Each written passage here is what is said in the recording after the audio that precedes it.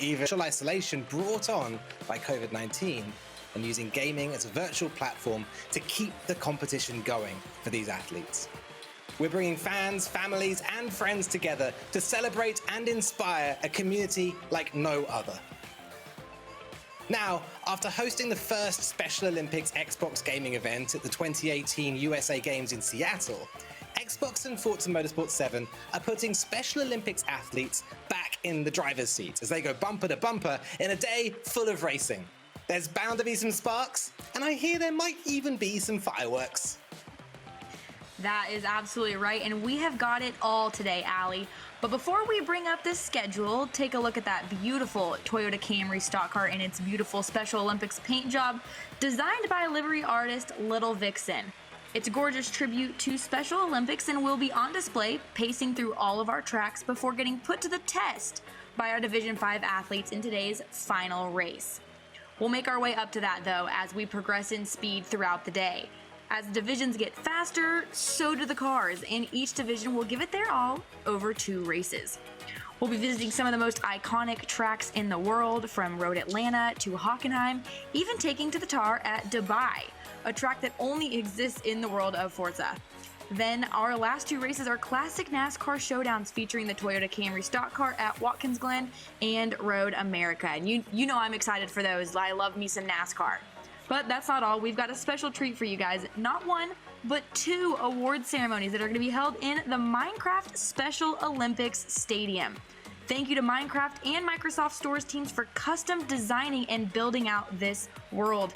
The details are incredible, and you're not going to want to miss this spectacle. It's going to be a great way to celebrate these athletes and their accomplishments today. I'm really looking forward to it. Well, we wouldn't do you like that. I mean, we've got to give you a sneak peek right now, right? Can't just talk about it and not go there. And like everyone else, we're stuck at home too. So this is something the crew was kind enough to build us at home, a stadium. There it is. How cool is this, Hannah? I can tell you for one, right, that I've cheated a bit, definitely with my hair at very least. I look like Sideshow Bob right now in real life, but it's nice to have had at least a virtual haircut. And you're taking in all of the sights. I love it, looking around here in the stadium. And thank you to the Minecraft people, because again, I also look much better right now on my avatar. They've got my hair nice and prim and proper. I would be lying if I didn't say it's in a ponytail, and I'm in leggings, but they have us perfectly equipped today. We've got the little desk, the microphones. They went all out for us. So many details. It's awesome. We have our Special Olympics jerseys on as well. There'll be some real life equivalents of those sent to all the drivers out there. But we can have a look around the stadium and you can see a few of the bits built in there. Actually, inside that flame, and we'll see it later, is the green room for the drivers, the place where they get ready to go out there on track. And up top behind the podium is a beautiful Hyundai Veloster in the white and red livery of Special Olympics, and of course the blue Ford Shelby GT350R as well. Hannah, this place has everything. It absolutely does, and it's so cool that we can defy gravity here in Minecraft. As you can see, the emblem above us, the state flags there. I appreciated in our pre-show when we were going over this and looking at them. You were curious as to what those were. Yeah, we have state flags here in the U.S., Allie, so we'll get you up to date on those. But look at this pool. All of the drivers are going to be hanging out here in between races, and Minecraft let all of these athletes create their own avatars, and we'll be playing throughout the day. I mean, they got a pretty cool place to hang out here in the middle of the torch. That's right, down there. We'll be visiting back there from time to time and seeing how the drivers are sort of interacting after the races, before the races. And all in all, this is going to be such an incredible experience for the athletes racing today. And that's, of course, really what it's all about. The Special Olympics is such an important organization in the lives of these athletes, providing competition, connection, and community to many people with intellectual disabilities who feel the sense of isolation daily. And that's exacerbated now more than ever, of course. And so using gaming and technology to create a space for self-representation and collective celebration makes this so much bigger than a competition. It absolutely does, and you hear from the athletes themselves how much this really does mean to them. Amber Gersh from Far West Utah says, "I love the Special Olympics because I get to be with my friends." EJ Davis from Streamwood, Illinois says that his Special Olympics experience has been amazing. It's a community of acceptance. And Robert Lambert of Viroqua, Wisconsin said, "These events are very important because they give us a way to compete and meet new friends." I love those quotes. It just brings it all home to us and ties it all together. And there are multiple ways that you at home, if you're feeling the same way, can be part of this community and can help Special Olympics in the mission of advancing a global movement of creating a world where we're all included, regardless of ability. If you search, shop, or play with Microsoft, you can donate your Microsoft reward points to Special Olympics. And what's better is that donating through the 30th of June will mean that Microsoft will match that donation. Our moderators will be posting links in the chat, or if you're watching on YouTube, you can find them in the description. But even more so, we've got some other cool things throughout the day. You can also show your support on Flipgrid. You can thank a Special Olympic athlete for inspiring you, or post an encouraging video message for Special Olympics athletes everywhere. The support has been flooding in, so go to flipgrid.com and check them out, post your own, and get behind these athletes. But Allie, I think it's time for some racing. It's time for some racing, Hannah. Without further ado, here to kick off the 2020 Special Olympics Xbox virtual gaming event is a special message from NASCAR Cup Series driver Eric Jones. Hi, I'm Eric Jones, driver of the number 20 DeWalt Camry for Joe Gibbs Racing and Team Toyota. I want to give a shout out to all the athletes participating in the 2020 Special Olympics Xbox virtual gaming event, and a thank you to everyone who's tuning in to cheer them on. We all miss gathering together through competition sport, and that includes watching Special Olympic athletes compete. Your participation in this virtual opportunity proves the power of sport and the power of inclusion is stronger than any global pandemic. Every day, you athletes overcome many obstacles, and you continue to inspire the world by staying active, engaged, and positive through these unprecedented times. Thank you, athletes, for living up to the Special Olympics athletic oath and being brave in the attempt. Thank you, fans and supporters, for connecting to celebrate these athletes. Congratulations for being part of this exciting event, and we can't wait to say, Special Olympics athletes, start your engines.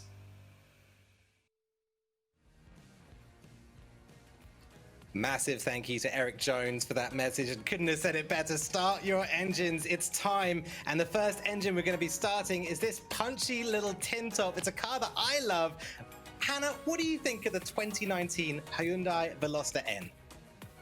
Well, Allie, I know by the end of this, you need to teach me how to say Hyundai, because we say it very differently, and it just sounds so more intricate when you say it, and I love it. But something different here is this is a front-wheel drive car, and we don't see that often on these road courses. So these drivers are going to have something on their hands here trying to adapt their driving to a front-wheel drive car, but it's light, 3,100 total in pounds, got the perfect amount of horsepower to be able to maneuver these tricky road courses we're going on.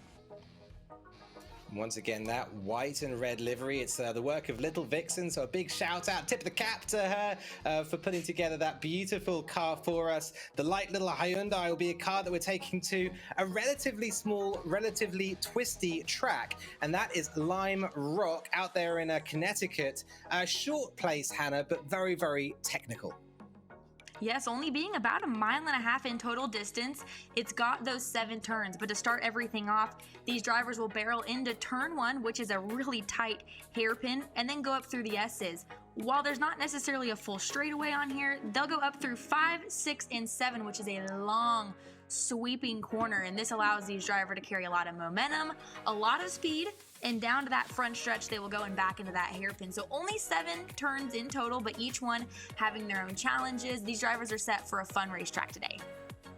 All right, well, we've seen the car, we've seen the track, and now it's time to put rubber to road. And just before we do so, let's check out the grid order for the drivers in this first division, first race. Arizona's Jerry Louis Martinez is going to take pole position in his first ever esports tournament. He'll be starting side by side with Graham Qualls out of Mississippi.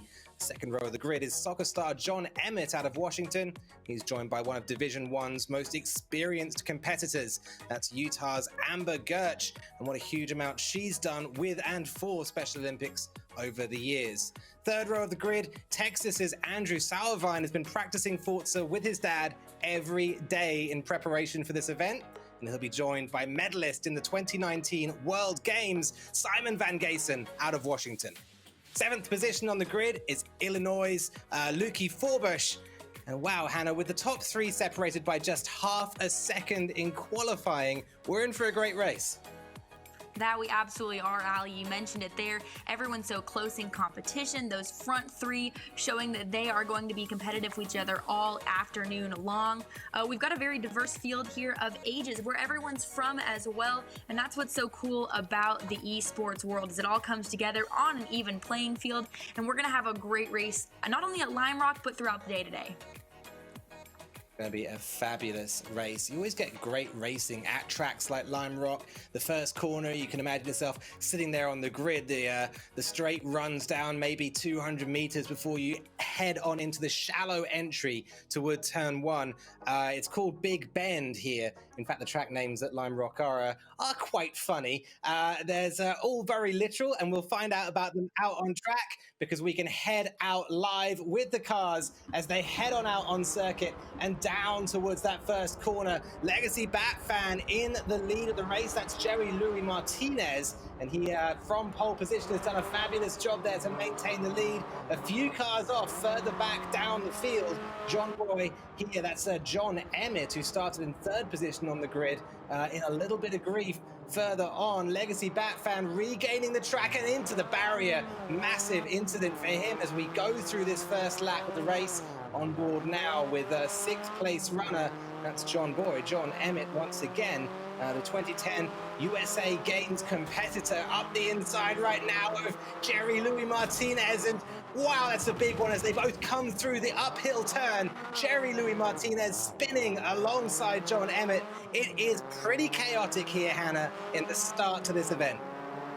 That it is, all of these drivers looking to get that lead early on. We're almost 1 lap in the books, but big battle coming down here with you saw with Soprano Cheetah there. Great car control. Look, it's almost like we're drifting here at Lime Rock, and what a better car to drift in than the Veloster. But now we got a new leader here again. Everyone a couple times off the racetrack, but have managed to get their way back on the racing surface, and we're seeing some great racing going on.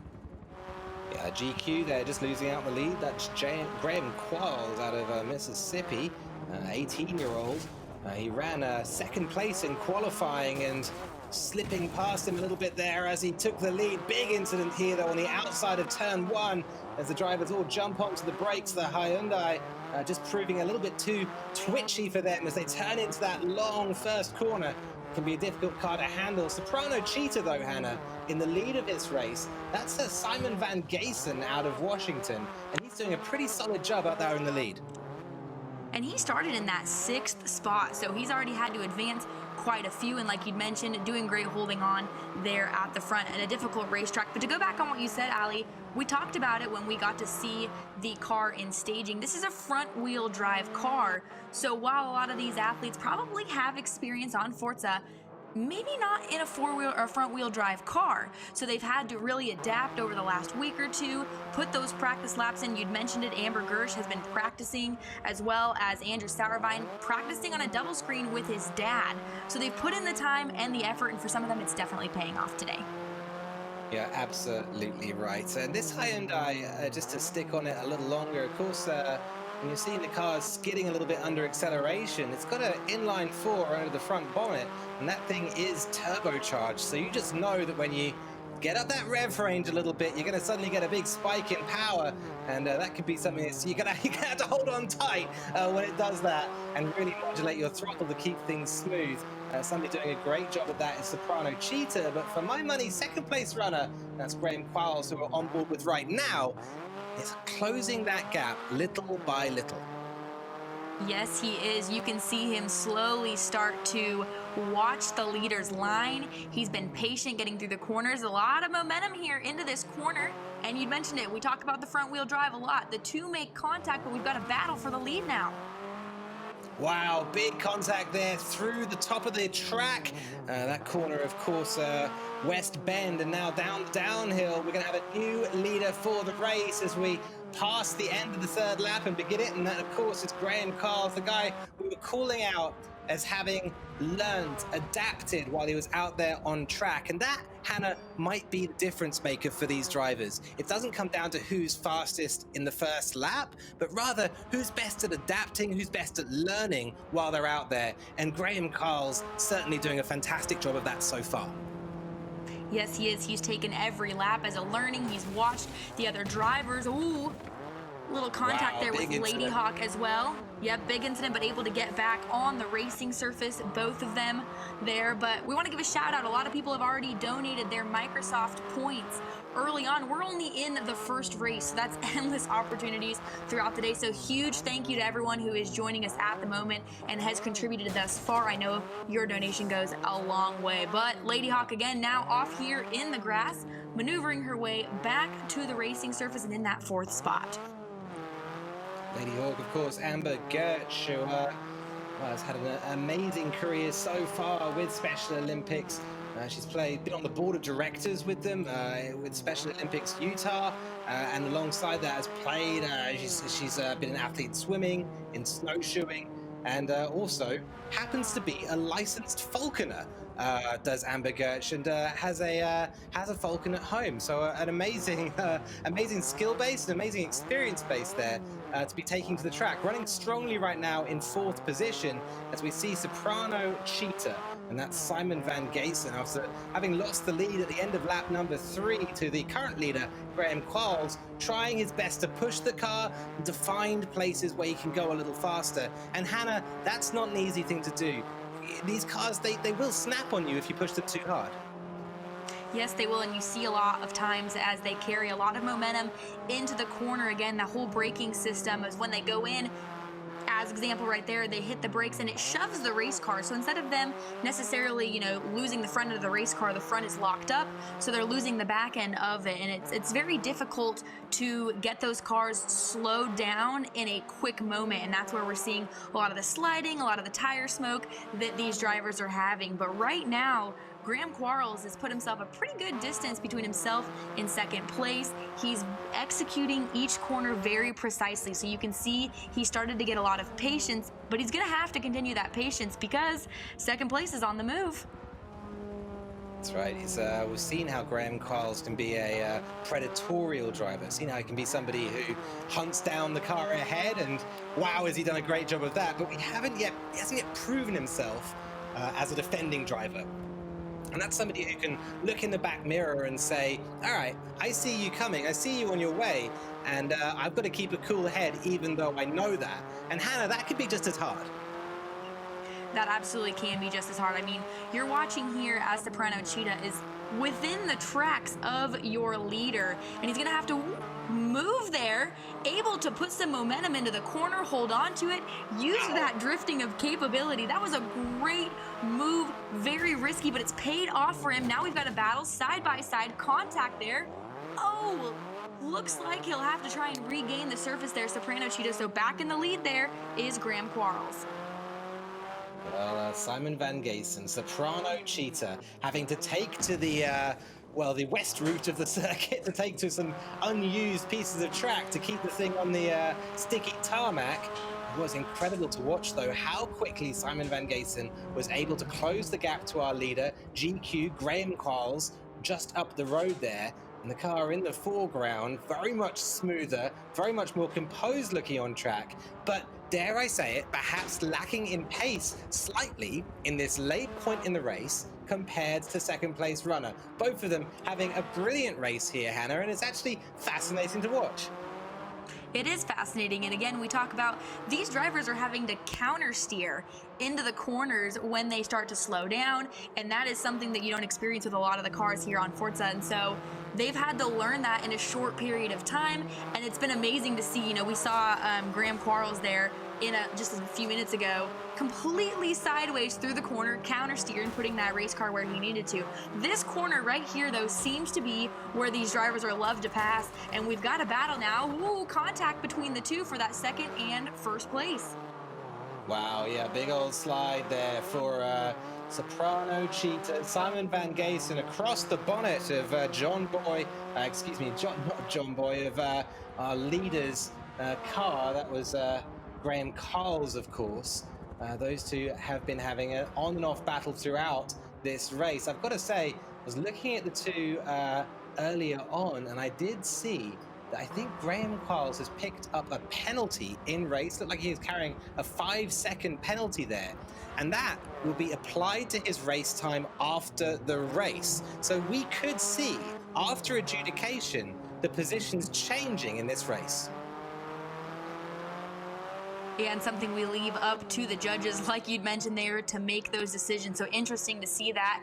Lady Hawk with some damage to the right side of her car, though, having a great run into that fifth. And that uphill momentum that you have to carry into turn 5 here at Lime Rock is difficult because they have no vantage point up over the overhill. So they don't know if there's another car up there, if someone is perhaps stopped. And it's very hard to judge your speed and momentum when you're going in elevation changes. So they have a difficult spot on the racetrack there, but I love going through the S's here. These drivers are taking full advantage of any race surface given to them, even if it's not part of the full course. Like we said, they're drifting, they're counter steering through those corners there. So again, on board here with Soprano Cheetah in the second spot. Cool, calm, and collected right now here on the final lap. They have the run down the Sam Posey straight here for our second place runner, looking for a tight line on the inside. Will takes the grass somewhat and can be faster for you. Looks like a little slide though as regains the asphalt. GQ leading the race now. We're on the final lap, and maybe we can stay on board with Graham Quarles as he runs through the flat land section at the start here at Lime Rock. The first corner is called the long bend, then it's left-hander, right-hander, and the next bend is called the uphill. You're going to find out why, and that's because it goes slightly uphill. And then over to West Bend at the end of the track, and the final corner is called the downhill. Some cracking corner names here at Lime Rock, and nice to be able to pop through them as we watch Graham Quarles, completing the final lap of the race. Third place runner, John Emmett, who we're on board with right now, not quite getting lapped, managing to stay on the lead lap, and it's been a really strong performance from him as well. But Graham Quarles crosses the line and takes victory in the first race of Division 1, and a brilliant victory from him as well. Hannah, I think once again it just comes down to that ability to learn, that ability to adapt while out there on track, I should say. Absolutely, and these drivers are going to take everything that they just learned here at Lime Rock and the handling of the front wheel drive, the counter steering, and how these cars handled elevation changes, and they're going to apply it to our next racetrack. So I wouldn't be surprised if we see some of the drivers that finished 3rd, 4th, or even 5th take this learning and apply it into the next race, and maybe some shakeup in the top 3. I could not agree more. I think we're in for a fascinating battle, and we can look back a little bit at some of the highlights from that first race in just a minute or two. But looking through this order here, Graham Quarles, followed by Simon Van Gaysen, and then with John Emmett in 3rd place. Hannah, as we watch the replay, do you think that this is going to be how things stand after adjudication? Well, we'll have to take a look here and see. Looks like side-by-side contact with the 2. Legacy Bat Fan holding that inside line. Some contact into the wall. It'll be interesting to see the judgment call that is made, like you'd mentioned. It's just so tough early on in this race. Again, this has been a big learning experience for these drivers, so it would be hard to make a judgment call on if something was intentional or how you would go about that with everyone learning throughout the race. Quite right. Absolutely right. And it's been an interesting run. Jerry Louis Martinez, a Legacy Bat fan we've been on board with for a little while here, started from pole position, certainly came into the race looking to get his first experience of esports tournament, and has definitely done that now. A little bit of a baptism of fire out there on Lime Rock, and heading out next to our next circuit. It's surely anybody's game. We've done Lime Rock then, and now moving forward, looking at what's coming up next, we're going to be going to Sonoma Raceway. That's going to be a fascinating circuit. We're going from the East Coast to the West Coast out in California in the Vineyard area. It's a beautiful racetrack if you ever get the chance to go out there. It is difficult though. Oh, sorry, Hannah. Before we do, let's check out results and have a look at how things boiled out We will look at those in just 1 second. For now, though, thinking back to Lime Rock and thinking back to the race that we just saw before moving on to Sonoma, it's been an interesting battle. It's great to see some drivers really making a name for themselves. Graham Quarles, somebody who actually we didn't know a lot about coming into this competition, just 18 years old and out there on track, covering himself in glory. And that he is. Again, he had a great performance today, and it's so cool to see the continuation and the learning and their progression just through this one race. That was only 9 laps. We've got another one coming up here, and I'm looking forward to watching him and many of these others compete in future events as well. You know, this is the first dip in the pond for some of these guys and girls in competition in esports today. Some of them have been playing and competing for years, and for some, this is their first ever event in esports. And that's what the case for Legacy Bat Fan or Jerry Louis Martinez. This is his first esports event, and he has been one to compete with so far this evening. So great first showing for him and many others so far. And looking back through the order here, a few people we didn't talk about much in the race. We were certainly dominated by looking at that first position and second position, but I'd like to zoom in on Andrew Sauerwein, gamertag Mr. Crab Feathers, out of Texas, 24 years old. And he's been playing Xbox before this competition. I think that's something that we're going to see quite often throughout the event, Hannah, is that a few of the drivers have Xbox experience in general, have those thumb skills down, and a few of them are coming into this training just for this specific event. Yeah, absolutely. He told us that he's been practicing with his dad on the side-by-side screen. So cool to be able to involve your family members in this. I know that my brother and I used to play video games against each other all the time, and it was so competitive, and it's such good memories that we have there. But also, Andrew Sauerwein, I love his gamer tag, Mr. Crab Feathers. I haven't necessarily picked out a gamer tag yet, but I'm going to take advice from him if he has any suggestions down the road.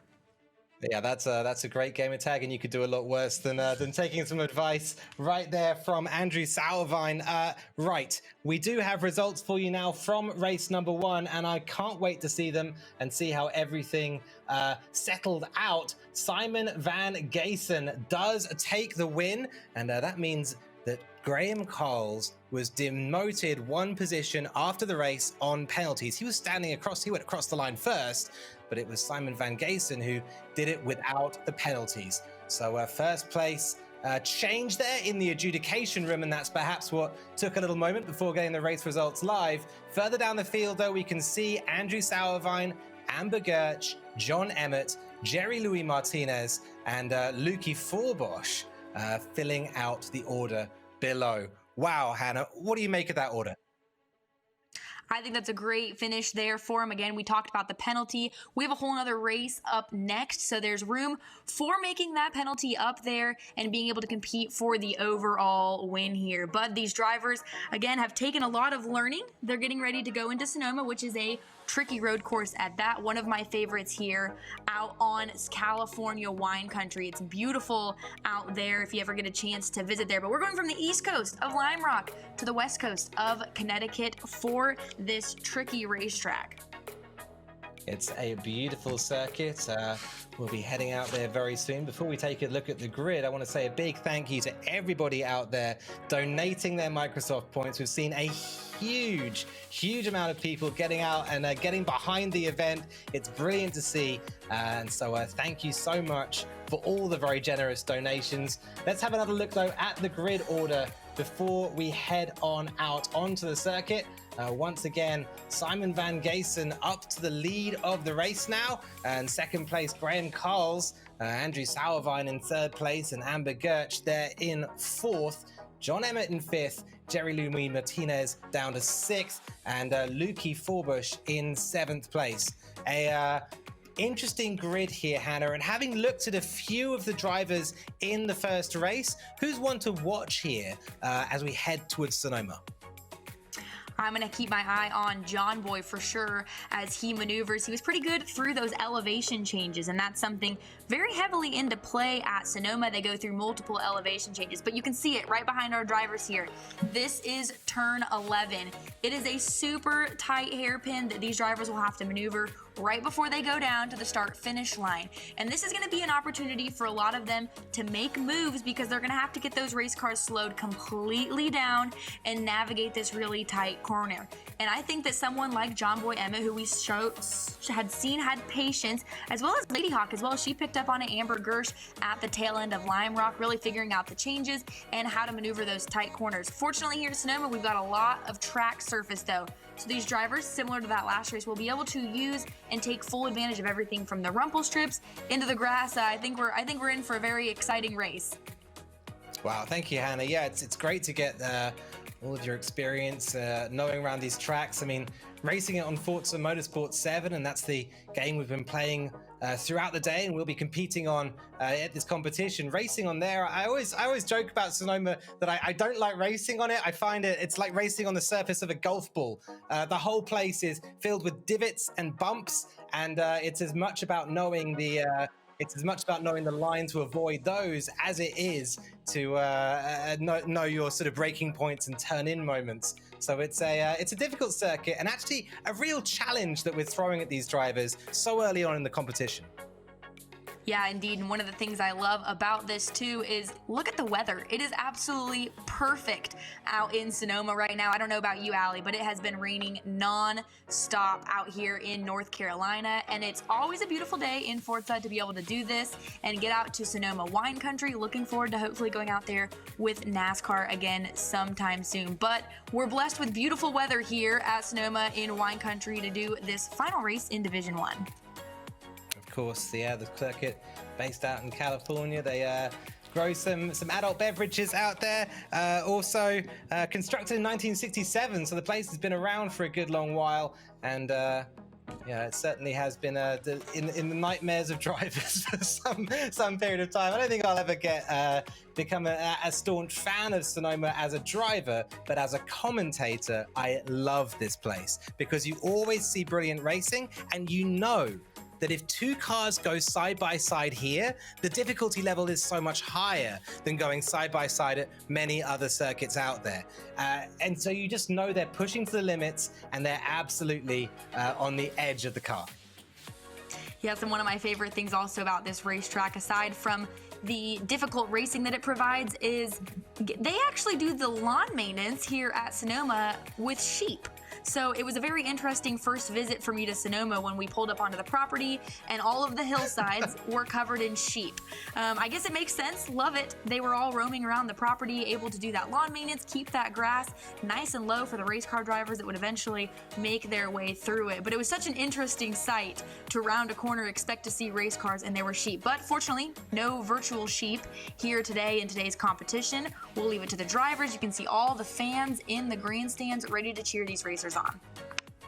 Well, hopefully, Hannah, no virtual sheep at least. I think the small pause here before the start of race number 2 may well be the adjudication team out there with their shepherding crooks, attempting to get the sheep off the racing surface and somewhere nice and safe before the Hyundai Velosters get out there and start racing in anger. It's a beautiful facility, and once we get out racing, which will be very, very soon, I assure you, we will be able to bring you all that action. Before we do, though, let's have a little look back at race number 1, a little think back towards it, and just that kind of battle that we saw between Graham Carles and Simon Van Gaysen. So many times the two of them would come side by side, and the two cars would end up spinning or sliding, and that's a very, very difficult thing to do as a driver, to leave space for the other car there on the road beside you. That's something you see in NASCAR a few times as well, with drivers sometimes getting into each other.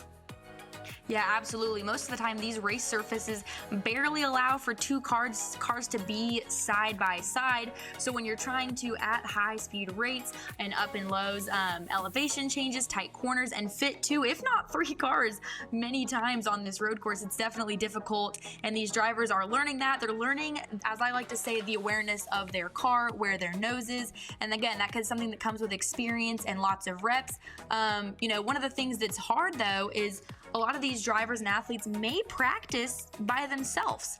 Then you get out there on a road course or in a race with multiple other drivers that are also racing live. It creates a difficult difficult racing situation. But again, everyone has been great about learning that and figuring out the other drivers that they're racing with. You pick up how these other drivers race as well.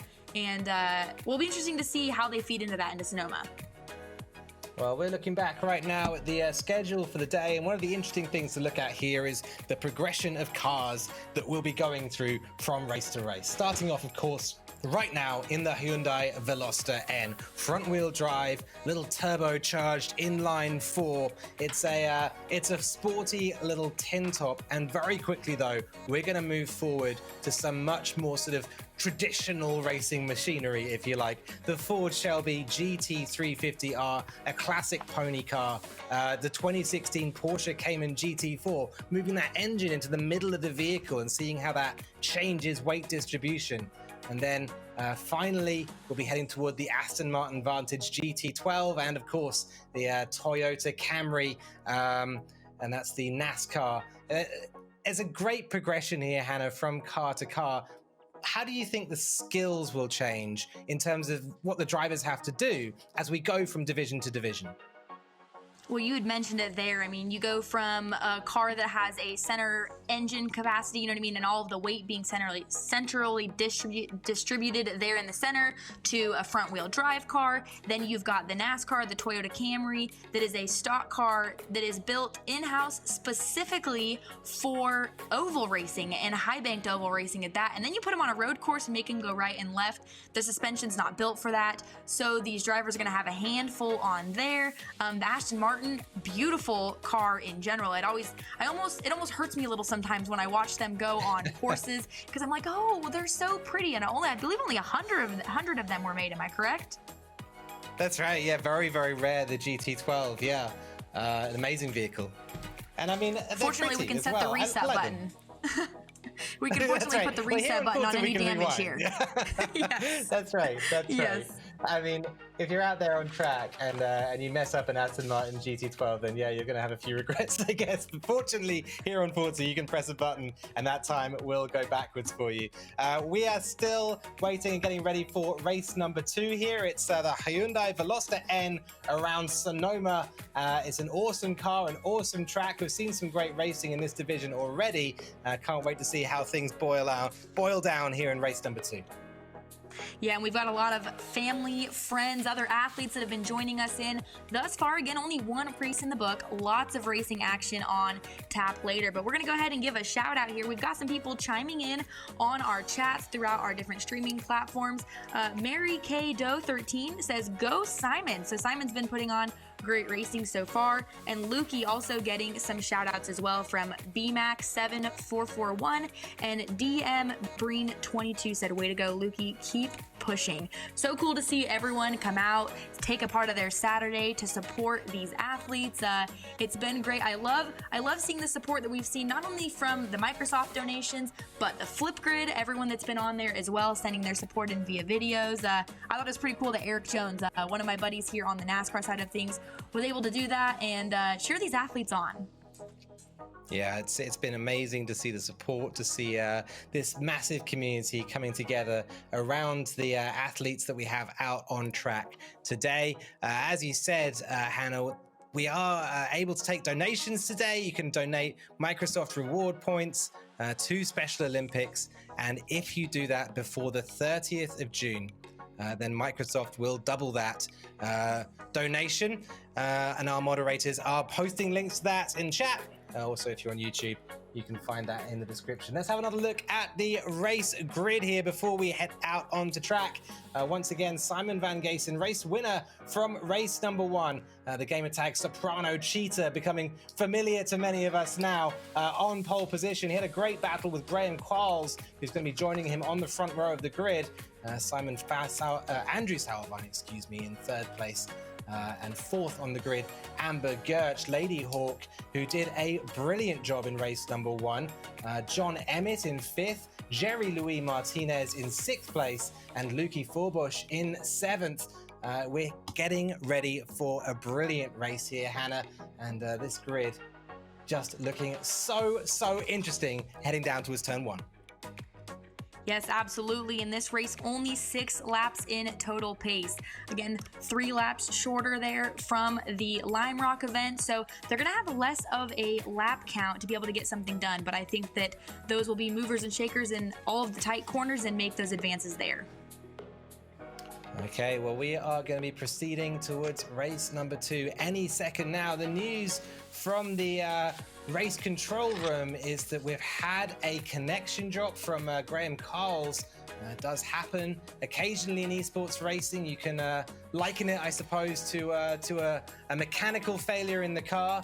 Sadly, Graham Carles unable to be a part of the second race today, and we'll take that second place finish and the points for it nonetheless, but be unable to add to them in race number 2. So a great shame there for Graham Carles, who's sadly having to retire from race number 2.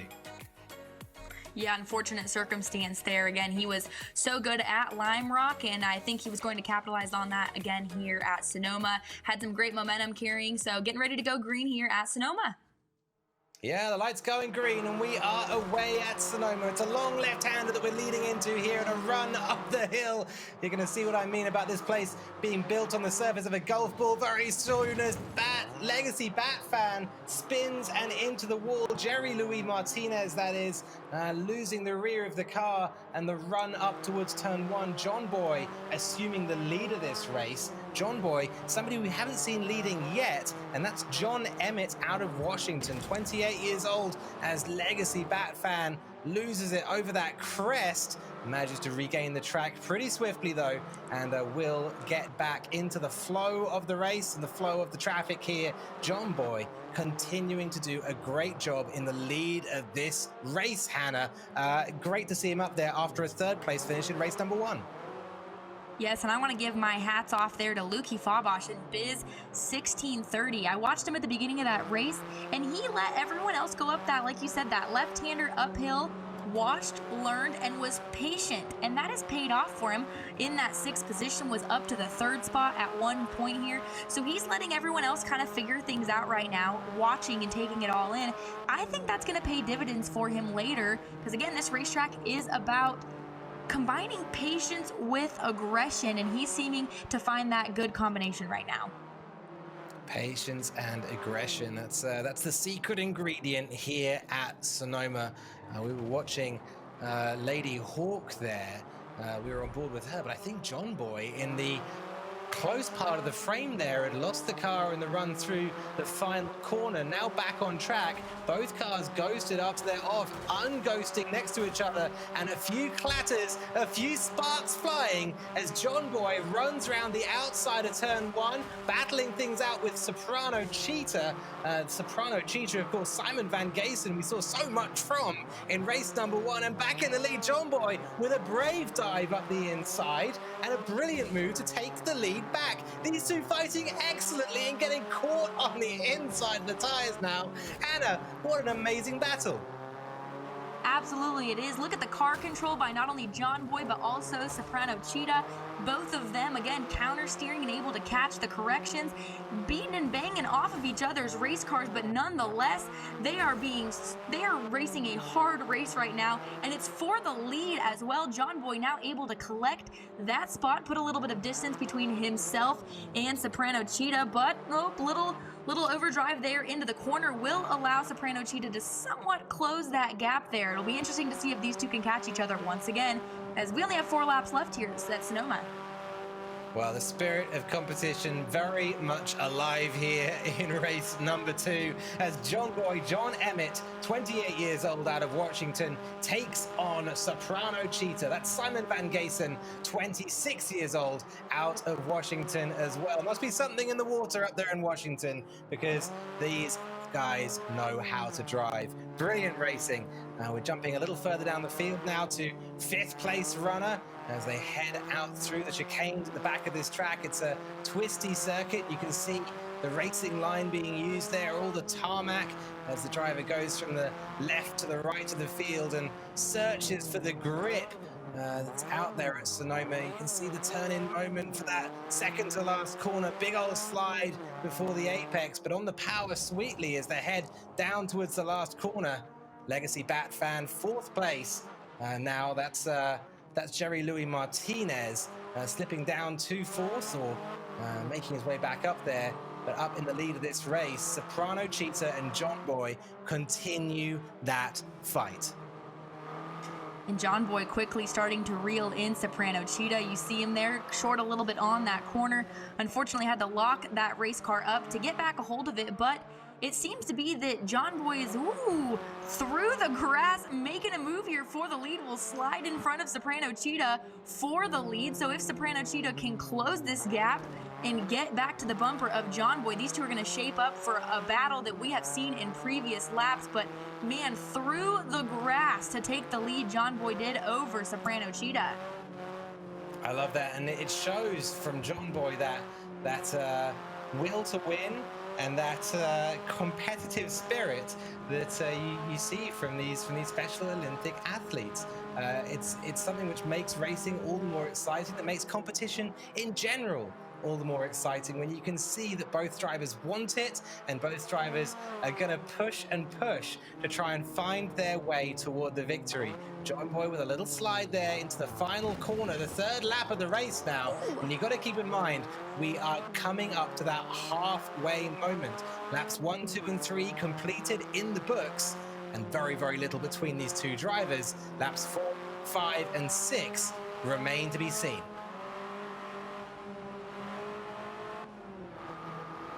And Mr. Crab Feathers there as we ride along with him. You can see behind his tracks the 5th place runner through the grass. Again, everyone taking that move to try and get these corners, but it's difficult because grass does not fare well on the racing surface. Not a lot of grip there, again, for these little sporty cars. So Mr. Crab Feathers through the hairpin there, some contact with the wall, but able to keep it going. And again, we'll try and track down your 3rd place of Lady Hawk. But we talked about it in the pre-race going into Sonoma, Allie.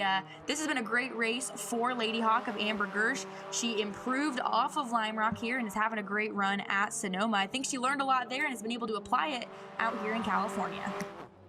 Yeah, Amber Gersh, I mean, in her 24 years of experience with Special Olympics, has a huge amount of fundraising with them as well. And Sherlock 9091 out there in chat saying, as well as a Special Olympics volunteer, cannot say thank you enough for the support for a cause and for recognizing that gaming should be accessible for all of us. It's a community, it's a cause, and it's brilliant to see everyone out there having fun with competition, having fun out on the track, but also that little bit of competition sneaking in. John Boy, big old slide, assumes the track once again. Yeah, that he does, and he's on a mission to try and catch your leader of Soprano Cheetah. He's trying that move of going through the grass there on the corner. It's worked for him in prior laps, so now have to get that car slowed all the way down here in the corner. Carried a lot of momentum there, so makes contact with that wall. That will put the gap between himself and Soprano Cheetah a little bit farther. But again, able to refire up. What I love here about Forza is we got to hit the reset button going into Sonoma after Lime Rock. And again, these drivers all able to get back on the racing surface and join the track with their fellow competitors. That's right, exactly. The cars here, you'll see them getting damaged. That damage is sort of cosmetic on the outsides of the cars. You'll see some aesthetic differences, some bangs and dings, but it's nothing that won't hammer out, I guess. Also, the interiors of the cars, the working elements, the engine, the transmission, the suspension elements, those won't take damage from these hits. We don't have that setting turned on for this race, and so you can see they can take some of these heavy hits and they can, I guess, keep on ticking out there on track. On board right now, again, with Lady Hawk 117. It's Amber Gersh, and the eagle-eyed of you will be able to see 117 there on the end of the gamer tag. That says that her game may not be Forza, and indeed she's mentioned it before. She's more of a Halo player and has in fact taken part in gaming events at her local MS store in the past. So it's been great to see Lady Hawk getting that experience and bringing it here at the 2020 Special Olympics Xbox Virtual Gaming event. Yeah, and you'd mentioned it, Ali. She participated in the gaming event at Salt Lake City, which is near her hometown of Far West, Utah in 2019. And unfortunately, a lot of those events have been canceled so far in 2020. So we're glad to be able to put something together here today with Special Olympics, Microsoft, and Forza 7 to be able to allow athletes and everyone to really get some enjoyment here with competing and being back on the racetrack. So it's been fun thus far. Again, Soprano Cheetah, your leader here. 5 out of 6 laps left. Can John Boy catch him? Well, here we go into the final lap with race leader Soprano Cheetah. Simon Van Gaysen, host of hashtag Simon Says SOWA out there on Facebook. And you guys should definitely check that out. It's an opportunity Simon takes to call out some of the stories and successes in the Special Olympics community. An awesome presence, an awesome element of this community is Simon Gaysen. And great to see him being showered in glory out here on the racing circuit. Here at Sonoma. A little bit of a slide there over the crest of the hill, but he's going to have that all in hand very quickly. And I wonder, with half a lap left, is this the finishing order, Hannah? I'm not sure. We'll have to see here as, again, your field continues to chase down the one in front of them. Everyone's going to have to execute very precise laps right now. So riding on with Legacy Batfan here in the 5th spot around that tight hairpin corner, but back on with second place of Soprano Cheetah, trying to track down your leader. He's closed the gap here through the S's. This could be the moment, the defining moment for the win. Here we go, final moments of the race. John Boy assuming the lead, and we will have to wait and see. There's really 2-3 corners left. This long right-hander that Soprano Cheetah looks round the outside on, and as smooth as you like, runs that car through the corner. Beautiful judgment on the turn in. We've seen a lot of chaos here in the second to last corner. Both cars slide in. Soprano Cheetah in the wall. John Boy in the wall as well. And that may be the move done. Just a little kink now between these drivers and the end of the race. That start-finish line. John Boy with the throttle down will take the win in race number 2. That's John Emmett, 28 out of Washington, followed across the line by Simon Van Gaysen. The ticker still catching up with that, but John across the line first, Simon Gaysen across the line second, and Amber Gertsch, after an absolutely stellar performance, will get onto that post-race podium and celebrate here at Sonoma Raceway. What a cracking end to that race. It absolutely was. Great run, like you'd mentioned, for Amber Gertsch. I know she was looking to improve going into Sonoma, and she did just that. But a battle for the lead all race long between Soprano Cheetah and John Boy. What else can you ask for to kick off our day here with this event? Brilliant, brilliant stuff. We can check out some of the replays from race number 2, some of the highlights. It was a race that was full of highlights. I feel a little bit like we're going to rerun the whole thing in full at this rate, because honestly, there was action from the very moment that the lights went out through to the checkered flag. Incredible stuff and incredible driving. These Special Olympics athletes have been putting on a show for us so far today, and it's great to see this battle between John Boy and Soprano Cheetah. If there was ever a battle that defined a race, here it is right now. Those two going toe-to-toe and pushing each other so hard around this circuit. What an amazing result. And it was, and it came down, like you said, to that last lap, the last corner. That's what any driver and race fan wants to see. Pure excitement. I know all of our virtual fans were on their feet. We hope you were at home as well. Great race by those two. Again, great run for Lady Hawk. Everyone coming back there, Mr. Crab Feathers, to learn so much here at Sonoma. This is just the beginning, though. This is just a taste of what we're going to see all day long. Tons of racing action, and we're just kicking things off.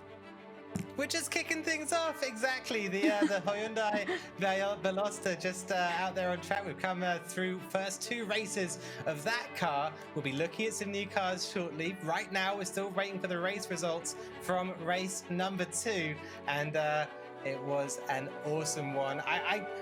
I'm fascinated to see how this leaderboard is going to work out. The reason for that is because casting my mind back, and I will tell you, I have a hazy memory, so I'm not certain I can get all the results exactly in order. But from that first race, I know it was a really strong result from Simon van Gaysen, and I believe third place on the grid there was John Emmett out of Washington. That's John Boy and Soprano Cheetah, the two drivers we saw first and second in the last race at Sonoma. How those points are going to add up, though, is anybody's guess, especially with John Boy sneaking on by on that second to last corner and potentially taking full points for the race win. So could be anyone's game, but again, Hannah, adjudication might step in here. We have a team watching on the racing and looking to make sure everything happened fairly. And that's what I love about how this event was put together is it wasn't just one race where a mistake can happen or something may take place on the racetrack that could ultimately end your day or a good run. Instead, we've put together two races, so these drivers getting that opportunity to rebound, to get an opportunity for a great run, ultimately just another chance to race with their friends on a race surface. And that's exactly what we saw. Man, those two, though, between Graham Quarles and John Boy, as well as Simon van Gaysen, they have been outstanding in finding each other. We talked about it at Lime Rock. It's so hard to navigate these racetracks, side by side, maintaining that car control, and they proved that they are fully capable of that in those last couple laps, even with the battles they put on. That's right. And, Mary KDO13 saying it in chat. Go, John, go. Team Washington is killing it. Some massive support there for the drivers that we saw performing so well in that second race. Let's take a look at the results and check out how things went down after adjudication in that second race. Simon van Gaysen will take that win back from John Boy, who's penalized after running across the line in first place, will end up taking the 8 points, still a great points haul for second place in that race. Further down the field, you can see that Amber Gertsch got the third place run, and fourth in the race, although sixth on the overall board, was Jerry Louis Martinez. And that means we can begin to see as well, Hannah, the overall point standings.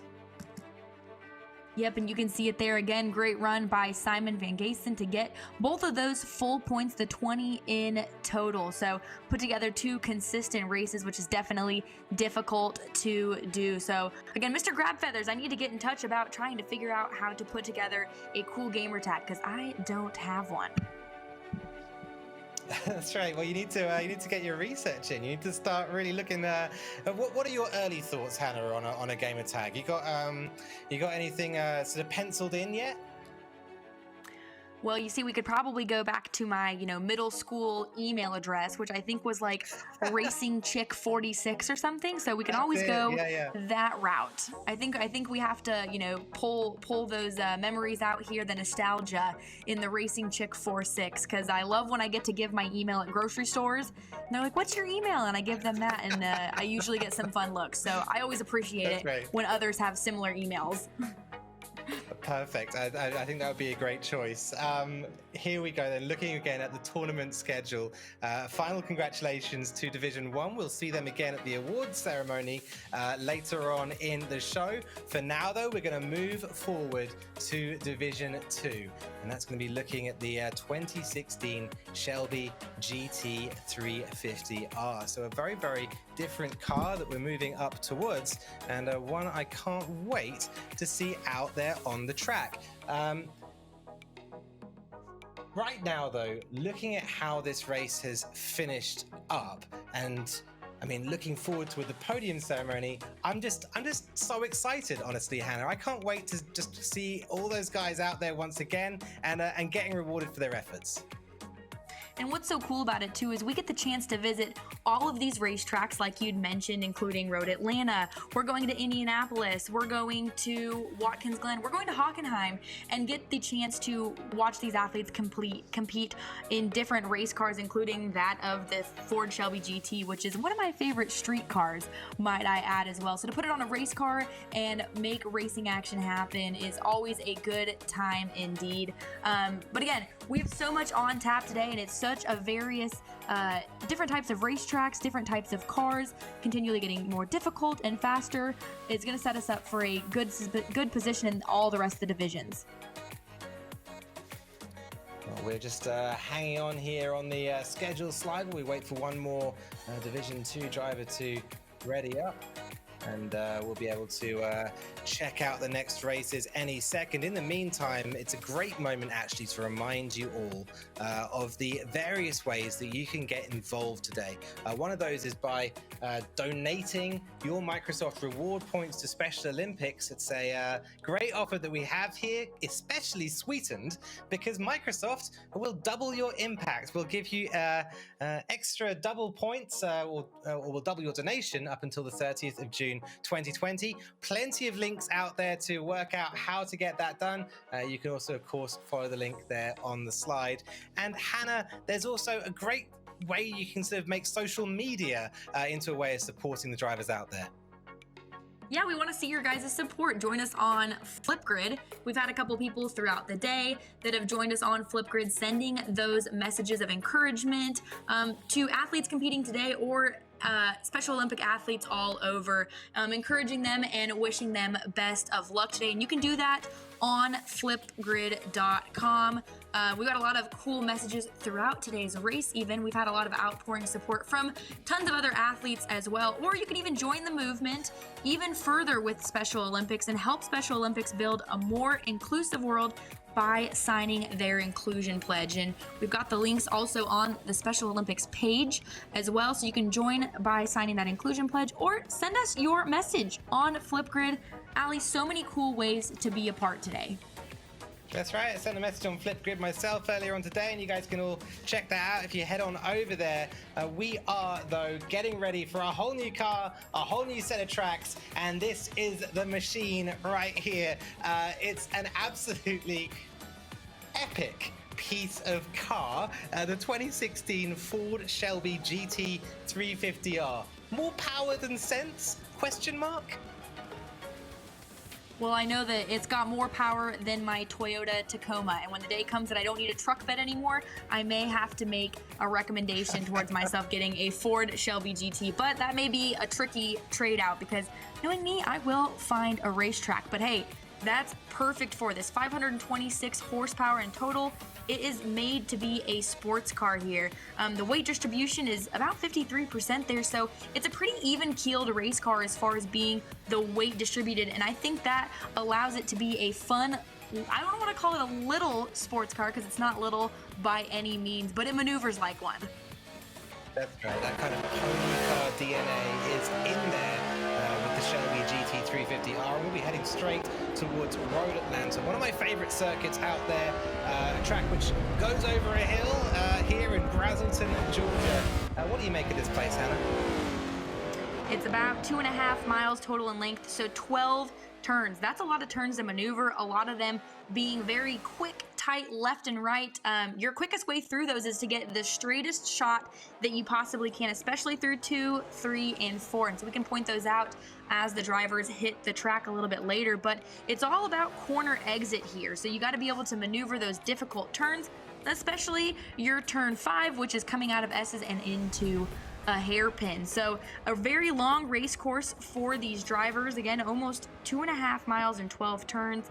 It's gonna be fun. Again, we've got elevation changes and tight corners will make for some interesting racing in a bigger car than we saw in Division 1, being that Ford Shelby GT. That's right. Well, let's check out how the drivers line up on the grid in the run down towards turn 1. The front row, we'll go to the experienced eSport athlete Tristan Hurst from Utah, who dominated qualifying, side by side with Evan Milburn out of California. That's going to be an awesome front row. Mississippi's Wesley Garber will need all of his 9 years competitive experience to hold back Tim Dempsey on the second row of the grid. Washington's Tim Dempsey, of course, winner of the 2018 USA Games right here on Forza Motorsport 7. On the third row of the grid, Mark Renfro from Texas is joined by torchbearer for the Indiana Summer Games and 2019 Spirit of the Special Olympics award winner, Isaac Kramer.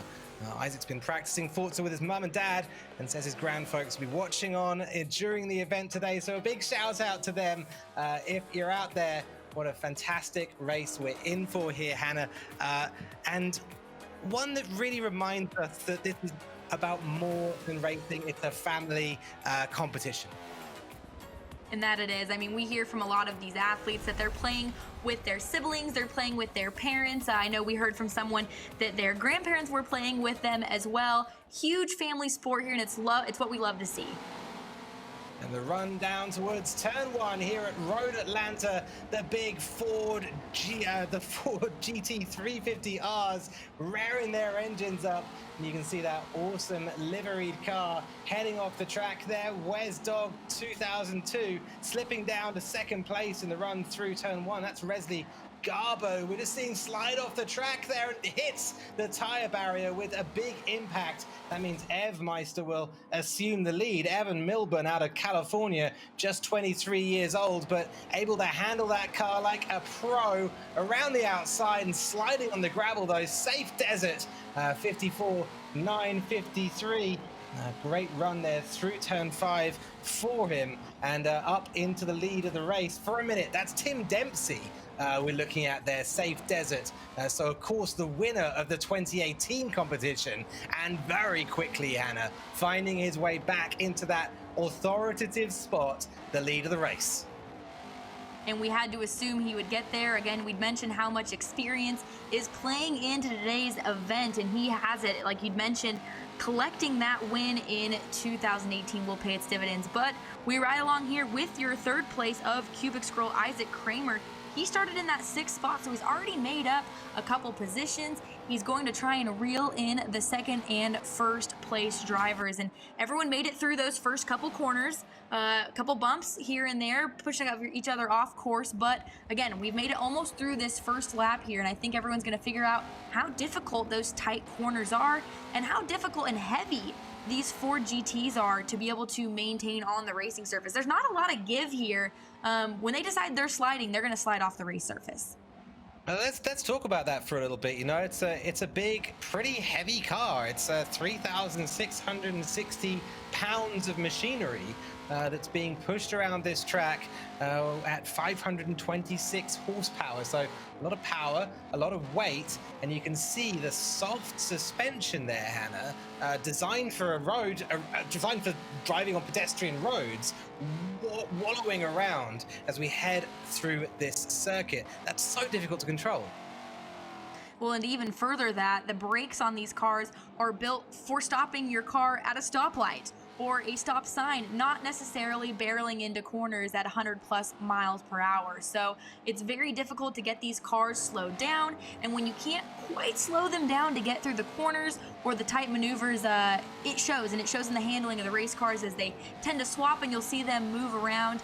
But the one thing they are good at is, again, you hold them steady, they will barrel down straightaways, carrying a ton of speed with that weight. So riding along here, though, with your 3rd place driver at the moment of Cubic Scroll, Isaac Kramer. Again, you can see it. He's figured out the patience getting through these turns here, and you can see just in front of him on his screen, he's got 2nd place in his sights. But a battle shaping up here for 4th and 5th. That's right, we just saw the car sliding through. That was Red Nightwing, Mark Renfro. Getting into the rear of him is a 5th place driver who gets around the car there. Cool and dude. Up there, that's Tristan Hurst. So Mark Renfro up against Tristan Hurst, Utah's 18-year-old runner here. Says didn't get to go to prom, and graduation's going to be virtual this year, but he has been able to connect to his friends through Xbox, and you can see the benefits of that in terms of how this driver is able to guide that car through the circuit. A little late on the brakes there as we run through the last chicane, but perhaps that's the line for a few of these guys, as Red Nightmare Mark Renfro makes exactly the same line. It's all about adapting to the competition, and these two certainly finding the fastest way around this circuit. Bang into the outside barrier there. It's a very difficult one at the end of the track at Road Atlanta, but I'm sure Mark Renfro will be back on circuit soon. Further up the field, we were looking at Cubic Scroll earlier, and we're back on board with him right now. We're talking about the young man, Isaac Kramer, just 15 years old, and it's incredible to think that we're watching a car in the hands of a 15-year-old here. You might imagine that Might not be able to handle this much power, this much car, but an incredible job from Isaac Kramer to make a really mature drive, to my eyes at least. Yeah, absolutely. Isaac Kramer joined the Special Olympics in elementary school, or I'm sorry, in 7th grade. So he's got experience here, and it's so funny to say experience at 15 years old, being so young, but proving again that he has what it takes here in that 3rd place spot, able to recorrect here, join back on the racing surface. So once you can figure out how to maneuver these cars on the racing surface being the pavement here, they tend to handle a little bit better. Grass again is just exactly, I can't even get the word out of my mouth. A slick surface. Imagine putting dish soap on your hardwood floors and running at it. That's exactly what these cars feel like when you get them on the grass there. So keeping it on the pavement is the best bet, but again, maneuvering very smoothly through those tight S's there is your 2nd place runner of Evan Milburn, trying to track down your leader. We haven't seen him much as he's been able to put some distance between himself and 2nd place of Safe Desert there, your leader. But we expected somewhat to be a good run for Tim Dempsey. Again, he's got the experience, but it's so cool to have an even playing field here today. Yeah, Tim Dempsey running the lead of this race still. We're going to stay on board with Evan Milburn here of California, though, the 23-year-old, putting in a great run. Actually, you gotta note his consistency out there on track. Qualified the car in 2nd place with a 1:15.447 in qualifying, and has managed to maintain that 2nd place position through all the ups and the downs and the lefts and the rights of this circuit and this race so far. And here we are past the halfway mark, lap 4, and Evan Milburn managing to maintain 2nd. Great run from him. We're on board right now, though, with Cubic Scroll, and you can see the gap beginning to close. Isaac Kramer on the hunt here and looking for a few more points out of race number 1. This is going to be an interesting battle to monitor as the race approaches its final act. It absolutely is, and outside of, commentating at NASCAR races and in motorsports, I actually do touch up and detail paint on cars, and I am so excited for some of these cars to hit the virtual paint spray box after this race. These beautiful cars, again, we love the fact, though, that it's just cosmetic, like we've mentioned, does not harm the car whatsoever in its handling capabilities, so these drivers, again, able to quickly rejoin the racing surface and get some new pretty race cars, again, as we have one more race on tap for Division 2. But 2 laps left here in the book. Cubic Scroll trying to track down your leader. Quickly slows down into the corner there and able to use those rumple strips to get turned. That's a big key point here, is being able to slow these cars down. And we keep talking about it, but it's a huge point. And these are heavy race cars, and they've got stock brakes on them. So they do not want to slow these cars down as quick as they should. Wow, we're seeing Tristan Hurst here, cool ender dude, 15, with a big slide through the last chicane. Just 2 years experience with Special Olympics, Tristan Hurst. So one of the less experienced drivers out there in terms of competing, but somebody who's done a fantastic job and looks to be holding on for a 4th place finish in race number 1. That's a cracking result as he heads down towards turn 1. Big old set of 11s coming out the back of the car there and painting the track surface, but does get the thing rotated, does get back on the power, and will certainly continue with his race as he runs through the penultimate lap here, lap 5 of 6. I want to talk a little bit about Red Nightwing here. We're just on board with them. It's this awesome painted car. I love the livery we're seeing here. It's Mark Renfro, who's saying, done some bowling with Special Olympics, done some swimming with them, and honestly, the impact of quarantine, of lockdown for him has just been the boredom of it. So awesome to see him getting out there, finding something to do with himself in the paint booth here on Forza. Beautiful design. And that's so cool that they're able to implement those paint designs like you mentioned, make them how they want. And again, cool that you guys will get to see a little bit later again, but these athletes were able to also create their own avatars in Minecraft. So doing more than just racing here today. And I'm gonna leave the creation to the professionals here of the athletes, because they should not let me be creative with these paints. I'll stick to the little aspects of it. But through the grass there, it's managed to work thus far as we were riding along with actually missed who we were riding along with there. Oh, there we go. Red Nightwing, like you'd mentioned, in that 6th spot. But this being a tricky racetrack of Road Atlanta, we've got the Indianapolis Motor Speedway Grand Prix circuit up next. No elevation changes there, completely flat racetrack. Will be interesting to see how that will play with some of these drivers that have actually done well on the elevation changes, like Cubic Scroll. Well, someone who's done amazing here with the elevation changes, and we've done so well, we've hardly seen any of him. It's been a safe desert. The guy, Tim Dempsey, of course, we've talked about him a little bit. Running out here in the final lap of the race. You can look down there at the mini-map in the bottom left corner of the screen. When it pops up again, you'll see the distance that Tim Dempsey has pulled on the next nearest driver, and it is considerable. A great run from this driver. 2018 USA Games Xbox Gaming Champion on Forza Motorsport 7. Back then he was paired with Nicholas Rasmussen to make that victory possible, but this time all by himself, Tim Dempsey out there on track, and still back to his winning ways. It must feel great to be back on the track and back feeling in command of that car. Yes, indeed. He's done it before and looks to do it again. Executed so well, that experience all paying off for him in 2018 and many years again being involved with Special Olympics. But he's going to have to try it once again here just shortly as we'll go to Indianapolis Motor Speedway. But great run by him and a battle back here for a couple of the other drivers looking to contend for those last couple spots.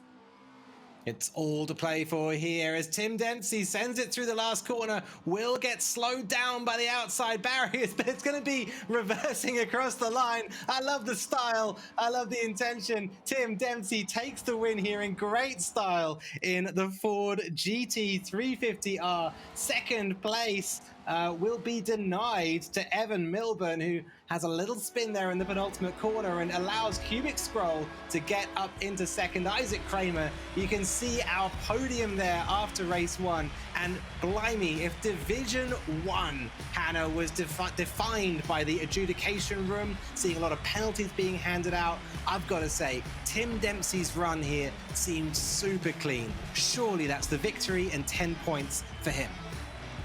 That he did. The best way to avoid, again, any conflict like that is to put yourself out front, and that's exactly what he did.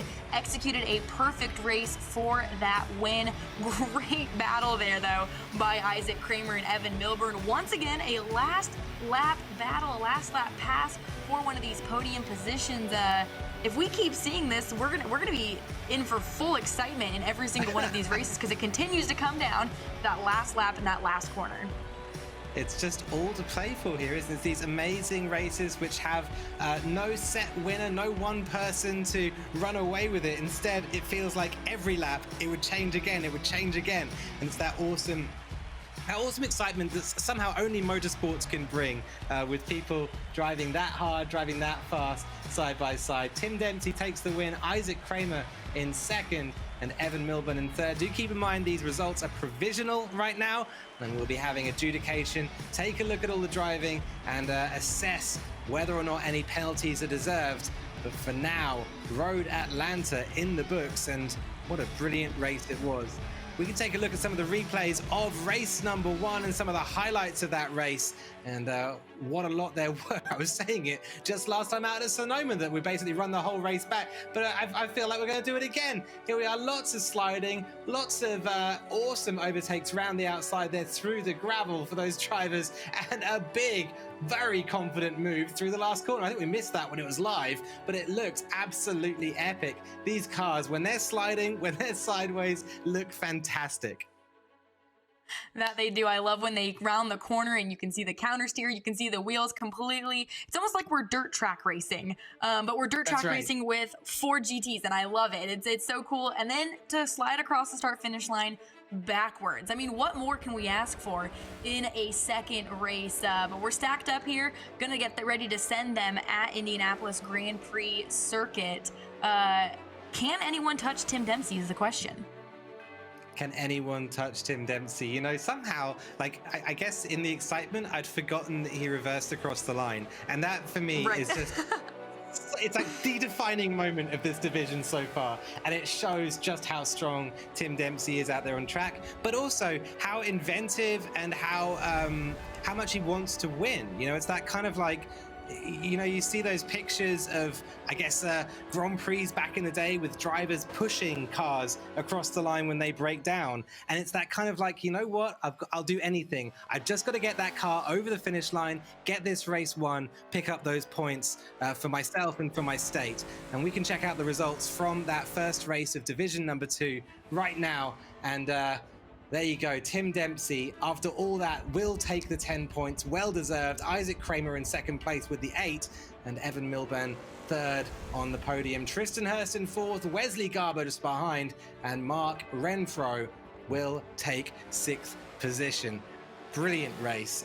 Very, very exciting. What do you think of that order, Hannah? Well, we've had a bunch of fans and family and friends hanging out with us in the chats. A lot of people cheering for Team Washington. We've got a couple drivers throughout today's divisions, a couple that have competed already today from Washington State. But we talked about Tim Dempsey going and competing at the first Xbox gaming event in 2018 in Seattle. And his teammate has actually joined us in the chat, Nick Rasmussen. Tim was his teammate there in Seattle, Legend of Senna. So shout out. Late congratulations to you guys on that good run, but super cool to see his teammate join us today in the chat and cheer on Tim Dempsey. Yeah, we've got loads of Forza royalty out there in chat. Nice to see everyone along. We've got DJS out there. Got some of the Lazarus drivers from Forza RC. I think Force One and Rossi out there in chat. Big ups to you guys as well. And it's just great to see everyone coming along and supporting the Special Olympics community. It's been a fabulous competition so far, and we're looking forward to, well, a whole bunch more races that are going to be really, really interesting as well. You mentioned it shortly before that we're going to be going to Indianapolis next. We will take a look at that track very, very shortly. But just before we do, Road Atlanta, has it ever let anyone down? I just want to take a second and celebrate Road Atlanta, Hannah, because it's an awesome circuit. It always brings awesome racing. It always does, and with NASCAR racing, you know, we don't visit a lot of road course races, but one time a year we go to Road Atlanta with our NASCAR Xfinity Series, and it is hands down probably at the top of my list when it comes to our events to cover and to watch the racing action. And one of the first times I'd ever been there, it had poured rain all day long, and they just let them go into turn 1 without even anything, and it was absolute melee, but it was great racing. It always produces it, and I think that's something that's so cool about road course racing is it challenges drivers in so many other ways than we would expect, and provides great entertainment, great racing, and that's exactly what we're seeing. But yes, hats off to Road Atlanta. Only a couple hours down the road from me currently where I live. Gonna have to make a trip out there as soon as I can. That's right. Well, from one road course to one very different road course. We're heading from Road Atlanta over to Indianapolis Motor Speedway. We won't be running the oval today, but rather the infield circuit. And I mean, you mentioned shortly before, Hannah, that this is a somewhat flat circuit. What else do you make of it? Well, again, it being one of those Grand Prix circuits, we're seeing a lot of racetracks start to incorporate those. Charlotte Motor Speedway recently, they're calling it Rovals because it actually incorporates part of their oval racetrack, and that is the same here at Indianapolis Motor Speedway. But they use the front stretch, so there's going to be a lot of very tight corners, especially turns 7 and 8. I mean, it's almost a 90-degree hard turn, so it's going to be about slowing these race cars down. And again, it's so difficult to do in these Shelby GT 350s because they're just heavy cars, the stock brakes on them, but they're also able to carry a ton of momentum and a ton of speed down the front stretch. This is the perfect type of racetrack to challenge the agility side of things because we're not dealing with elevation changes, we're not dealing with different bankings. It's a very flat surface in the middle of a racetrack where you have high speeds and tight turns, and what better car to do it with than a Ford GT? Again, it just looks so great here in the middle of historic Indianapolis Motor Speedway. I mean, you're so right. It certainly does. I mean, you talked a little bit there about sort of the finesse required to make your way around a track like this, and a low flat surface in a car like the Ford GT will always be very challenging. You know, the 53% weight distribution of the car, the fact that the engine's in the front, that there's a little bit more weight of the car toward the front tires will mean that you'll really get that feeling of the front tires straining, squishing, and not cooperating frustrating when you're trying to make your way into a corner. So I expect, as you say, to see a few cars sideways as the drivers manhandle those cars around the corners and get the things to rotate any which way that they can. We can see the NASCAR here running around the circuit in the Special Olympics livery and looking very pretty doing it. But to get a Ford GT350R around here is a whole another piece of business. Can't wait at all. We're going to be heading to the race very, very shortly indeed. But before we do, we can head over to Minecraft and to the Minecraft arena and check in with the drivers who are over there and check in with the arena itself. Here we are in the green room. You can see the beautiful fire there that got sorted out in the center of it. This is actually built inside of a huge flame that's in the center of the arena. It's the Olympic torch, and you can see a few of the drivers now populating the space. This is fabulous to see. Hannah, these drivers were able to, were you saying these drivers were able to design their avatars themselves? Yeah, that they were. Minecraft let the athletes design their own avatars, their own skins to whether they want to make them look like them or however they want to do. I think at one point I had pink hair early on in the week as we were playing with this. I thought I should sport it. I mean, maybe I'll sport it in real life, but that pool, look at the pool. It's beautiful weather here today in Charlotte, North Carolina. Would love to go take a dip in the pool. But again, Minecraft and our friends at Microsoft built this specifically for this event, and it's a gift to Special Olympics. So this will be theirs moving forward to be able to use. And again, it's so cool to be able to defy gravity. I always love watching everyone run around. Every once in a while we see the avatars flying around and the athletes, but they all get to hang out here until it's their turn to race. And I think that's so cool to be able to get everyone in the same area, because again, we're not able to do that right now. I absolutely love it. I love it. I think it's such a great addition. It's so nice to be able to see the drivers interacting with each other and bringing some of their pitchforks out with them as well. Right now, we're just waiting for one of the drivers to ready up in the lobby, so we'll be heading back trackside any second for you to get ready for race number 2 of division number 2. We've seen some great racing so far today in the first division, and if the first division has taught us anything, I think it's that the first race, the results of the first race, do not in any way define the finishing order. There's still everything to play for as we head into race number 2.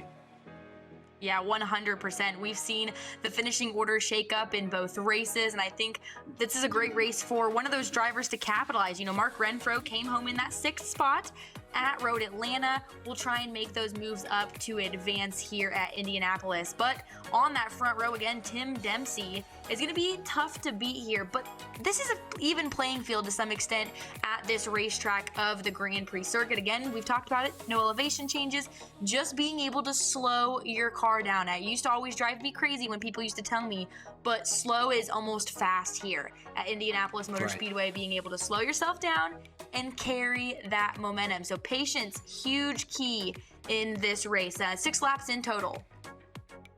That's right. It's all about that slow in, fast out mentality. Get the car down to speed and power out through the apex. We've got a brilliant event up in front of you guys today, and it's been a whole lot of fun casting it so far. I'm looking forward to the next races. If you guys are feeling the same way and you want to get involved with the Special Olympics community, there's plenty of different ways of doing that. One of them is donating your Microsoft reward points to Special Olympics.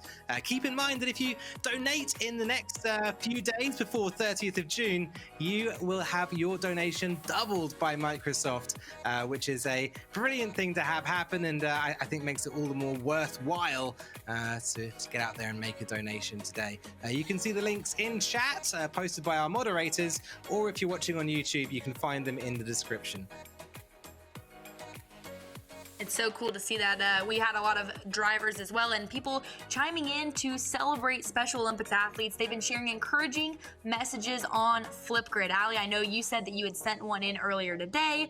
We've had tons of outpouring support from other athletes, friends, family. So if you want to send an encouraging message, go to flipgrid.com. You can see the link here on our page to send that encouraging message, whether they've raced already or just want to send a special message. We would love to see it. Again, flipgrid.com.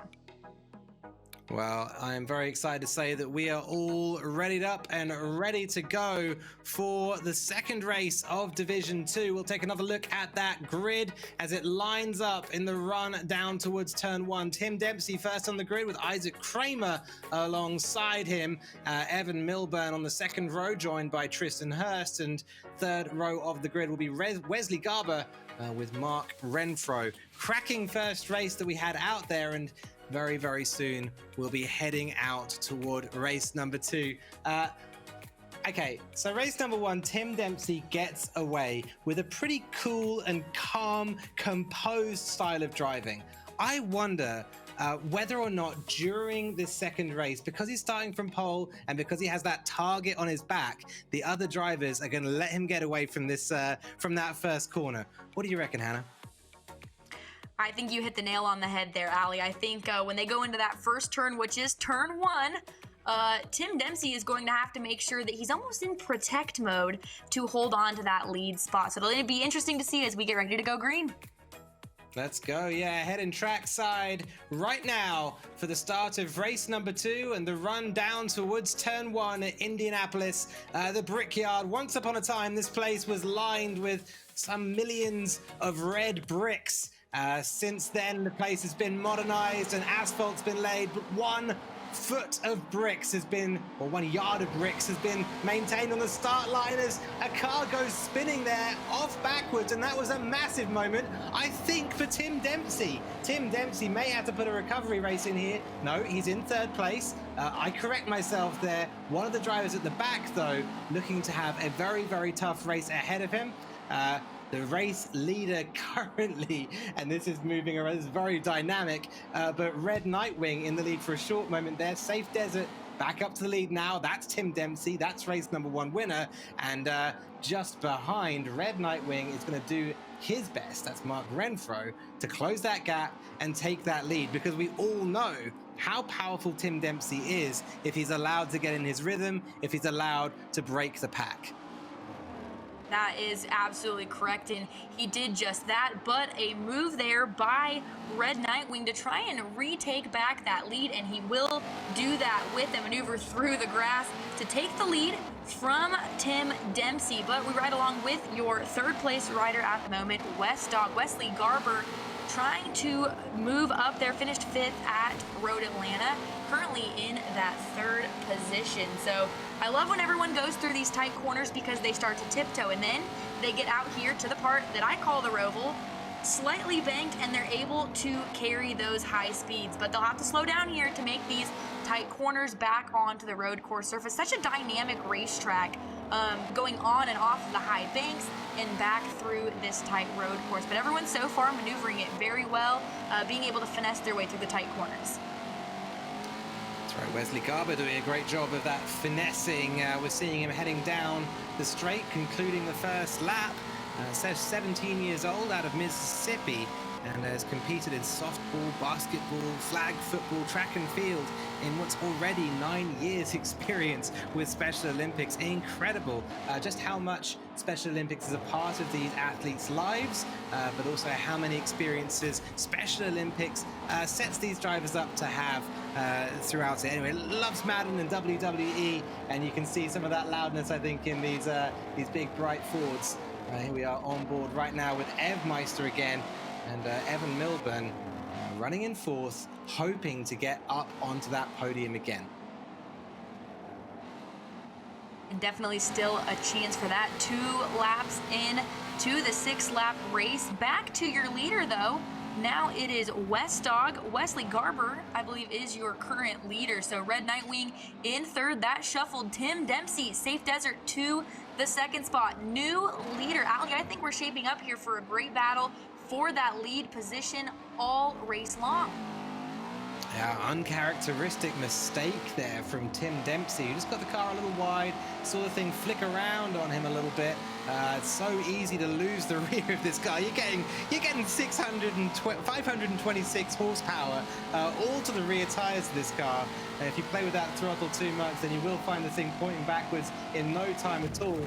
Wes Dog 2002 pulling away in the lead, and Tim Dempsey beginning to find his rhythm again here after a couple of spins on the second lap.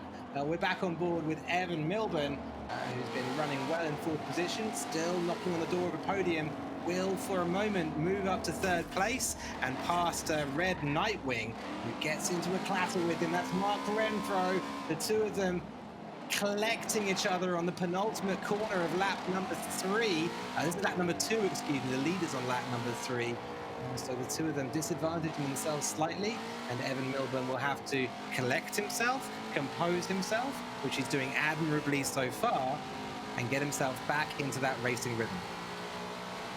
And hats off to these drivers. Circuits like this are very difficult because while these drivers know where they're going, there are a lot of different, I guess you could say, branch-offs of this race surface that aren't actually part of the surface that we're racing. As you can see there, it's definitely hard to differentiate the racing surface sometimes from the grass, whether there are barriers or not, and they're all doing a great job of staying on that race surface and being able to maneuver which turns are which. It's definitely a difficult thing that is very exclusive to Grand Prix style circuits like this because there's no specific barriers that are outlining the race course. But Cubic Scroll in that third spot, moving back up again. That's Isaac Kramer, had that second place finish at Road Atlanta. In that third spot, you can see right in front of him, though, only probably a couple hundred feet, is second place, and that closing rate is so big into the corners. Cubic Scroll has impressed me so much. Isaac Kramer, throughout the first race, we were talking about that patience beyond his years, 15 years old and able to handle a car of this kind with the accuracy and poise of this driver. Brilliant to see. Qualified himself into this division in 6th place with a 1:19.309, which was one of the slower times on this grid. But in race pace, in the racing, he has absolutely done an amazing job. And you'll see him here already challenging for second place, and I wonder where this will end. Will he be able to take this battle all the way to the lead, to Tim Dempsey, currently in the lead? We will have to wait to find out. 2 laps left, but to continue that conversation on Isaac Kramer, again, he's only 15 years old, and I think that is so cool to be able to compete and contend in today's events. From Indiana, Oldenburg, Indiana. He was the torchbearer, though, for the 5K torch run at the Indiana Summer Games. So cool to have that involvement, and also his involvement with Special Olympics competing today. I love to see the age variant that everyone's been able to, like you said, it's so funny to think that this is a 15-year-old maneuvering this Ford GT through the infield at Indianapolis Motor Speedway, and he's doing a phenomenal job at that. A second place at Road Atlanta, and looking to better here on a third place current run.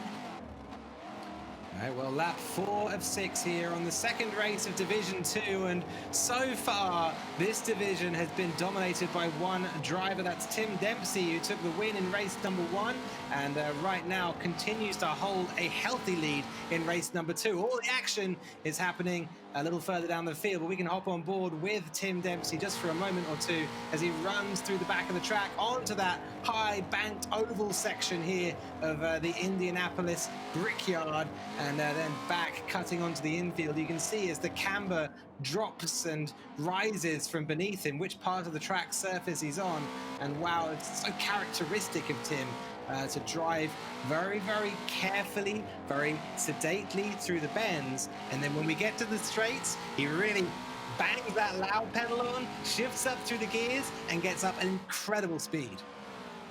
Absolutely, and it's so cool to be able to hear his throttle control. I mean, when he goes through the corners, he's on it and off it. The timing is appropriate. You can almost hear the trail braking as he's able to slow that car down, and it is difficult to slow these Ford GTs down, but he's got the timing figured out on the gas and the brake, but patience, using those rumple strips when he needs to get that car to turn in the center of the corner. But Tim Dempsey definitely showing his expertise here in this race so far. It's been so cool to see, again, the Brickyard carrying so much history, and to be able to race these Ford GTs and partner with Special Olympics today for this event.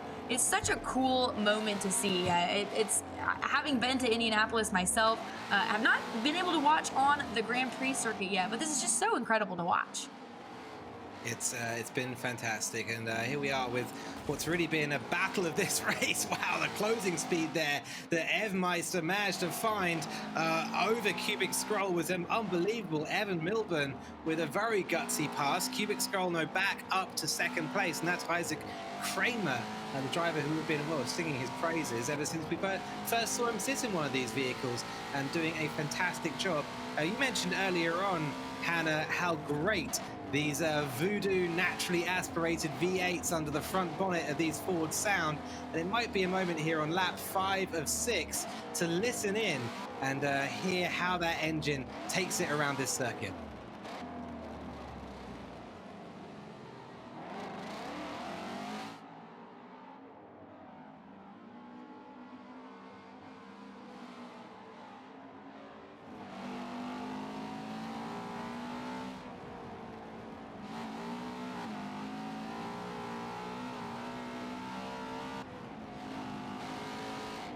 We're on board with Wesdog right now. Wesley Garber of Mississippi, 17 years old. A little bit of a clip on the barrier there as he ran through the back of this lap 5 of 6. Up ahead, the final lap has begun. These drivers not quite yet on it as they head through the final sector. But this place has been so close in this battle for second. Cubic Scroll, Evmeister and Wesdog, inseparable since the start of the race. But we're joining on board here with a driver who, I mean, has looked amazing on track. And we can look at the poise of this driver, Hannah, and Tim Dempsey has just impressed from the word go. Absolutely, and from that 2018 USA Games win in Seattle, carries that expertise into today's event. Definitely been tough to beat. Westdog, though, with contact there, but back, like I said, to Tim Dempsey, one of the long-standing members and athletes with Special Olympics, joined at 8 years old, and it's so cool. He says that he credits Special Olympics to the person that he is today. So cool to see that a lot of these athletes and drivers make friendships and connections even through this friendly competition on the racetrack, and then to get to know each other after this. But Tim Dempsey has been astounding so far, and continues to be as he comes to the checkered flag. And speaking of those friendships that they make through competition, it's fantastic to hear Nicholas Rasmussen out there in chat and joining us, watching as Tim does a fantastic job. Nicholas, of course, Tim's partner in the 2018 USA Games, the two of them won. And here we go, all the way around again, couple of years later, but Tim Dempsey has lost none of his skill. Race number 2 victory goes to Safe Desert here at the Special Olympics Xbox virtual gaming event. Brilliant run from Tim Dempsey in both of the races, and surely will take the victory. Isaac Kramer in second place with Evan Milburn in third. And we almost jinxed ourselves there. We talked about going into this race that it was a perfect opportunity to shake up the podium, but it is the same 3 podium that we had seen at Road Atlanta. They executed great races, finished in the same spots, but proved that they're consistent and they're able to maneuver different racetracks at high skill levels. Incredible to see their runs today. Yeah, it's been brilliant to see. As you say, consistency of performance here in Division number 2 that's really made it slightly different from Division number 1. A lot of different styles of racing, a lot of different styles of driving out on track as well. So really cool to see. Tim Dempsey with an excellent run in both races though. And it'll be a great one to review this in a very short while. We'll be heading over to his highlights. For now, though, Isaac Kramer back there in second, Evan Milburn in third. They had a really impassioned battle, Hannah, that I loved watching, that made for great viewing, and that we're going to review right now, actually, with some highlights. But while we review it, I mean, I've asked about adjudication a few times throughout this event, but just in general, how exciting was that to see the two of them getting so close wheel to wheel? Yes, these two must have had magnets on the side of their cars because they couldn't get away from each other. And it's what we love to see, though, because it was hard racing. Each one of them, you'd see one of them pass the other one, and it was almost like you could see the drive kick into full gear of I'm going to go catch the person in front of them. So those two with great competition specifically between them when they did catch each other provided some rough, tough, but good racing. I mean, this is what we have enjoyed seeing and puts on some entertainment for all of our friends and fans that are watching at home. Again, wild these two races thus far for them. Tim Dempsey, untouchable, collects those victories, but amazing battles by our second and third place drivers. Brilliant battles up and down the field. Very, very cool stuff indeed. Throughout that second race, division number 2 here is thrown up some great racing, and earlier on today division number 1 did exactly the same. This is all boding very, very well for divisions 3, 4 and 5. Of course, we have 3 more divisions to go today, and the cars only get faster, so there's a lot to look forward to in the remainder of the competition. We're going to wait just for a second while adjudication chews on the racing that just went on. And once they have results for us, we'll be able to show them to you. In the meantime, though, who's a standout driver for you in that second division, Hannah? Man, I mean, it would tough to say that anyone was extremely standout. Again, Tim Dempsey was phenomenal, but came into the event with far more experience. You have to give your hats off to Isaac Kramer. He qualified in that 6th spot, but like you said, that car really came to life and the driver came to life in race trim and the racing experience with back-to-back second place finishes. And that's difficult to do, difficult to make up that track position. So great run by Isaac Kramer as well. All right, well, we have results ready from division number 2, and we can show you them right now. Tim Dempsey with that big 10-10. People are going to be ecstatic for him in chat. Corey Dempsey, his brother, already out there giving big congrats, and that is absolutely brilliant to see. A reminder once again that this is an excellent family event and a great way for people to come together and celebrate the achievements of all of these athletes. Isaac Kramer in 2nd place with a 2.8, and for 3 third places as well, Evan Milburn. So absolutely similar grids for both of the race results there, Hannah. Great consistency for these drivers. And that's what's so difficult but so much fun about this is they do have those 2 races, and to be consistent like that is a task all in its own. You want to focus on one race, but you have another one next. So these drivers have done that. They were able to split that focus and put on amazing performances in both of those races, and it shows there in the points. Absolutely awesome. We are going to be heading forward now through the day and looking up at what's coming next. We'll be heading towards division number 3. Before that, though, we can take a little look at the schedule. The Porsche Cayman GT4 up next. After division 3, we'll have our first Minecraft Awards ceremony. I'm very excited for that, Hannah. I mean, it's an awesome venue, an awesome arena that's been built by the people at Minecraft, and what a great space to celebrate everybody to have after these races. Yes, it is, and we're being told that everyone in the chat as well, first off, thank you for joining us, but that they're blown away as well by what Minecraft has created, and as they should be. It's so cool to see what they put together as far as building the cars, the podium. Our sportscaster desk floats. I don't know about you, but I have not floated anytime recently, so to be able to float, and I love that every once in a while I just get the need to jump. And I love that I can just jump there on my little floating sportscaster. But what a great stadium that they've put together for this event. It really encompasses everything that's going on today. Yeah, let's head on over there and check out the Minecraft Stadium once again. That huge flame in the center, showing the Olympic pedigree of the event. And around there, as you say, those are state flags, as I found out earlier on in a rehearsal. We've got a huge podium in the center, 2 massive cars as well.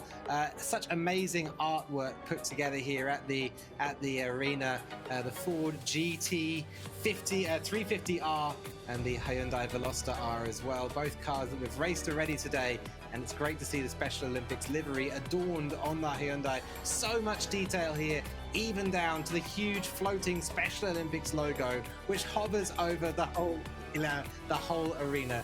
And this space, Hannah, is one of my favorites as well, the driver's green room. Yes, we're making sure our drivers stay comfortable, maybe a chance to be cool, calm, and collected, get themselves together to go and run a great race. They can hang out here in the middle of the torch. They're so cool. We might have to go hang out with them a little bit later, Allie. That's right. We'll have to head on down there. Absolutely right. Do keep in mind that you guys can get involved with this community by donating your Microsoft reward points to Special Olympics. And keep in mind that Microsoft will double that donation if you have it in before June the 30th of this year. So a fantastic chance to support Special Olympics and also to get involved with what's been an awesome day of racing so far. And if you haven't already, we encourage you, send your messages via Flipgrid.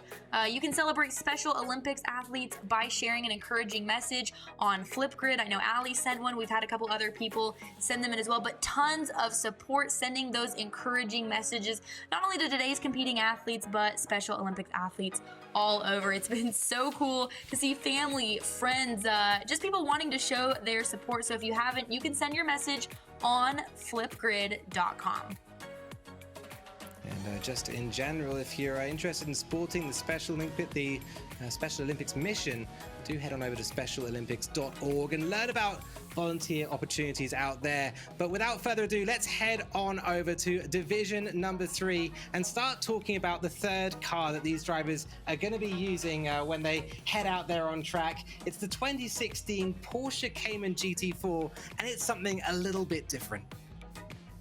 Yeah, this I think encompasses a sports car for a sports car course, and perfect for what the racetracks that we're going to be on. But it's got that 385 horsepower, but is under 3,000 pounds. So it's a sporty little thing with most of its balance being towards the front. It's in terms of the sports cars that we do see racing, it usually can outmaneuver them. It's a lot quicker on the steering. It's like racing a go-kart is what I would like to say, but a very large go-kart at that. So super fun, beautiful design here on the Porsche Cayman.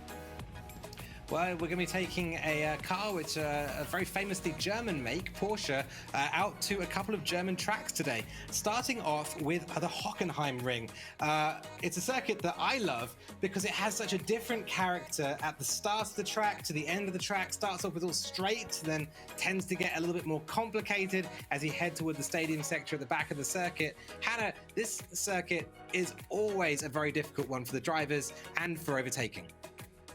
Yes, and if you were not able to identify Hockenheim just being drawn, it would almost look like someone put a pen on paper and just scribbled a couple times and then made it connect, and that's exactly what this track looks like, which is so funny because it creates great racing. You'd mentioned it. It's very historic out in Germany in the German racing, so to put a sports car like this on it, I mean, you carry a ton of momentum through turns 3. It's a very long sweeper. You've got multiple hairpins, tight corners. I would love to meet the person that, again, created this racetrack, because the driver in me looks at this as a huge challenge, and that's exactly what it's going to be, but it's also going to produce great racing, which is why it was designed the way it was. The original design request for Hockenheim was put in by some kind of, like, I think it's a local watchmaker who his Christmas wish was to have a track built here. It's in the 30s and it got approved. It's the wildest story. Look it up on Wikipedia sometime. Right now, though, we've got more important things to do, namely looking at the grid of this upcoming race. Straight off the buck, we're going to see that Division 3 has an all-Texas front row, and I'm excited about that. That's Billy Harris and Joseph Crosby, separated by less than 2/10 of a second, and that's about the speed of a blink of an eye in qualifying. Just behind, Robert Lambert from Wisconsin has experience from both Forza Motorsport 7 and Forza Horizon 4 to run alongside North Carolina's Dylan Grenell in 4th position. Scott Rowland Jr. makes 2 drivers from Wisconsin in his 3rd Division 3 and is joined on the grid by Mississippi's Nick Weldon. 7th place goes to 2016 San Jose Special Olympics Athlete of the Year, Justin Voltaggio. And Hannah, when Justin won that award, the local paper said, if there was an Olympics for video games, he'd win that too. Well, what do you think his chances look like today? Well, I feel like that's a pretty high accomplishment there. Like you mentioned, I mean, if they called it, if there was one, he would win it. And here we are. So that's a huge accomplishment to Stout. And I think he's got a chance here. He's got to start a little bit farther back in that 7th position. So again, when we were loading the game here, Joseph Crosby, one of those Texas front runners that you were going to keep your eye on, Allie. Unfortunately, we're having some issues loading him into the game. We saw it in the previous division, but that comes with the concept of esports and internet connections. You gotta love it. But as of the moment, Crosby unfortunately not able to be loaded in the game. So we'll have to follow up that as that continues to progress. That's a great shame. That does mean that the drivers behind will move forward up the grid. We're getting ready for the race start here, and we'll move track side any second at Hockenheim. Keep in mind, we've changed the car up here. So we started off in the Hyundai Veloster R, moved through the Ford 350 GT-R, and then on now to Porsche Cayman GT4. It's going to be just one Texan on the front row of this grid, and that does mean that Wisconsin's Robert Lambert moves his way up to the front row of the grid. It's not the easiest thing to overtake anybody, but having experience on Forza Motorsport 7 and Forza Horizon 4 means that Robert Lambert may be a step ahead of the other drivers around him. It's so important, Hannah, just to have that kind of feel for the cars and a feel for when to get on the brakes, when to get on the power, and when to push and when to hold back. Yeah, absolutely. And again, with such a tricky track like Hockenheimring, you've got to be able to first and foremost understand your car. But again, I think this Porsche Cayman, while it's high in horsepower and it's a light race car, it's go-kart-like, so it's very quick to react. That horsepower rate ratio will provide its own challenges here. So having that experience, like you'd mentioned, will play into the favor of someone like Robert Lambert, who has been playing, or Justin Voltaggio as well. So the newcomers may have a little bit more of a challenge on their hands, but we've got plenty of laps here to be able to get that experience in. And again, we've got our other drivers hanging out here in our lobby. We're waiting to get them staged up here. I love it. You can see everyone running around. Again, we're hovering over a pool. Apparently, we're having a pool. Are we having a pool fight? I think that's Snowball what's happening. fight. Yeah, we're Yes, interrupting a snowball fight right here in the drivers' green room. This is where all of them come to chill out after the races. They're also welcome here before the races to get into the mode, to get into their space. You can see that some of the drivers approach that by interacting with one another, by having a bit of fun. Other ones just want to take some time for themselves, take in where they are, take in what this event is, and appreciate it in a different way. It's just fabulous to see all these athletes out here interacting and having a good time. Even though we have a lockdown right now, even though it's difficult to socialize with each other, we're finding a way here on Minecraft and on Forza Motorsport 7. And that, for me, Hannah, makes this event so worthwhile. Yes, I mean, it's a beautiful day here in Charlotte, North Carolina, where I'm recording from, and we're having a snowball fight in almost June. That is so cool, and we're also able to go racing not only in Germany at the moment, but we were at Road Atlanta earlier. We were out in California, and we're able to come together and race in an environment like this. I love it. It's so many sports right now are on standby, but us in motorsports and esports, we can provide this entertainment, and it's fun. It's so much fun to watch.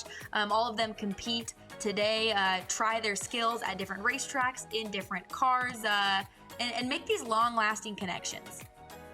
Yeah, that's right. Long-lasting connections. These drivers have all been a pleasure to watch so far, and I can't wait for us to kick off race number 1 of Division 3. That'll be happening any second now, or any minute now as we head in towards it.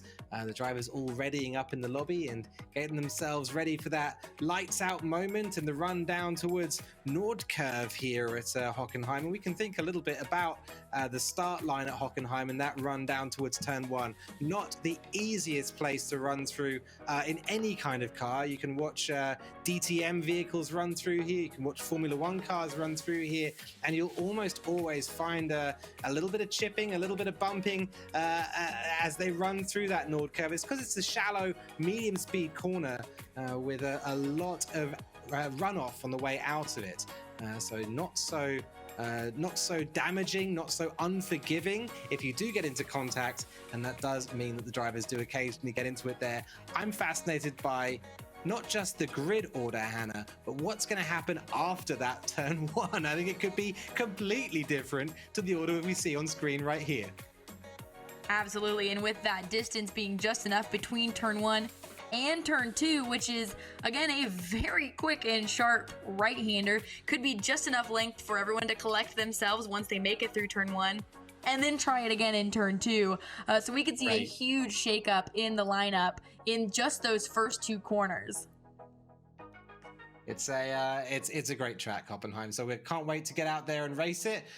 The track that's going to be coming up after this, as we go through the Porsche division here, will be the Nürburgring. We'll be going to the GP circuit there, which is an equally challenging circuit, but very different in character. Two tracks which both have hosted the German Grand Prix in specific years, with very, very different characters indeed. So nice to see them lined up side by side and raced in the same car here in the 2020 Special Olympics Xbox Virtual Gaming event.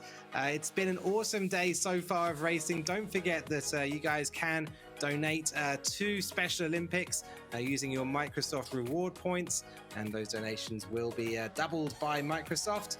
And at the same time, if you're keen on supporting the drivers, do head on over to Flipgrid, where you can put a video of support up and tell them how they're making you feel, if you'd like, or tell them some words of advice for how they're going to get along on track.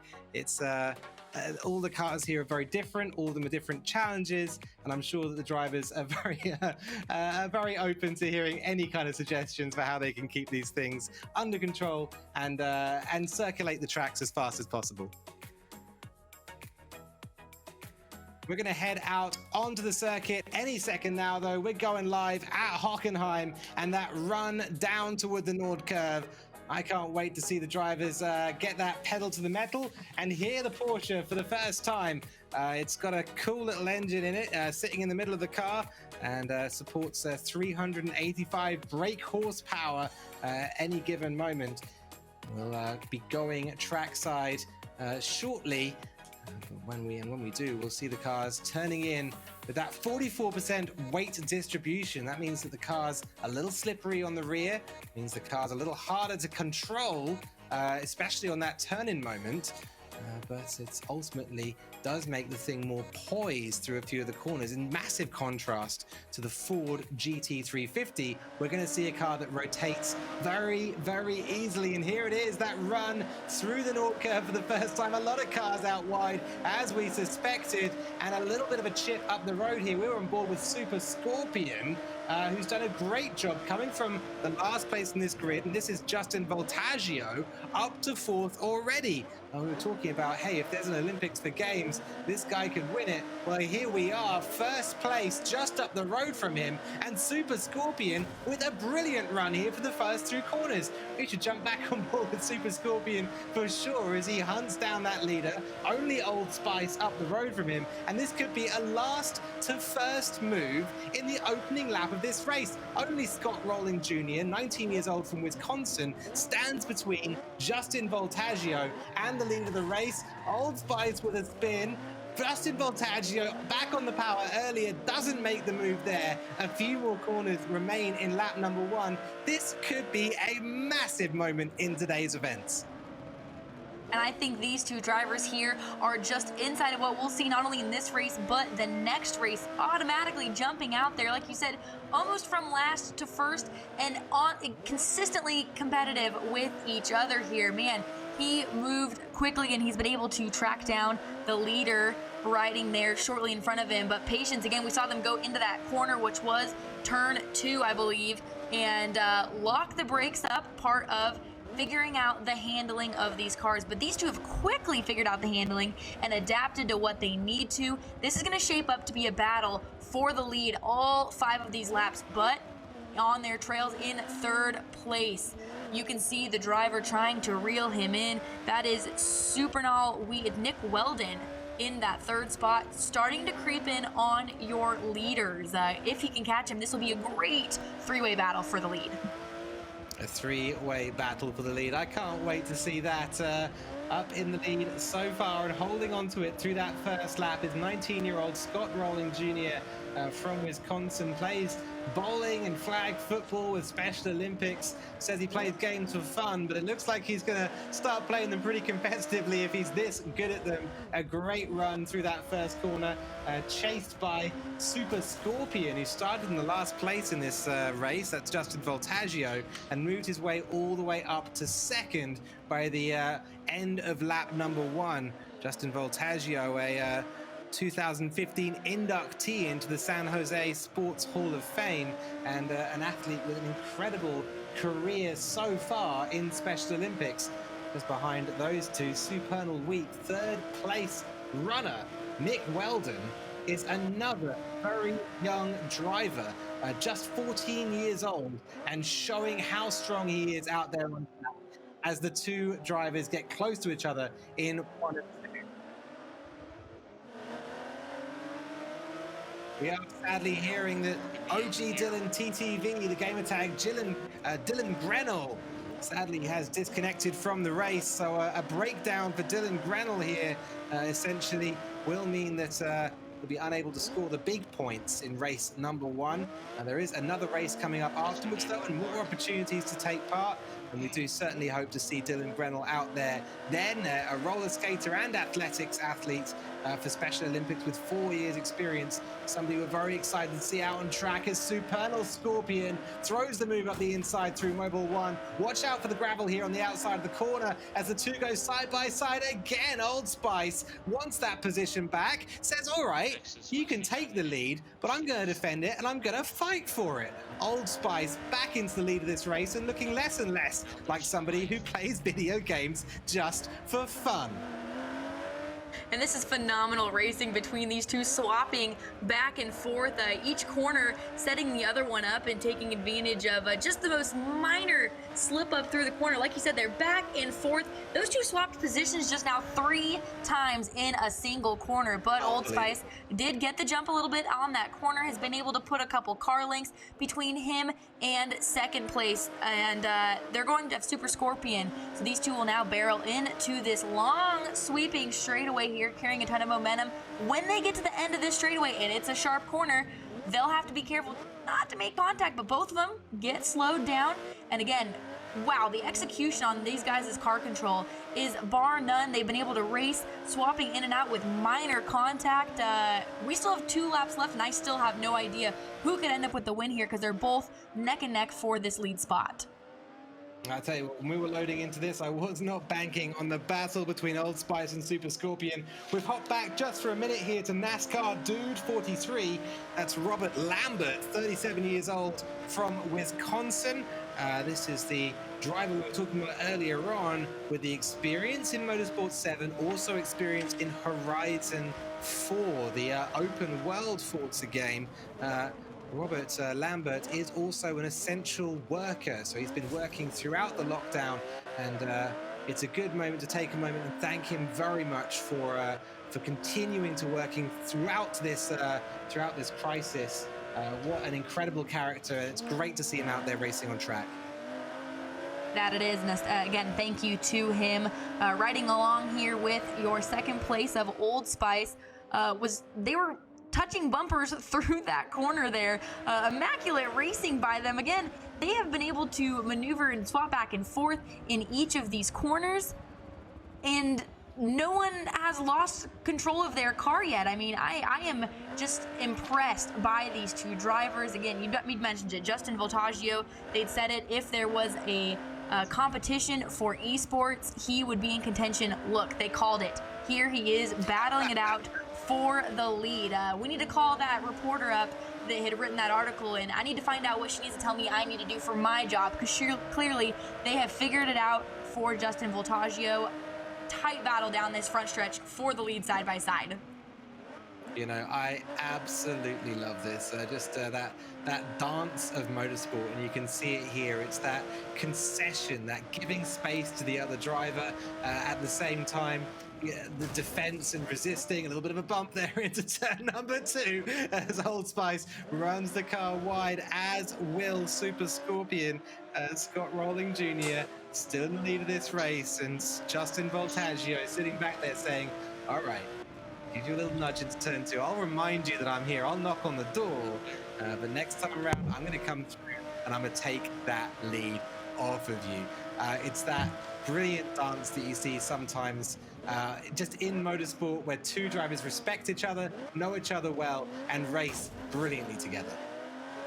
I mean, look at the move there by Super Scorpion. Was able to go into that corner a solid 10 miles an hour, probably quicker than his competitor, but was also able to slow it down. That allowed him to get side by side with him, so he has slipped back to that second spot, but is setting him up for another move for the lead. I mean, you'd mentioned to Allie, we can only, talk about this so many times, but to hit the point of, it is so difficult to race on these courses side by side without making too much contact that could affect the other driver. But these two have found that happy medium of being able to bump fenders and have fun with it, but while also being competitive and taking some risky moves that have paid off for both of them.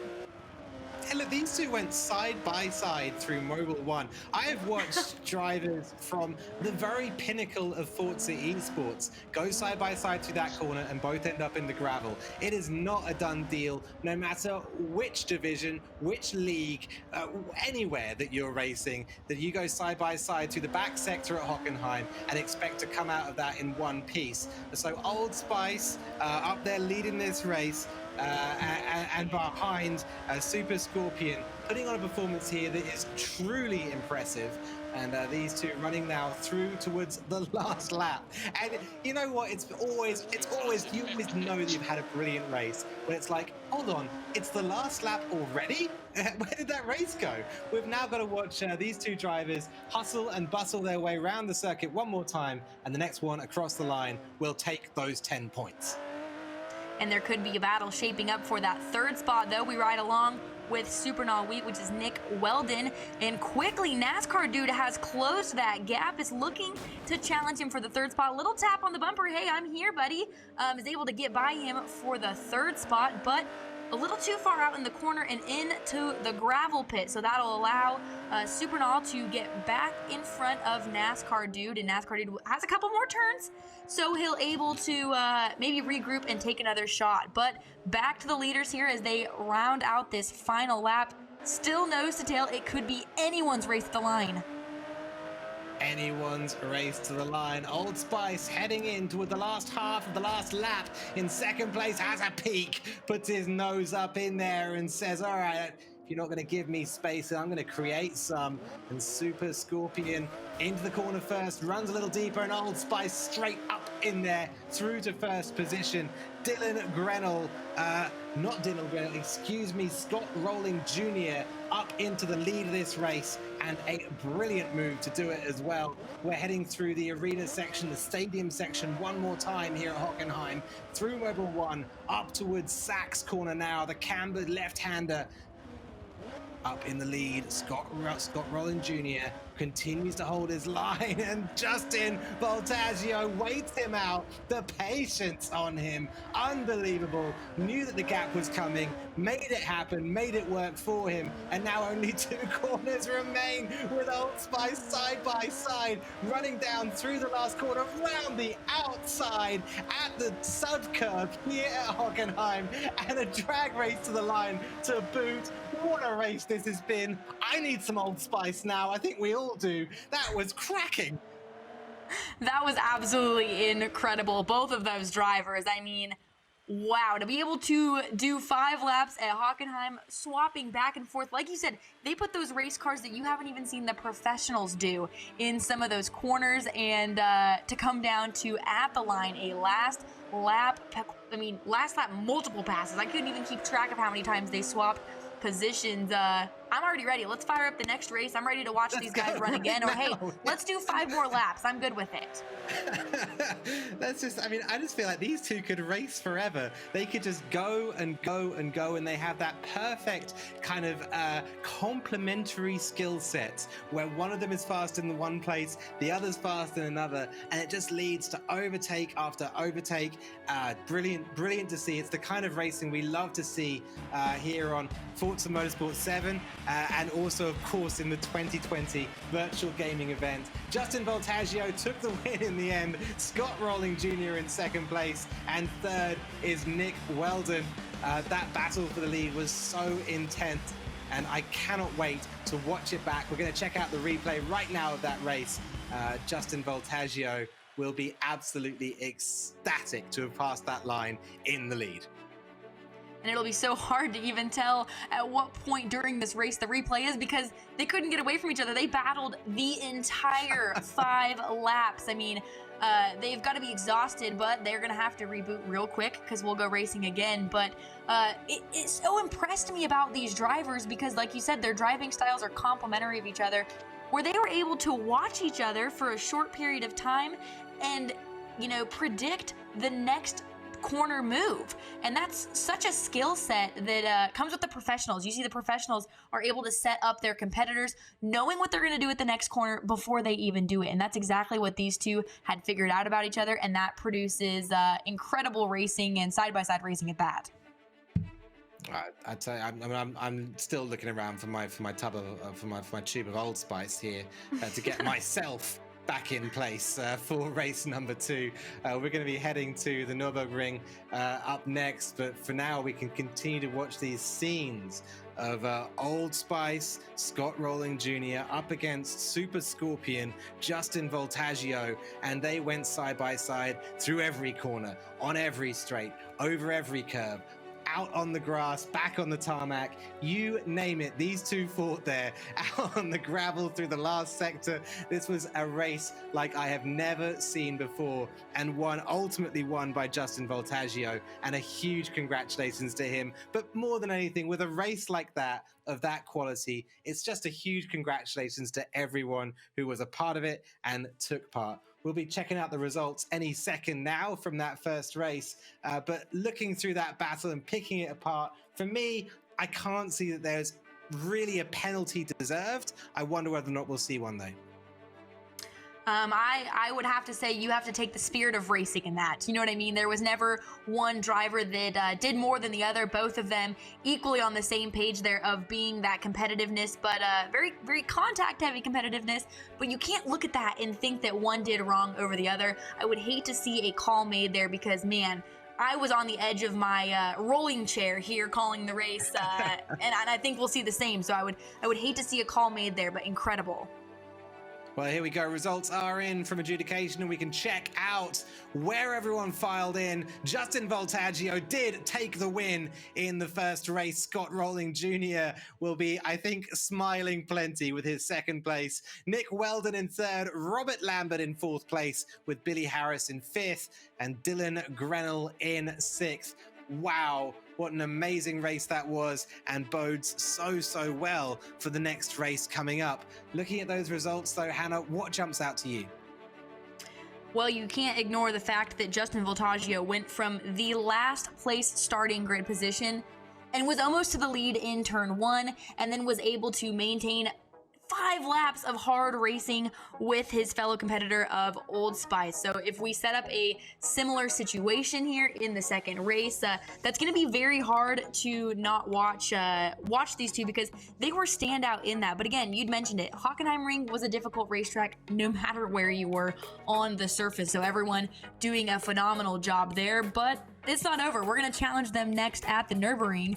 And again, also a very difficult racetrack with similar circumstance. So we already know it's going to be a phenomenal race.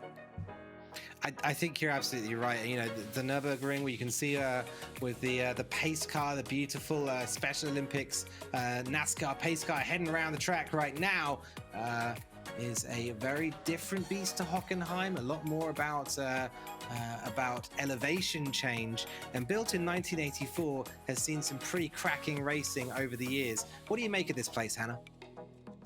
Well, I think you'd mentioned it. You said it right there. It's a beast all of its own. I mean, it's 3.2 miles total in length, 15 turns. That is a lot of times to be turning the race car. Many times you're turning it multiple times throughout that. So these drivers are going to have to be up on the wheel for a long period of time through this. It's a very elongated race course at that. So each portion of it is very different in the sense, like you said, it's a beast of its own with the elevation changes.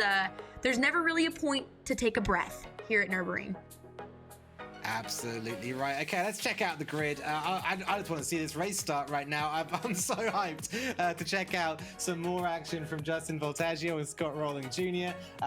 They'll be on the front row of the grid. Nick Weldon and Robert Lambert on the second row, and Billy Harris and Dylan Grenell there on the third row of the grid. It's great to see Dylan Grenell back on the grid after disconnecting due to a power outage in race number 1, but says a lot about the spirit of these Special Olympics athletes, that they're willing to get back out there on track, willing to pick themselves up and score some all-important points in the second race. Yeah, absolutely. I'm glad that he was also able to join us. It says he is out of Kannapolis, North Carolina. So hello, neighbor. I am not far from Kannapolis, only a few miles. So cool to have the state of North Carolina represented today in this event. And awesome to have him here in that second race. Showed some speed early on there at the beginning of the last race, but he's got some ground to make up here, but I think he's fully capable of it. I absolutely agree. I think there's all to race for, really. I mean, you've seen what Justin Voltaggio did from last place on the grid in race number 1, and it shows that anything's possible here at the 2020 Special Olympics Xbox Virtual Gaming event. Some great running. Scott Rowling Jr., second place runner on the circuit, will be looking up toward that first corner and hoping to find his way by as we head out onto the grid. You can see it's actually been a beautiful start from NASCAR Dude 43. Robert Lambert taking an early lead and pushing his way through into turn number 1. We can check out how things siphon out as we head into the Mercedes Arena for the first time. A fiddly little section of track, long left-hander here over the crest, down the hill into turn 3, and feel the compression on the outside of the car. Very easy to run wide here. It's a little flick to the right now over the inner apex. Big old bump on the rear of NASCAR Dude there from Old Spice. That's our second place runner from race number 1, Scott Rowling Jr., knocking on the door of the lead here and up the inside through the exit to the first sector. NASCAR Dude with a defensive line will see a driver off in the background, and Super Scorpion up into third place with a battle with Supernal Wheat. These guys are going for it from the very start of the race, and I love to see it. I mean, we've got almost 3 wide for the lead at that moment. Super Scorpion right there now at the front. Ooh, a little sideways there. Carried some momentum through the gravel pit, so he'll get that stopped and rejoin on the race surface. But Old Spice now back on the race surface, trying to catch down NASCAR Dude. He got a great start, like you'd mentioned, Allie. Quickly fired off, got that front spot, currently runs in the second, but it looks like so far, and we're only about a half lap through here, this racetrack is catering to a lot of the driving styles of a lot of the different drivers that we have. So we could see maybe not the 2 just break away, but a couple drivers contend for the win. Well, let's talk about that race leader we have already. Supernal Wheat, Nick Weldon, 14 years old, out of Mississippi. He's done a great job already and shown brilliant car control here on a track which really demands a huge amount of exactly that skill, car control. I wonder whether Supernal Wheat, now there's some clear air in front, now there's the ability to just set his laps, get his head down, push, is going to be able to keep that lead and push it and push it and push it. And you see when he goes into the corners there, his tires, the inside of the tires are actually glowing a I like to say a very pretty orange, but if you are a race car driver, it's usually, or an engineer, not something you want to see early on. It means that he's really working the brakes on that car, and again, that comes from them carrying high speeds like we're seeing now, and then quickly having to slow down, a little drifting action as well. But it's tough on equipment, and that will translate to the handling of the car. And now, Ali, I have to ask you here, when we see these drivers, I don't want to say cut the course, but again, this being a circuit with multiple different outlets in and out of the race surface, and we see them significantly cut the course, how does that translate into a call being made or people potentially being moved around in their current running order? Well, that's a great question. It's super important to know. So it's a good one to chat about for a little while. Is how these sports are adjudicated. Of course, in motorsport, esports, it's not anything goes. It's not like an FPS where you can just jump on the track, jump off it whenever you like. There are certain rules that have to be abided to, and one of them is that you can't cut the track. And there are a couple of ways on Forza that people can pick up penalties from having that kind of behavior. One of them is through an in-race penalty. There's an automated system that will give you a penalty if you usually cut the track and get an advantage from it. The big thing there is whether you got an advantage or not. Won't give you a penalty if you just spin off the circuit, of course. And then there's also an adjudication team manually looking through everything and making sure it's all above board, and they will hand out penalties if they need to as well. So this is all being checked completely, but there is that absolute sort of condition that we saw last time out at Hockenheim, and that's about, hey, we want to see great racing. We want to see people wheel to wheel. We don't want to see people holding back their moves so that they can stay clean. And so we tend to loosen the ropes a little bit, loosen things off when people get side by side and when the action starts coming thick and fast. And that's what we're really here to see. And it was so, like you mentioned it, a perfect example there at Hockenheimring of that judgment there, allowing these drivers to have fun, race hard. That could have been a judgment call that someone would have said, hey, that's a little aggressive driving, but it was so well executed. I mean, they did it with each other in mind, keeping everyone on the race surface. So that's good to know, again, for everyone that's tuning in, maybe to Forza for the first time today. So we want to thank you for joining us. Try your hand at it sometime soon. It's for everyone. A lot of these athletes have been playing with their siblings, their grandparents, their parents. So cool to see, and they play with each other as well, obviously, as they were prepping for this event. And it's showing again here, NASCAR dude, one of those drivers that we've talked about, has a ton of experience, currently out front, had a good run in the previous race, but absolutely stand out at the moment.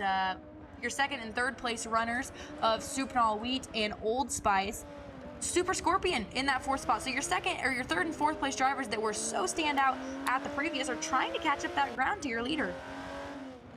Well, we're still running on board here, or we were with NASCAR Dude. Back now with OG Dylan TTV, Dylan Grenall here, and he's had a little bit of a tumultuous run through race number one. Had a power outage which stopped him from being able to complete the race, but he's done a great job moving up through the field here in race number two, already up to 5th position after starting in 6th, and now tapping on the door of Super Scorpion. That's the race winner from race number one.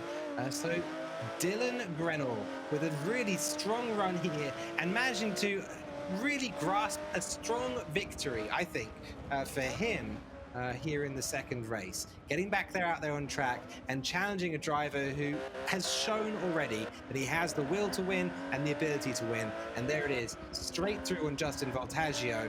And I think Dylan will have a smile on his face.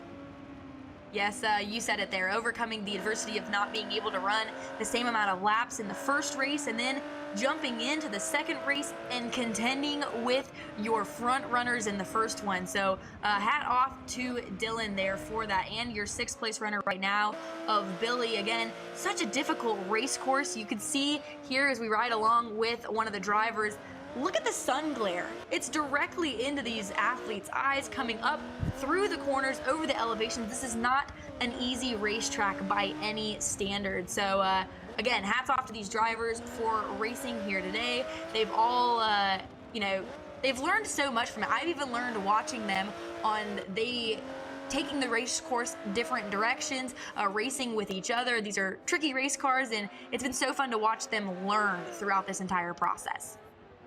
Yeah, you're absolutely right, and it's just been great to see. Supernal Week we're on board with right now, jumping forward to race leader, NASCAR dude Robert Lambert from Wisconsin, 37 years old, and using 11 years of experience in Special Olympics competition to stay up there in the lead of this race. Soccer and volleyball player with Special Olympics. And we mentioned earlier he's an essential worker. The message that he had for people was, we can get through this. A great thing to hear from him, and out there leading this race and really showing by example. Yes, indeed, and definitely assisting in this to get through it, to get back together with our friends and family and show support through these trying times. NASCAR dude out front, and OG Dillon trying to make a run back through in that 4th spot, trying to track down Old Spice. Again, great return for OG Dillon. We're glad that his internet was back up, a little power outage out here in the North Carolina area, but able to get back on and reconnect, so we're glad to have him. Great showing so far in that 4th spot here on the final lap. Here we go then, running through the final lap. Justin Voltaggio, race winner in race number 1, back right now in 5th position. We moved only geographically not too far. Hockenheim over to the Nürburgring, I guess in the great context of the world, not too far. And that has changed the outcome a little bit for Justin. A race winner in race number 1, had a brilliant time out there on track, going wheel to wheel with Scott Rowland Jr.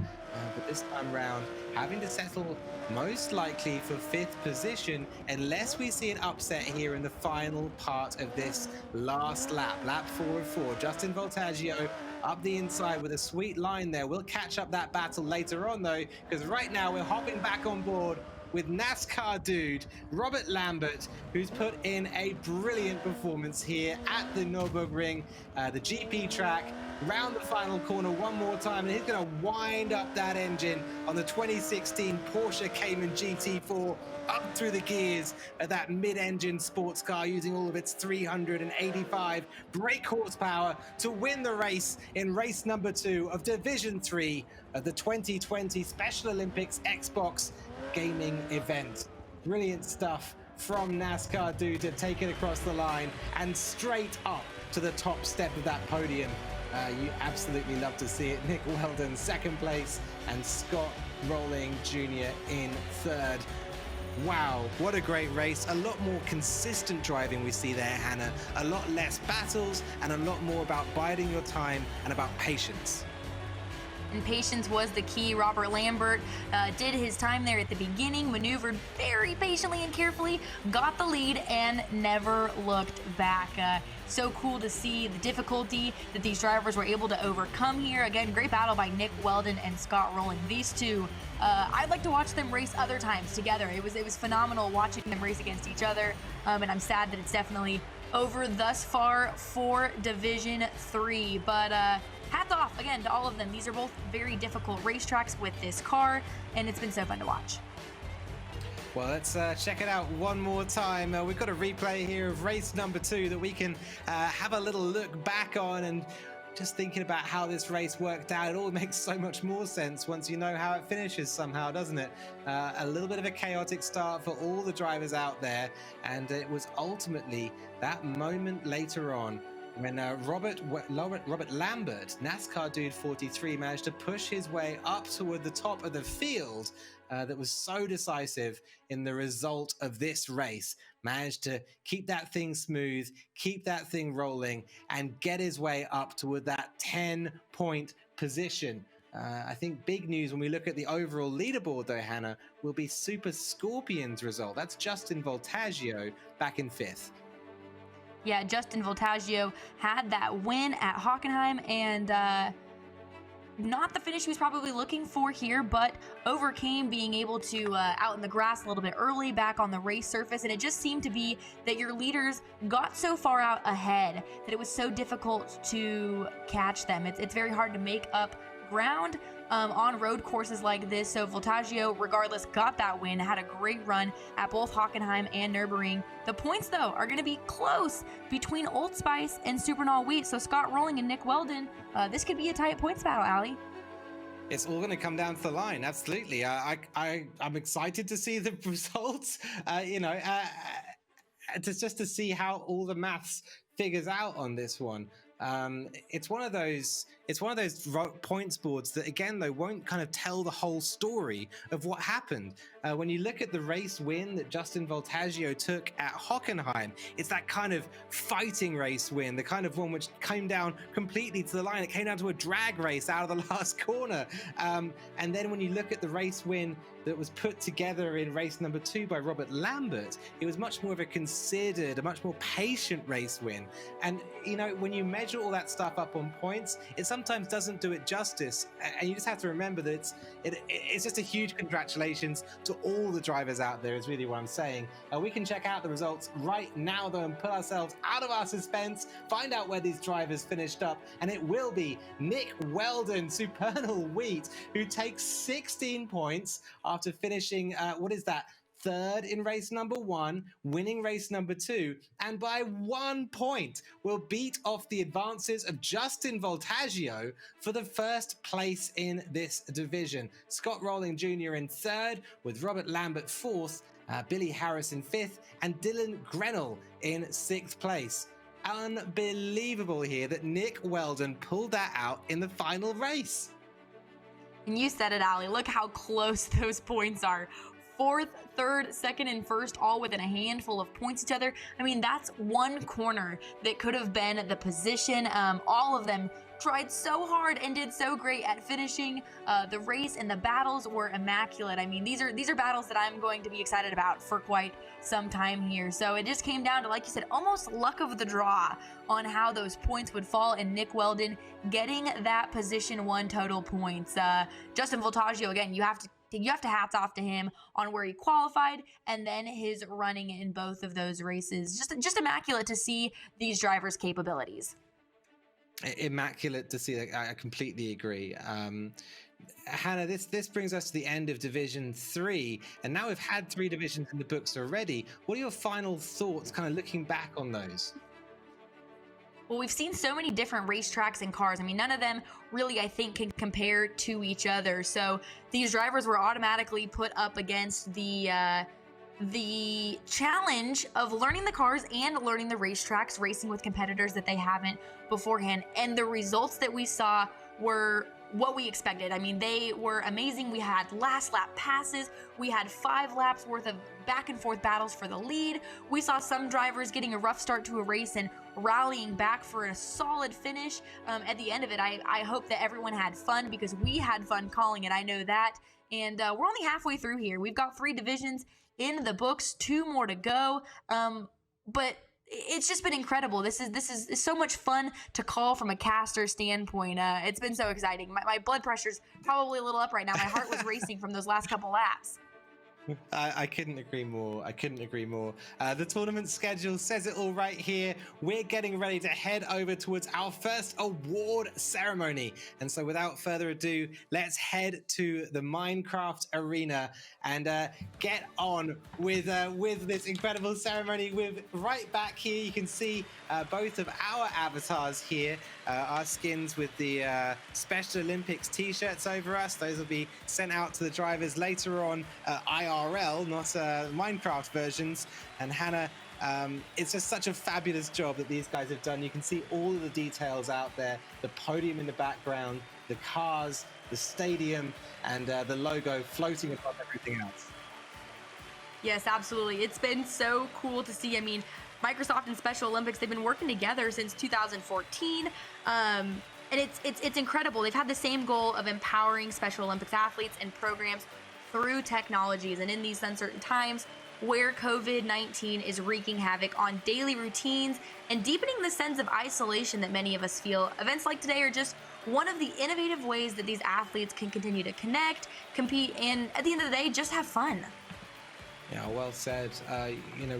We certainly had fun watching these athletes give everything they've got out there on track, and I'm very pleased to say that it's time for them to relax. It's time for them to savor the moment as we recognize each and every one of them, starting with division number 1. And so let's take a look at the highlights there. All right, so race number 1, division number 1 was, of course, the Hyundai Veloce R, the Veloster R, excuse me, and we had a brilliant battle throughout the entire race, honestly. It was a race of attrition. We saw a lot of bumps, a lot of scraps, but ultimately, this was one that was won through learning and through adapting, Anna. That it was. You can see the front wheel drive, the drivers trying to figure out how these cars race, and let alone at a track like Lime Rock. So took a couple laps for some of them to get the learning down, but eventually they all figured out the tricky little car that is the Hyundai Veloster, like you'd mentioned. And a complete shakeup between race 1 and race 2 on how the results panned out. And you can see it there on the points, though. Soprano Cheetah was a standout State of Washington with a good showing in Division 1. Yeah, fantastic. As you say, Soprano Cheetah. Simon Van Gaysen up there in the top position. John Emmett just behind, and Amber Gertsch in 3rd place. It was some cracking racing we saw from all the drivers out there. Graham Carls, Andrew Sauerwein, and Jerry Louis Martinez. Lukey Forbush as well, of course. Just brilliant to watch everyone out there on track. We can head back to the Minecraft arena and get over to the podiums very shortly. I'm looking forward to that. For now, though, looking at these race results, it's just great to see how close everything was, especially in that bracket between 2nd and 5th. Yeah, and you said it. It was just close racing. Again, Amber Gertsch with a great run. Learned from race 1 into race 2. Rallied back for that 3rd place finish in the 2nd race. So hats off, they're difficult cars to learn and maneuver the front wheel drive cars, and they did that so at Sonoma as well. That's where we saw one of those last lap battles. It was incredible, but speaking of incredible, we're back here in Minecraft, hanging out and ready to honor these drivers. Yeah, here we are in the green room. The drivers getting ready to head on out to the podium ceremony, and we couldn't be more excited to see them there. This, of course, is the lovely area that was set up for them to relax in, to chill in a little bit, and to decompress after their races. But here we are on the podium right now, and 7th position, lining up at the bottom, is Lukey Forbush.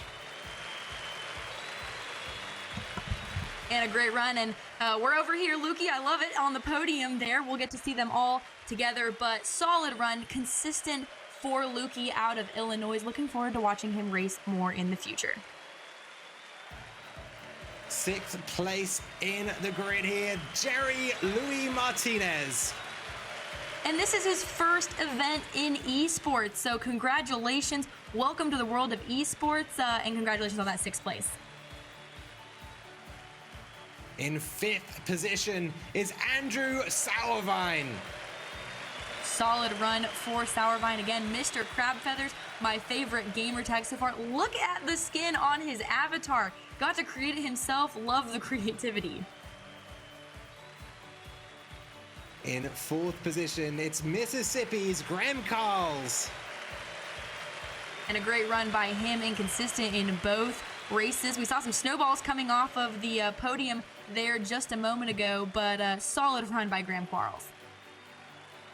3rd place, and up on that bronze step of the podium is Utah's Amber Gertsch.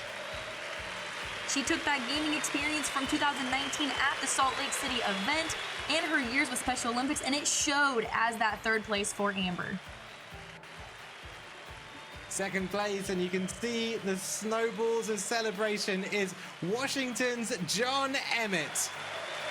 And I will watch John Emmett race any day of the week. They battled in both races for the lead. Amazing car control. Looking forward to watching him race more in the future. On first position. And on that gold step of the podium is Simon Van Giesen of Washington. Massive congratulations for doing an amazing job out there on track. Absolutely. Congratulations to Simon on that front-running position. Washington takes 2 of the 3 podium spots here. Everyone with a phenomenal job. Again, lots of big movers, shakers, everyone learning so much in those 2 races. And that's your Division 1 podium. Let's give a huge round of applause for these athletes out there on circuit. Well, Hannah, looking at these drivers on the podium, it just all brings it home that this is something which is so much bigger than a competition. It's also an event which brings people together. Yeah, and that it is. I mean, it's so cool to be able to join everyone here in the world of Minecraft and in Forza, to be able to race and get together in a time where we're not able to do that right now. And I love it. Look at, every time I talk, I'm talking with my hands here. You're jumping down, up and down in excitement. This is just so cool. Yeah, that's right. It's great to see everyone so animated. You can still see the drivers in the background, a few snowballs being thrown around.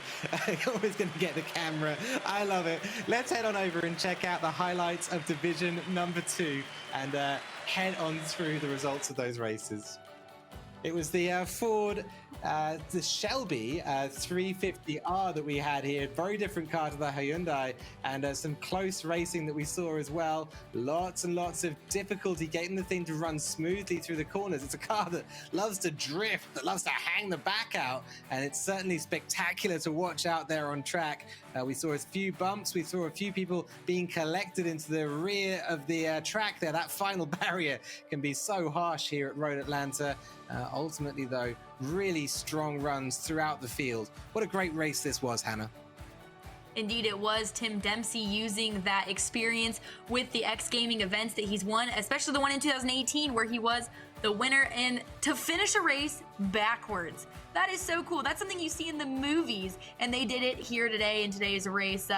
It was just exciting all afternoon long for Division 2 here, and you'd mentioned it. These Ford GTs here were difficult race cars to drive. They're so heavy, and so it looked like we were constantly drifting through each of the corners, provided plenty of excitement.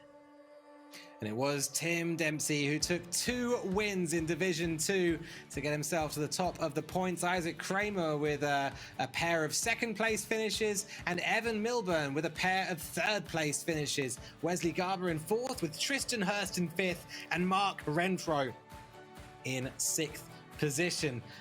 Wow. That was such a cracking set of races, and I remember commenting at the time, such a difference between Division 1 and Division 2, where we saw consistency really come into play here in the second division. Yeah, and consistency was the key. I mean, there was a couple drivers that raced each other every single lap in every corner, and that's all you can ask for. I mean, most notably, the last lap pass at Road America for Isaac Kramer and Evan Milburn was so exciting because both you nor I knew what was going to happen in that last lap. We wasn't sure to call it at the line. We let timing and scoring handle it. Someone finishes backwards. I mean, very different between Division 1 and Division 2. And then Division 3 was different as well. So it's kept us on our toes as casters, and we've enjoyed it because we're never sure what to expect. But that's the fun in motorsports. You don't know what to expect.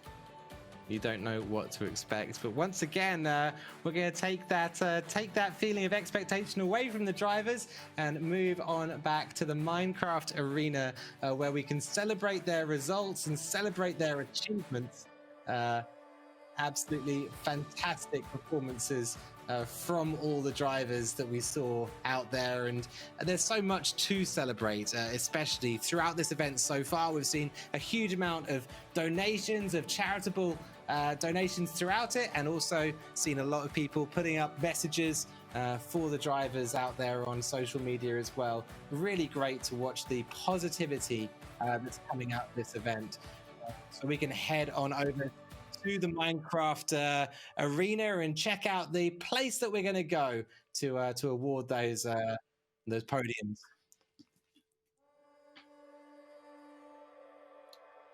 So here we are back in the arena, and once again we've got some snowballs being thrown around the place. I love it. I've got to do some ducking and diving. I think a little bit of dodging. We're both trying to maybe eat a snow cone or two here, but we're rolling in towards the podium presentation for the second division. Hannah, looking forward at this. I'm so excited. We can once again check out the green room for the drivers beforehand and see them all getting ready for it. We can see above the stadium here the huge fire inside of there is where the drivers chill out. Down the floor, of course, the state flags for all the various states represented here today. And here we are right in front of everybody, the podium, the 1, 2, 3 at the top, and the steps beneath as well, all there to show how great all these drivers did today in Division number 2. I love that these drivers can really express themselves here on Minecraft. One of the things we talked about a little bit earlier was how they could build their own skins for their avatars and show themselves how they want to be shown within this game. Yeah, and you've seen a lot of the drivers' creativity come out in that. We saw one of them, I think it was Mr. Crab Feathers, that was orange. And that's so funny and so cool. And we just saw a moment ago, right below the third place medallion, looks like one of our competitors is maybe floating, at one point was on top of the medallion. So gravity, not an issue. And that's fun. That's a fun concept when you can endlessly throw snowballs. I don't know if anyone has seen the movie Elf, but sign him up for that snowball fight, because he's got an arm for snowballs there. But to be able to build something like this, have the competitors come in, create their avatars and skin, like you'd mentioned in Minecraft, and you know, they're controlling themselves right now. That's so cool. Yeah, it's brilliant, isn't it? It's great to see them all chilling out, enjoying the space. There are so many great details inside of the space and so much to explore. And that's what makes it so exciting. Of course, the Hyundai Veloster R in the back right there in the Special Olympics colors, the Ford GT350R on the left, and absolutely brilliant place here, and we can take a little look at all the details around it as well. You can see the big Xbox controller there on the ground, the Special Olympics logo floating above the entire arena. You could find any venue in the world and try and pull that off, and I think without some strings or perhaps some rocket boosters underneath the logo, you're going to struggle to get that thing to look quite as immaculate floating there up in the air. The massive checkered flags as well. It's really a work of art, this place, and it's just such a privilege to be able to use it for this event. Yes, and you can see around the outskirts of it there, a racetrack being, as you can see there, there's a racetrack around it as well. And Ali, one of the cool things is not often do you see two video games come together like this, you know, with Forza and Minecraft, that have come together on the common ground of being able to create such a cool experience here, and to go back and forth between these games in one event, our competitors going back and forth in them as well is so cool, and it's unique. It's not something you see very often, and so hats off to the folks at Minecraft and again Microsoft that put this together. I mean, I love it. Every time I'm talking here, my avatar is moving around. You're acknowledging my comments. We can see snowballs flying. Things are floating. This is cool. I'm going to come hang out here more often. So that way we can. I think I'm just going to make this little area my home. Absolutely, I completely agree. It's been really nice to be able to see our avatars chatting away. Of course, you know, both of us are more used to doing physical shows where we go to a set or go to a location, and so it's lovely for us as well to be able to have some feeling of a physical location as I get pelted by snowballs from all members of the Special Olympics podium behind. I love it. We're heading in towards the podium celebration right now for Division number 2. If you've just tuned in, we'll be over there very, very shortly indeed. We're not just doing podium celebrations at the moment. We do still have 2 divisions of racing to come as well. So if you've missed out on the first 3 divisions, definitely worth sticking around and getting yourselves on the sofa and ready to watch when we get back out on track later on. We've got some cracking cars to show you, including an Aston Martin and a Toyota NASCAR Cup Series car. So both awesome pieces of machinery to take to the track. For now, though, we're chilling on the Minecraft podium and looking forward to having a look at who's done incredibly well in Division number 2 of the Xbox Special Olympics virtual gaming event.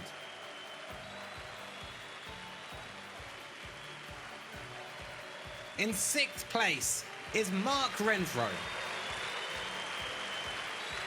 Congratulations to that Texas native on a great run in both of those races, a 4th and a 6th place. In 5th place is Utah's hometown hero, Tristan Hurst. New to the Special Olympics in 2018, but proved he's got the experience here. Not his first esports competition, so a great run by that Utah native. 4th place is Wesley Garber of Mississippi. He loves Xbox competition, and it showed because he was competitive tonight.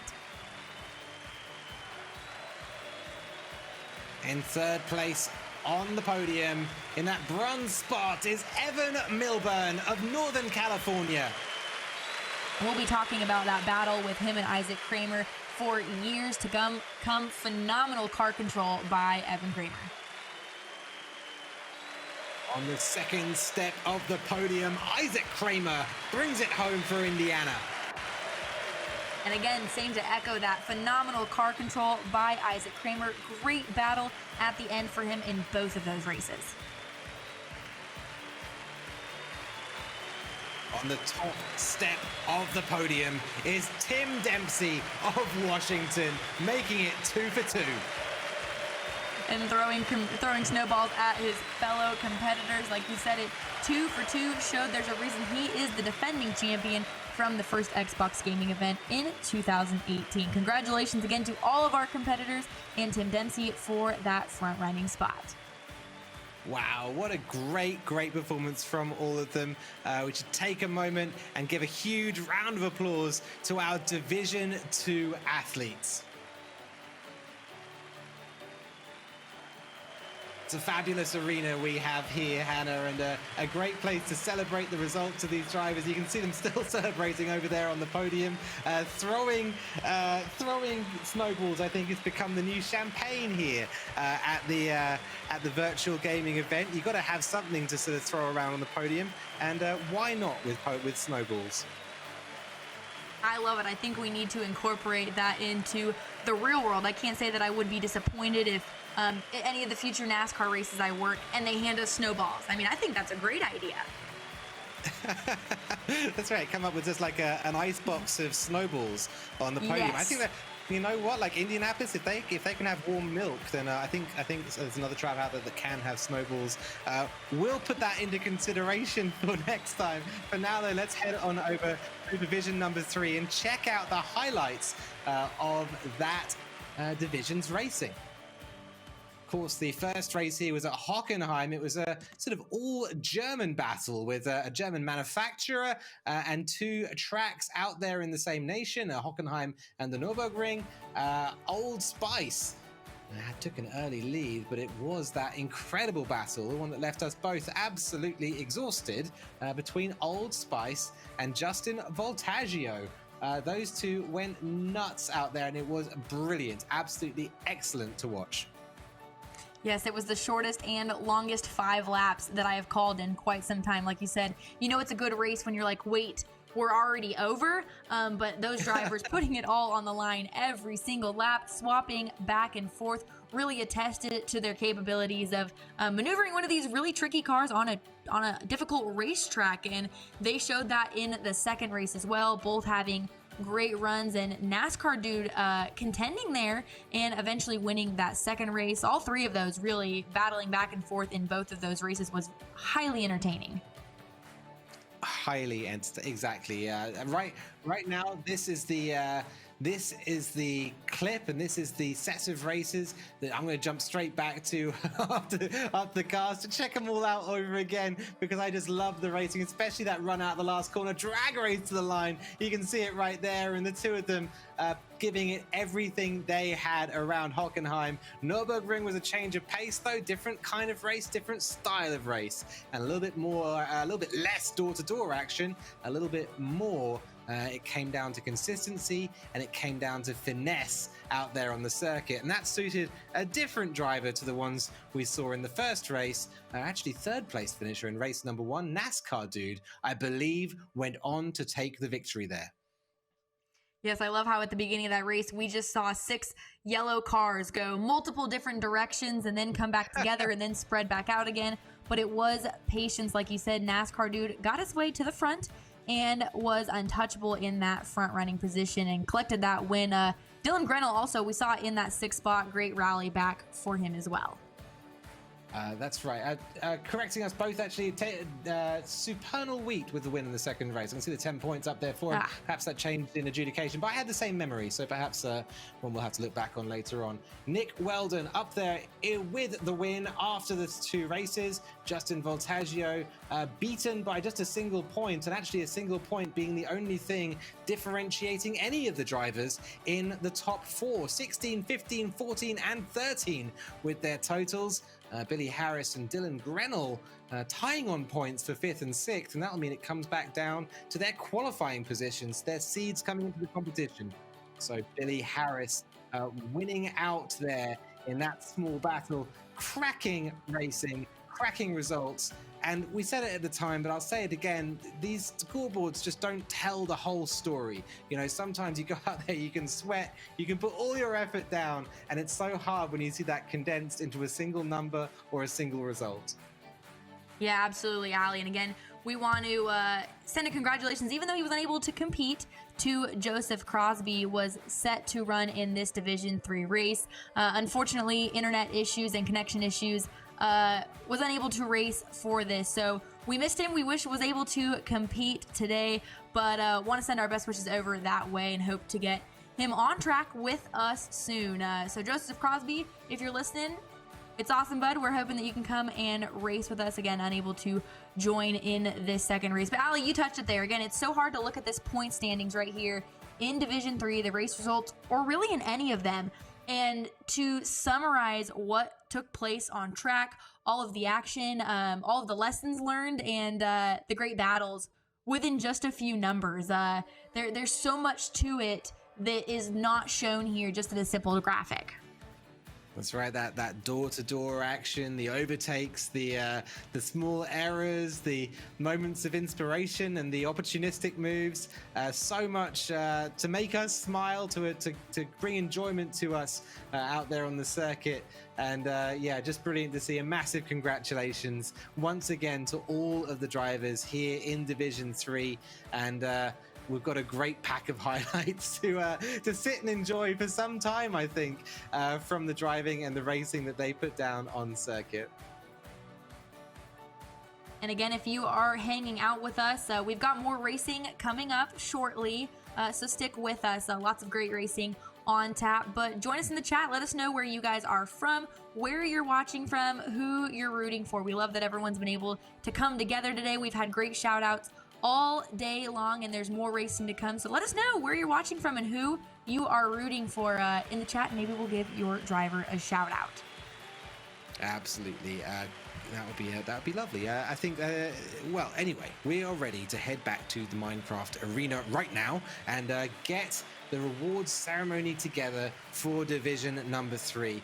Here we are back looking at the podium, and you can see all of the drivers getting ready and putting their best skins on. Dylan Grenell, 6th place for North Carolina, will bring it home. My neighbor town over there in Kannapolis, again, disconnected, unfortunately, in that first race, came back for a great finish in the second. 5th place is Texas's Billy Harris. strong run for Billy in both of them. You could see the learning taking place. Difficult racetracks, but showed he can contend. Fourth out there is Robert Lambert from Wisconsin. Robert, with a phenomenal run at Hockenheim, showed that patience and the right amount of aggression will pay its dues with a phenomenal run at Nürburgring. Heading to the podium, third place is Scott Rowling Jr. of Wisconsin. And you couldn't even call this two. It's so close. The points between him and second, Old Spice, was so exciting to watch in both of them with the battles they put on. Second place, and silver is going to be Justin Voltaggio of Northern California. Absolutely brilliant with a Master Chief skin. I love it. I love the skin that he's got there, and you said it. Well, actually, someone else had said it, that if he was going to win in this game, or if there was an event for it, he would win, and he did. We saw him win, but a great run in that second race puts him in that second spot. And top of the podium, taking the gold, is Nick Weldon from Mississippi. And the 14-year-old, like you said, from Mississippi, gets it done on that top spot. Phenomenal run by him. Amazing car control for a 14-year-old. Absolutely incredible. I can't believe, again, you bring it up, he's 14 years old, so young, and so able to control those cars out there on track. Such great racing throughout that third division, and wow, I can't believe it. Looking back at that third heat and everything that came through there, what are your final thoughts? What are your takeaways from all that racing on track? Well, I think I am ready for some more. That was just the beginning for us. It was exciting. We saw side-by-side racing. We saw last lap passes. We saw through the grass, multiple in a single turn passes for the lead. We saw return stories of, someone like Grenell that was unfortunately unable to join us in the first race, but had a great run in the second, or someone like Voltaggio that maybe didn't get the qualifying lap he had hoped for, but won his first race. I mean, so many storylines, and we've got more to cover. Well, the sun has set here at the Minecraft Arena, and here come the fireworks. Let's give it up for the first three divisions who have raced today. They worked so hard, and look at those happy faces posing for the cameras. Hannah, I'm just so impressed by this whole experience. Ali, this is just so much fun. It's so cool to see all of this, the fireworks, everyone acknowledging everything. I mean, these are our athletes here being honored, and I love that Minecraft and Microsoft Stores teams volunteered time to build such a memorable moment for these Special Olympics athletes. And all the little details, everything from the state flags, and again, Ali, we'll work on you with learning which one is which, but to the fireworks. And reading the athlete statements coming into today, they're so proud to be out here representing not only their states, but the mission of Special Olympics. Just incredible. And what's more incredible, we still have more to go somehow. How can we improve on this? You'll have to wait and see. We're just over halfway through the event with two divisions yet to race. Up next is division number 4 in the 2016 Aston Martin GT12, and we're upping the intensity and the heat as they get first to the circuit of the Emirates in Dubai, a Forza original track, and then on to Silverstone in England. And then we jump across the Atlantic, I should say, and back to US soil for division number 5. We're getting a lot of frequent flyer miles today, jumping around to all of these racetracks. But I will say, I am really excited because I live and breathe NASCAR. So these last two races of the day are going to be something special, and I'm looking forward to calling those. And then we have another award ceremony to recognize these two remaining divisions. So we still got 4 races left, as well as that final award ceremony where we'll come back to the Minecraft Coliseum here to honor those athletes as well. But very interesting cars that we'll have on tap here, very different from each other in that.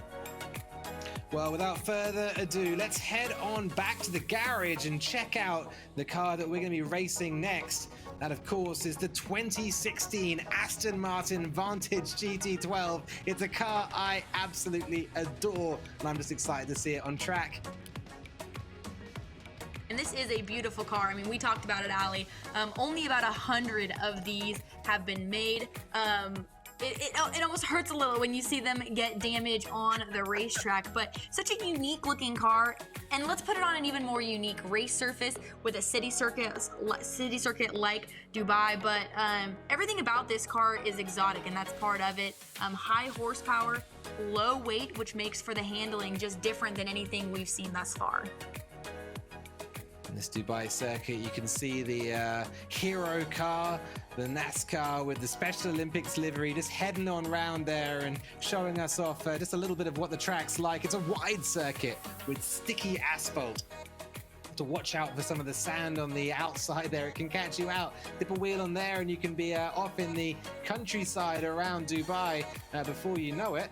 And it is a very difficult one to navigate. Harder still if you've got cars around you. So let's find out how the grid lines up for the first race of this fourth division. Pole position goes to 2018 Special Olympics USA gold medalist John Grooms of Indiana. Surely the state's best chance of victory today. Although Wisconsin's hometown hero Michael Prebeck will give him a close run into turn one. From that front row of the grid. 7 years of Special Olympics experience may give Sunday school assistant and Mississippi native Kenneth Tillman the edge on the second row, although he's joined there by gold medalist in Alpine Slalom, North Carolina's Thomas Stipe, who hopefully will need to use a little less swerving in the run from the start line. In 5th and 6th, it's Caleb Fincher out of Texas and Utah's Eric Otterson, veteran of the 2018 USA Games on Forza Motorsport 7. And 7th on the grid is Jason Guillaume, making 2 drivers from North Carolina in this Division 4 matchup. What stands out to you here, Hannah? Well, I think you'd mentioned it. We have a couple of drivers that have a large amount of experience in esports and in Forza and in virtual racing. You'd mentioned Eric Otterson, who was one of those that had competed. Also, Thomas Stipe from Concord. He's 19 years old, but he's got a lot of experience within gaming competition, as he's very excited for this opportunity because it's an opportunity for him to showcase his skills. And one thing that I like is that he said he loves getting better, and one of the biggest things he games for is trying to beat his own personal records. So while there's competition on the racetrack, I think it's super cool that Thomas strives to try and beat his own personal records and better himself. So looking forward to watching his progression throughout these next 2 races. Well, I can certainly relate to that. Beating your own records is what it's all about as we head on down towards turn 1. The car's jockeying and jiving, a couple of liveries out there as well, and we push now through turn 1 and down toward the chicane of turn number 2. Sitting on board with 7th place runner Fire Monkey, a massive moment up the road as they head down toward the chicane. Legit Painter off the road, Fire Monkey off the road as well. Looking forward up through this race, Uzillion previously leading out of turn number 1, picking up the pieces now with Maya Moth taking the lead and MP Racing in 2nd place. This is all still to race for. It's all still very close. The pack is not split, and I expect there will still be changes before the end of this lap. Heading through here, we can see Fire Monkey move up through the order there, take 3rd position, back onto the podium, further back down through the field and on board with Uzillion. We're back in 6th position now. This is Joe Grooms, 30 years old, out of Indiana. And this guy, Hannah, did a great job getting here. He ran a 107.053 to be first on the grid, but already slipping down to 5th. Yeah, and absolutely, this track is so difficult. You can see it there as we maneuver through the race course at many different times. It doesn't even look like we're at the same racetrack right now. We're in a tunnel. At one point, we were going over a surface that was heavily covered in sand, and then it looked like we were in the middle of a city. So it's so unique because I don't feel like any of this actual racetrack, the same parts of the course are similarly. And so right now we're on a road, a city circuit part of the Dubai City track. So it's so cool from a spectator standpoint, and I can only imagine from a driver. But you hit it there. You have to be careful and have to be able to identify all of these different parts of the racetrack and knowing when to be aggressive on a race surface where there's sand. I feel like that would create a very slick environment. But a lot of these drivers doing exactly that, being patient, getting through these corners, learning. You can see here This car turns and handles the heavy braking a lot better than any car that we've seen driven thus far. But we've got side by side for second and third with MP Racing and Legit Painter through the tight corners there. No one giving an inch, so we're going to go take the battle all the way out to the sand, drift it back onto the racing surface, and they'll set back up for another second and third battle. Yeah, Legit Painter there taking the wide outside line through the sandy bits. That's Eric Otterson, 36 years old, out of Utah. He's got 16 years competition experience with Special Olympics and using all of them to find his way back onto the circuit. We're now looking at the race leader, though, Maya Moth, and that's Thomas Stipe. We talked about him a little bit before the race.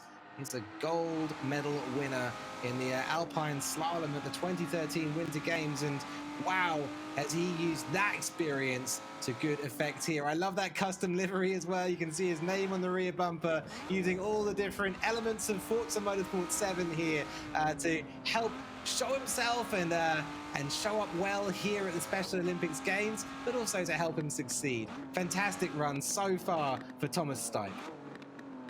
Yeah, absolutely. And just to further that conversation on Thomas, he competes in a lot of other things as well. Competed in skiing, in softball, basketball, and tennis. And this year, he had his mindset on trying to compete with powerlifting for the first time, but unfortunately was canceled. So we're glad to have him here and competing. And you'd mentioned it. He's got the experience here in esports and in Forza, and it's showing right now, leading 3 laps into the 7. His car control, he's figuring out some of these corners maybe require a little more braking, a little slower entry into them, but nonetheless has figured something out that's put him atop of the leaderboard. We're back on board now with Uzillion. Joe Grooms from Indiana qualified in pole position coming into this race and slipped down to 5th after a little bit of a upset in the first lap. It's 21 years of experience with Special Olympics. He's been involved with the organization since he was 9 years old and done a huge amount of fundraising with them in that time. Played swimming, basketball, flag football, just a few of the sports he's played there, and many more. And he says he's here because it's something he's never done before. Well, you can tick it off your list now, Joe. You've absolutely shown up well at the Special Olympics Xbox Virtual Gaming event. Maya Moth slips down to 2nd. Thomas Stipe losing the lead of the race there, and we can look forward up the road and squint a little to try and see who took it. That's Legit Painter, who's up into the lead of the race now. Legit Painter, Eric Otterson, only qualified in 6th position coming into this. Not a qualifying driver, Hannah, but somebody who in a race situation seems to be able to turn it on. Yeah, and that we've seen pays its dividends. We saw Justin Voltaggio in one of the previous divisions not maybe get the qualifying run he was hoping for, but it might not even be that. Some of these drivers just know that they have much better of racing skills and being aggressive on the race course than maybe that qualifying lap, and that is showing here for Legit Painter. And we talked about Tim Dempsey in one of the previous divisions, competed in those 2018 games, and Eric also one of those competitors. He had competed and took the bronze at the 2018 US Games, which we talked about. And again, that's going to pay off in a racetrack like this. Having that experience, having the esports and the Forza 7 experience is going to show. But it looks like Maya Moth may be getting a little competition here from Dragonlord. Is now back to that 3rd spot, Maya Moth. So losing a little track position, but we'll try and reel him back into battle for 3rd. Well, we're now on board with Dragon Moth. Kenneth Tillman is 20 years old, out of Mississippi. 7 years experience with Special Olympics. Says his favorite games are WWE games. Well, he's taken some of that wrestling, some of that, some of the special moves there, I guess, and applying them pretty nicely to Forza Motorsport 7. Looks very smooth out there on track, very poised as the camera moves around the rear bumper of the vehicle. Dragon Lord Kenneth Tillman putting in a great sprint here. A little bit of a bump there from Maya Moth in 3rd place, and surely that's going to cement Kenneth Tillman's position in 2nd. He's all the way up from 6th earlier on in this race, so he's been in the wars, he's been up and down the field, and resuming a really, really strong position. Dragon Lord here with a really strong showing. And you can see with that shot, you could see the leader there. So he had the leader within his eyesight, and carrying such high speed, and you'd mentioned it, Ali, went from 6th to 2nd in a matter of only like 2 laps. So he's obviously got a ton of track speed right now. Would love to see the battle shape up for the lead if Dragon Lord could catch Legit Painter, but it's going to take a couple mess ups by Legit Painter. And right now, as you can see, your leader there kind of on cruise control. He's driven a very smart race thus far. No big mess ups, has been smart throughout the corners. So it's going to take something like that for Dragon Lord to be able to catch him. But wow, impressive run for both of them. Yeah, you can see that on the mini map on the bottom left of the screen there, the position of the first place runner, second place just exiting the first corner, so a few seconds behind. I will say this battle has already started in the sort of shadow boxing phase, you might call it. It's all happening on lap times. They'll be able to see how close their gap is to each other and whether it's closed up, whether it's opening further. Those two will be able to exert pressure on each other by using those boards rather than by bumping each other or by being side by side on track. We've jumped backwards a little while now down to 5th position and back on board with Uzillian Joe Grooms, who has put in a really strong performance here, out on track and doing himself proud at the 2020 Special Olympics Xbox Virtual Gaming event. And again, this is his first esports competition, but he does other things as well. He likes playing sports, swimming, basketball, flag football, and one of the things I love, he likes singing karaoke. Me too. I am all for some karaoke. I used to sing in my race car when I would drive under pace laps. Usually my dad, who was my spotter, was not very fond of that because he was, I wasn't focused, but love karaoke. It's so cool. To be able to get up there on a stage and sing. I love it as well. I'm not very good. I guarantee you he is probably much better than I am, but it's all for the fun. We enjoy doing it with family and friends. So cool to see a lot of our athletes are so diverse in many different sports, and some of them trying their hand for the first time here in esports and in Forza. And so cool that we're able to create that opportunity for them, but also that many of them are so multi-talented. Couldn't agree more. Legit Painter 105. We're on board with them right now. Eric Otterson, as we've said earlier, this guy has put in a strong performance here today. Still running through these last few corners. Could throw up a few changes for him, but so far he's had the pace. Has Eric Otterson to hold back the advances of second place runner Dragon Lord. That's Kenneth Tillman, who's been on his tail since about the midpoint of the race. That 5-second gap hasn't budged though, and for every advance that Kenneth Tillman had, Eric Otterson has had a response. And here we go, the run now toward the finish line. Eric Otterson will be leaving the final tunnel and heading towards that finish line, and ready to take victory here in race number 1 of Division 4, the 2020 Xbox Special Olympics Virtual Gaming event. Race number 1 of Division 4 goes to Eric Otterson, second place for Kenneth Tillman, and Thomas Stipe will come in across the line in 3rd. And what a drive for all 3 of our podium sitters here. Kenneth with the big move from 6th to 2nd. Legit Painter, Eric Otterson getting out front and not losing that front running position, which is a task all on its own. And Thomas Stipe had great battles throughout it. Loved his paint scheme. Looking forward to watching it again here shortly. Well, we can check out some of the highlights of that race. It was a race to remember out there on the Dubai circuit, a Forza original, and what an amazing circuit it is. You were saying it, Hannah, it moves through these different locations very, very quickly. 1 second you're on a highway, the next you're going through a tunnel. There's sand on the road, there's bumps, there's high curbs, there's all sorts of different obstacles for the drivers to try and navigate, and they certainly did throw a few drivers off, but also everybody eventually clicked in and when they got there, they covered themselves in glory. Maya Moth had a strong run in the early part of the race, slipped back later on, and it was really all the story of Dragon Lord and of Legit Painter from then. Those two drivers heading off and having this very, very soft shadow boxing style of a battle as they attempted to beat one another through the lap. Brilliant racing. We're going to be heading next towards Silverstone, another classic track, this time one from Real World Grand Prix Racing, and it's one which, of course, hosts the British Grand Prix, so for me, certainly a track that I think of very, very fondly. What do you make of the place, Hannah?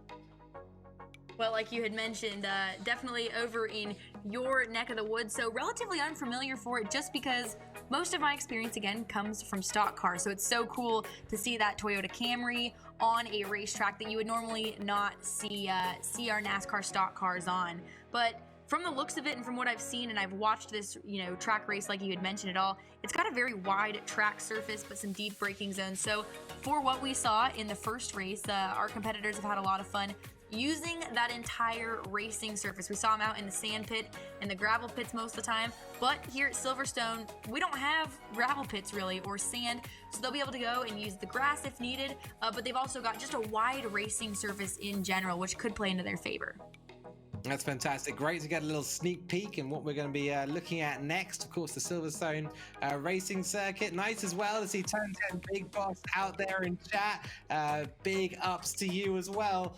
We're just waiting right now for results from that first race of Division 4, and we'll be able to see how things cooked out after adjudication. They've got a big bubbling pot of adjudication stew on the stove, and it smells delicious, but we can't have any quite yet. I have to wait for that to get dished up, I guess, to continue my metaphor awkwardly.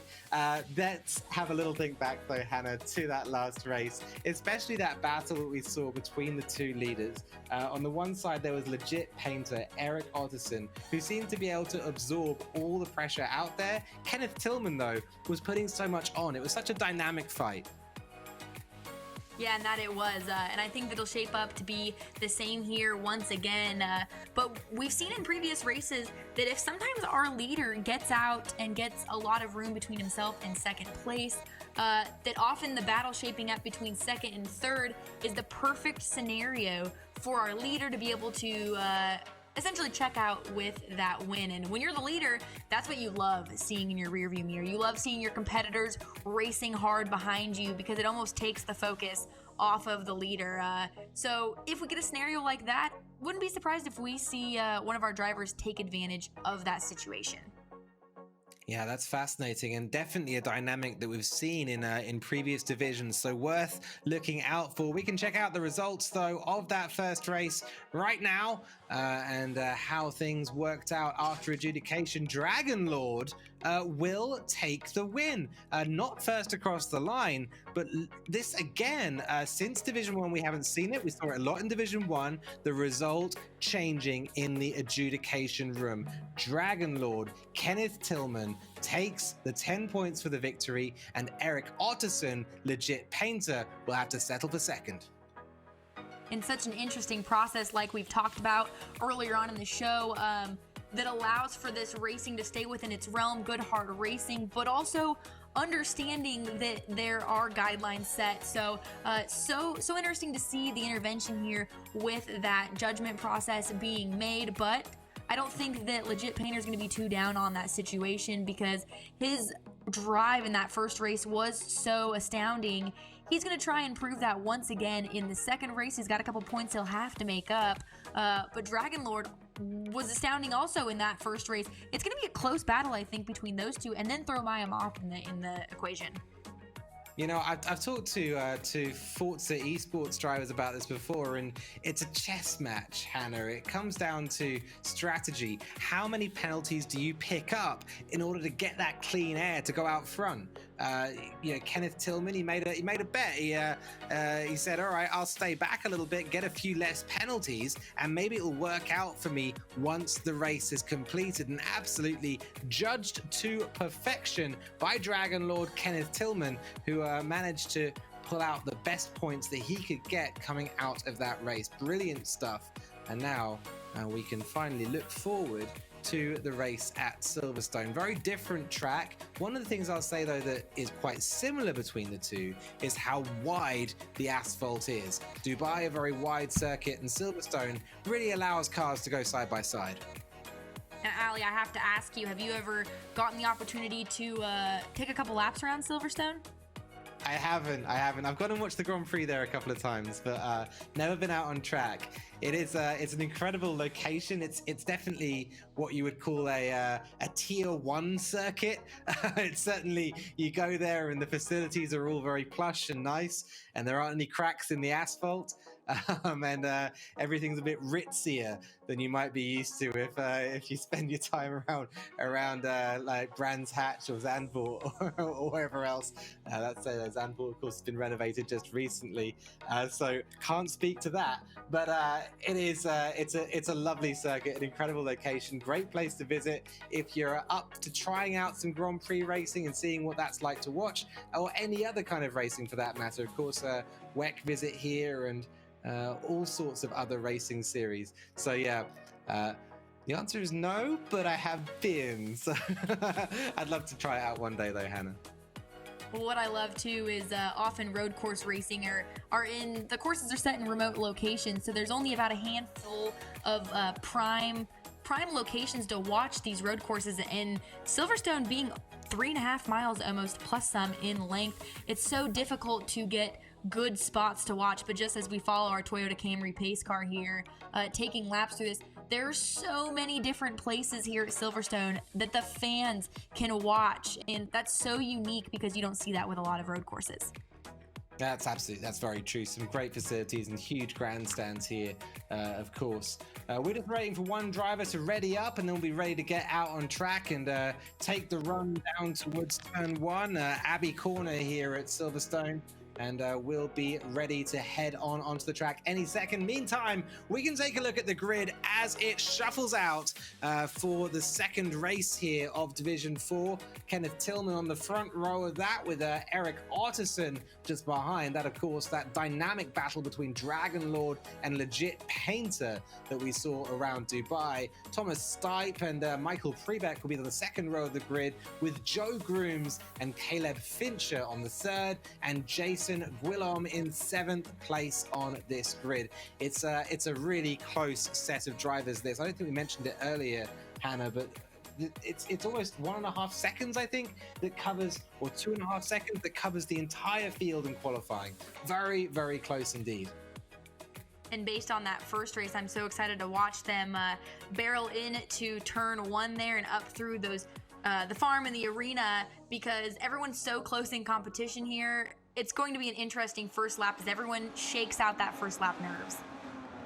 Here we go, on board with that battle between Dragon Lord and Legit Painter on the run through turn 1, and there's someone else who's a lot braver than both of them, who puts the track and puts the power down on track and pushes through on Abbey Corner. A lot of cars out wide through the tight right-hander at the top here of Farm, and now as we head back round onto the back straight of this track and the run round towards Brooklands and Luffield, we are all chaos, all smoke, and we'll wait for that to settle before looking up through the field and finding out who has settled where. Dragon Lord looks to have found a lead for himself here. Kenneth Tillman looks to have made himself a lead in this run through the first lap. MP Racing just behind. And I'll tell you what, that's exciting, Hannah, to see MP Racing up this high on the grid order. Michael Prebeck from Wisconsin wasn't somebody we spoke a lot about during race number 1. Great for him to get a moment to shine. Yes, and he finished that 4th place spot at Dubai. But again, great run here, able to get up in that front, lead some laps, which is super cool to be able to do at a racetrack like this. But we finally have allowed everyone to shake out, like we said, those first couple turns jitters, and everyone now shaping up to try and race hard here with 4 laps at Silverstone. But you'd mentioned it, Dragon Lord to the lead there, acquired that win over the judgment call in that first race. So can he sweep both of these races? It's a possibility, because right now we're in the situation of he's been able to put that distance between himself and second place, but not by much. You've got second and third trailing him pretty hot on his tails, and such a difficult racetrack with very tight corners. It allows for a lot of opportunities for simple mistakes, as far as maybe just going into a corner too quickly and losing that track position. But everyone so far in that top three has been very smooth through their corners. That's definitely been part of the skill set here that Silverstone really requires, really needs. A little bit deep on the brakes there for the two leaders as they run through Club and the last couple of corners here at Silverstone and begin their second lap. You're going to see them just edge over this curb, and ahead of you can see the grid on the ground, and the cars settling down now, pushing across the line and heading towards Abbey once again. Kenneth Tillman, Dragon Lord, continues to lead the race, and it's MP Racing, Michael Prebeck, who's going to be in second. Michael Prebeck said that this event brings together everything he loves to do, combined in one event. That's Special Olympics, video games, and racing. Well, we couldn't be happier, Michael Prebeck, for you to have an event like this to enjoy. It's been fabulous watching you race so far, and powering down here, you can see how smooth and how well poised he has this Aston Martin GT12. And that's no easy thing to do, because this car is very, very powerful indeed. And that it is, and it takes a lot of practice, but a lot of these drivers, again, have put in the time and the place there and the efforts to be good. And your seventh place runner there of Rodman Warb, Jason, out of Sacramento, Northern California, he said that he practiced every day leading up to this event and was constantly trying to improve his scores while playing video games, and he just loves to compete. And that's what's so cool about this is they just love the competition. We all love the competition aspect of getting on the racetrack and competing with your friends, and I love hearing that a lot of the competitors love to go after their own best scores, try and be their own competitor as well throughout the midst of this. But it's so fun, and Jason's been a part of Special Olympics for almost 3 years, and while misses playing sports and seeing his fellow athletes in person, this has been a good part of it as well, because he likes creating the schemes as well on these cars and playing here on Xbox. So love that all these worlds are able to come together here, and hats off to be able to practice every day. It's showing with a good run. Absolutely. I'm always stoked when we get on board with the Zillion here. We get to see the custom livery. There's game tag on the back of it there. Maya Moth, that's Thomas Stipe, of course, who's driving that car. But it's been fabulous to see just back here. Excuse me, with Maya Moth's car. What am I talking about? But nonetheless, Thomas Stipe's the guy behind the wheel, and a great paint that he put together for the event as well. Here we go now, just exiting Stowe for the second time, and we'll run down to a Club once again and get toward the end of the second lap here at Silverstone. The first three drivers all putting in pretty solid results so far. Dragon Lord has been running ahead and really has been untouchable. I've got to say, Dragon Lord's gamer tag comes from his love of Dragon Ball Z, and I would certainly say that Dragon Lord's power level is now well over 9,000. This guy, 9,100 in fact, looking at his gamer tag, the guy putting in a brilliant result here. Absolutely, everyone again in those top three, you can just see the finesse and the patience in executing these corners, staying right in that racing groove that we see the professionals run as well, and that's showing as they continue to gap themselves throughout the field. And some people would say that when cars get spread out like this, that it's sometimes difficult. But honestly, I kind of like to see, and I love to watch when cars are single like this, because you get to see more of the driver and how the driver thinks going through these corners when they're by themselves. And it's been fun to watch Dragon Lord here, because oftentimes you may not take a corner the exact same way, but if you watch Dragon Lord, he is hitting what we call his marks every single lap. He's pointed out things on the racetrack that he identifies as, braking points and turning points. And you see the brake lights light up there on his car. It's so cool to watch, these drivers thinking when they solo race like this, because it's so much more than people think. There's so many different mental attributes that go into performing at this level.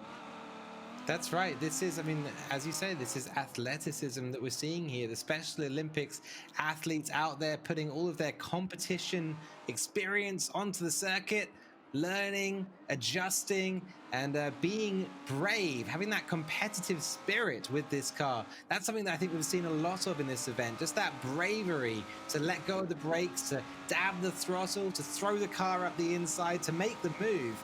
And, you know, coming into the event, that was one of the things that I wasn't sure about whether or not we'd see. It was like that thought, hey, I'm going to go side by side with somebody. I'm going to move alongside. I'm going to make a realistic move here. I'm going to make a move that insists that I come on through. And we've seen that in spades out there on track. Just a brilliant amount of that assertion that they're hungry for the position, that they want to get through and eventually be victorious in these races. Yeah, absolutely. And Ali, you know, both you and I cover a lot of different series and different forms of racing where the competitors compete with each other on a weekly basis, if not have been competing against each other for years. And so there's almost a level of comfort in that for those drivers, knowing their fellow competitors and knowing their racing styles. So our drivers and athletes today already have the new challenge of racing against competitors and athletes that they don't have maybe prior experience with racing. And that's sometimes very difficult to try and figure out your fellow competitors on racetrack in such a short period of time, but they've all done that so well. Again, we've seen great battles all throughout the day, continued to see them in this race as well. So just one more notch of things that they've just continued to impress with, and getting on a racetrack with competitors you've never raced with and putting on phenomenal racing. Yeah, wow, that is a fantastic point. You know, for a lot of drivers out there, they'll be racing together not just in the given series that they're in for a number of years, but really coming up through feeder series together. There are drivers who will meet up when they're in elementary school and to spend their whole careers driving together and in the same series, and will know each other inside and out on track. And instead, we're seeing a lot of drivers out there today learning about the competitors who are around them and doing a fantastic job of understanding how that changes the way that they have to interact around those cars. And that's fantastic to see. We're on board here with third step on the podium runner on the last lap, Uzilian. That's Joe Grooms, 30 years old, from Indiana, and putting in a strong performance today. Up the road from him, MP Racing has held on, pushed on, and kept that gap to the leader, Michael Prebeck, in second place from Wisconsin, just 1 year younger, 29 years old, and with 9 years of Special Olympics experience. But the lead of the race, Dragon Lord 9100, has done an incredible job today. There is no two ways around it. Kenneth Tillman, after a stunning result in race number 1, now pushes toward the line at the close of lap number 2 with a last-minute move from MP Racing, a desperate move through the final chicane. But Kenneth Tillman will take the victory here in race number 2 of Division 4 of the Special Olympics virtual gaming event. Brilliant stuff. Absolutely, you love to see it. Again, finished second, but was given that win in the first race and said, hey, I still have what it takes to win, collects that win. And Michael Prebeck turned heads that entire race with that second place run. And right at the end there, Joe Grooms making that move for the podium position. It paid off. All three of them phenomenal today. Phenomenal, exactly. I loved that two quite cagey battles there we saw today. Kenneth Tillman, first of all, eyeing up against, looking back, it was Legit Painter in Dubai. And now in race number 2, and we can look at the replay of that as we go, Kenneth Tillman went up against MP Racer here. And again, that kind of dynamic where one driver is exerting pressure on the other one has to absorb that pressure and do his best to hit his marks and to do his to keep circulating around the track as we watch the somewhat chaotic start to the race there. To absorb that pressure and to exert that pressure is such an art form in racing, and these are two drivers here in division number 4 who have mastered that. Yes, absolutely. And even more so, you know, the fact of being on a console. When you're in real life and you're in a car, you physically can feel the lean on of another driver. So you hit it there, Allie, to be able to find that and really work on that and know that limitation is so cool to watch and so cool to see. And you'd mentioned it, a couple of our athletes have really found that, and that's produced great results for them, entertaining racing for us. Yeah, it's great to see. We're going to be heading in towards getting the results next for that second race. So hang tight for those, because they always change things up. Think back to Dubai, where it looked like nothing had gone on really, but Legit Painter picked up some in-race penalties, and those penalties ended up dropping him from first position to second. That was Eric Otterson losing out to Kenneth Tillman there for the victory. So Dragon Lord took victory in race number 1. And we've seen Kenneth Tillman cross the line in the lead of the second race. That doesn't guarantee anything. Adjudication still have to look through all this stuff and make sure it's all happened above board and by the rules of racing. I'm excited. I'm excited to see how division number 4 settles out, and the Aston Martin GT12 has certainly not disappointed for me at all. All right, so before we head on over there, let's chat a little bit about the event in general. You guys could donate if you're watching along using your Microsoft reward points, and keep in mind that every donation that you make before June the 30th will be doubled by Microsoft. So it's hugely, hugely impactful to send through a donation before that time. And there's still time also to thank these athletes for inspiring you today. So you could go to flipgrid.com and post a message before the event ends. The show of support has been so great to see, and there are some really fun videos up there. It's been absolutely fabulous. There's some incredible videos from some of the some really well-known faces up there, and yeah, definitely I would go there and check it out at very least, and perhaps post your own as well. Say a few words of support for your favorite athlete, or congratulate them for a particularly good result or a result that you'd be proud of. It's a fantastic space and a really nice thing to have together for this event, where everyone can kind of share their feelings and the things that they like about Special Olympics and this set of athletes. We've got the results ready though for race number 2, and we'll be able to see how things shook out in division number 4. Kenneth Tillman, with a win in the first race, is demoted to second in the second race, picks up 8 points, but it won't be enough to shake him off that top spot of the podium. Michael Pribeck with a 5th place and assuming first position after post-race penalties in race number 2 will take 2nd place, and Eric Otterson back there in 3rd. Joe Grooms in 4th. Thomas Stipe does a great job there in 5th. Caleb Fincher in 6th. And Jason Gwillom there in 7th position, covering himself in glory. All 7 drivers putting in fantastic performances today. Absolutely, Allie. It's been so fun to watch them. And again, the battle there with Dragon Lord and MP Racing on who was going to get those wins. Both of them, somewhat spread out on the racetrack. So it all goes back to looking at these race results right here and the numbers in front of us. Don't even tap into what took place on the racetrack and everything that went into these drivers and their laps that were raced today. So interesting to see how things have panned out.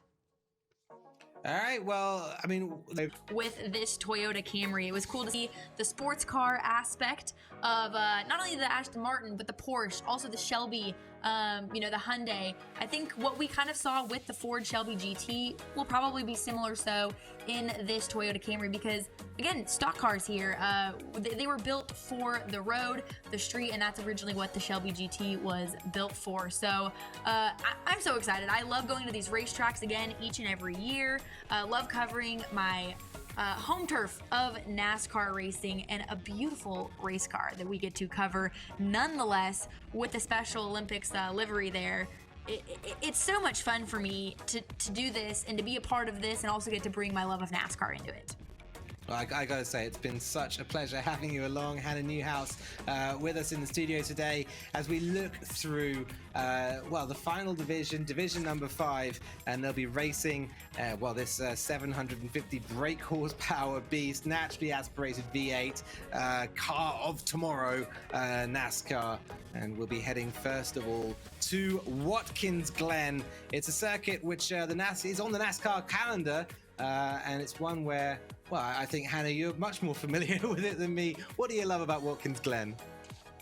Well, first off, the beautiful sights that come with Watkins Glen. It's always such an enjoyable racetrack to go to because it's a beautiful time of year that we do go there. But a little bit different than something we've seen all day is it got long, sweeping corners, somewhat that we saw in Sonoma, and it's got smooth, wide asphalt. So the drivers always love going here. It's definitely a driver's favorite on there.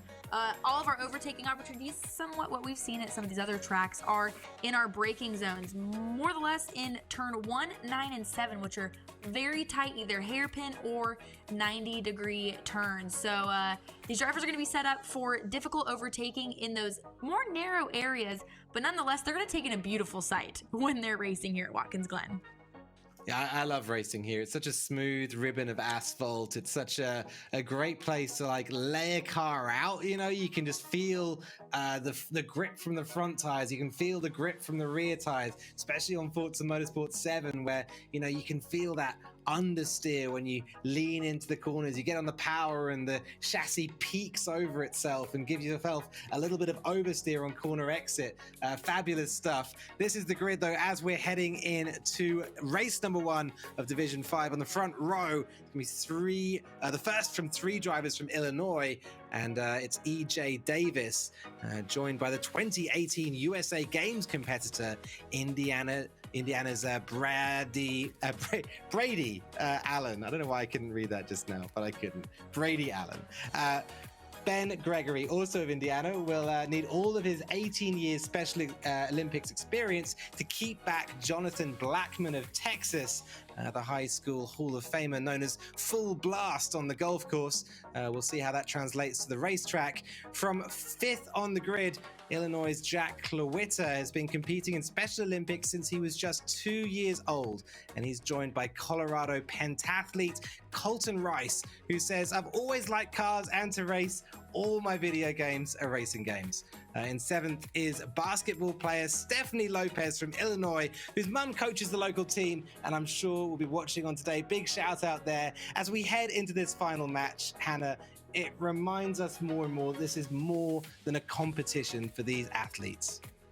It is so much more. It's so cool to have the family involvement and the friendships that will be made leaving today's event. It's been so enjoyable for us to be a part of as well and get to know these athletes. And another thing too, we've talked about it throughout some of the other divisions, and even going into this, is what I love about esports and especially Forza is that it creates an even playing field for so many different reasons. I mean, if you look at our field, we could almost come up with the age versus youth thing here. We've got 2 drivers in the field that are 14 years old. Stephanie is 15 years old. And then you've got drivers like Jonathan that are 39 and 28 with Ben Gregory. So it's so cool in not many sports that you can do that with, to create such an environment for anyone to be able to come and play. Your mom, your dad, your siblings, to be able to come and compete here. Nonetheless, looking forward to this final group of races. Here we go then, run down towards turn 1 at Watkins Glen. Big moment outside of the T1. Plenty of runoff there, so you can afford to take a knock and keep on rolling.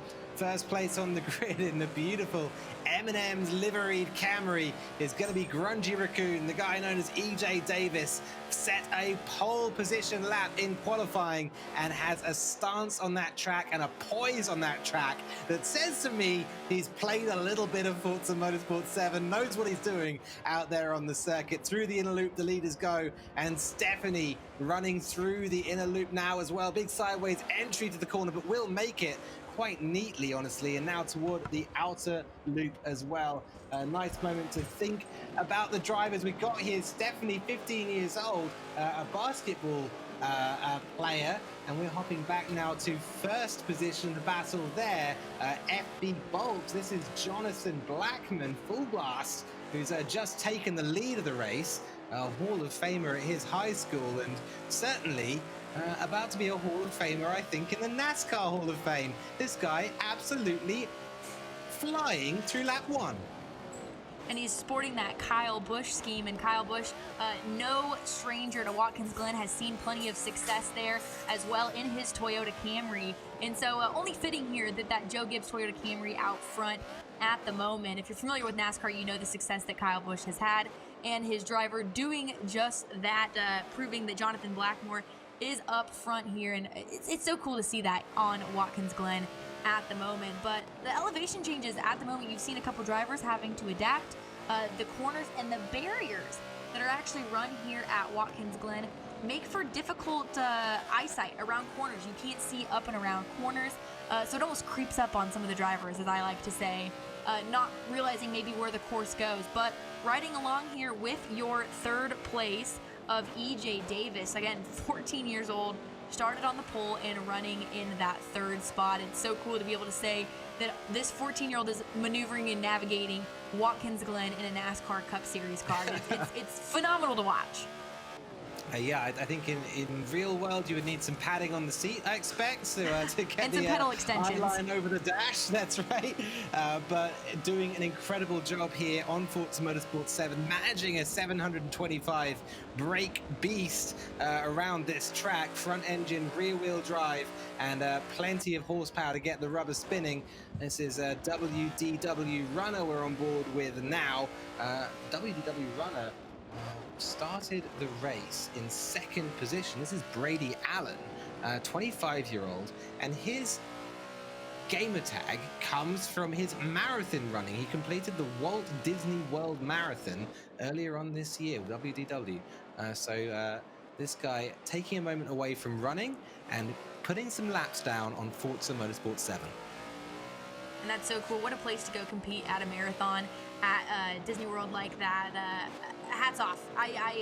Me and running, we don't do well together. Me and cardio. I prefer to do my cardio up and down on pit road at NASCAR races. But so cool to do that and to be able to also incorporate that into his gamer tag. But Allie, we've got kind of a battle here shaping up. We talked about the age versus youth. We've got 3 drivers from Illinois and 2 from Indiana. So you've got the Midwest folks here kind of taking over this 5th division.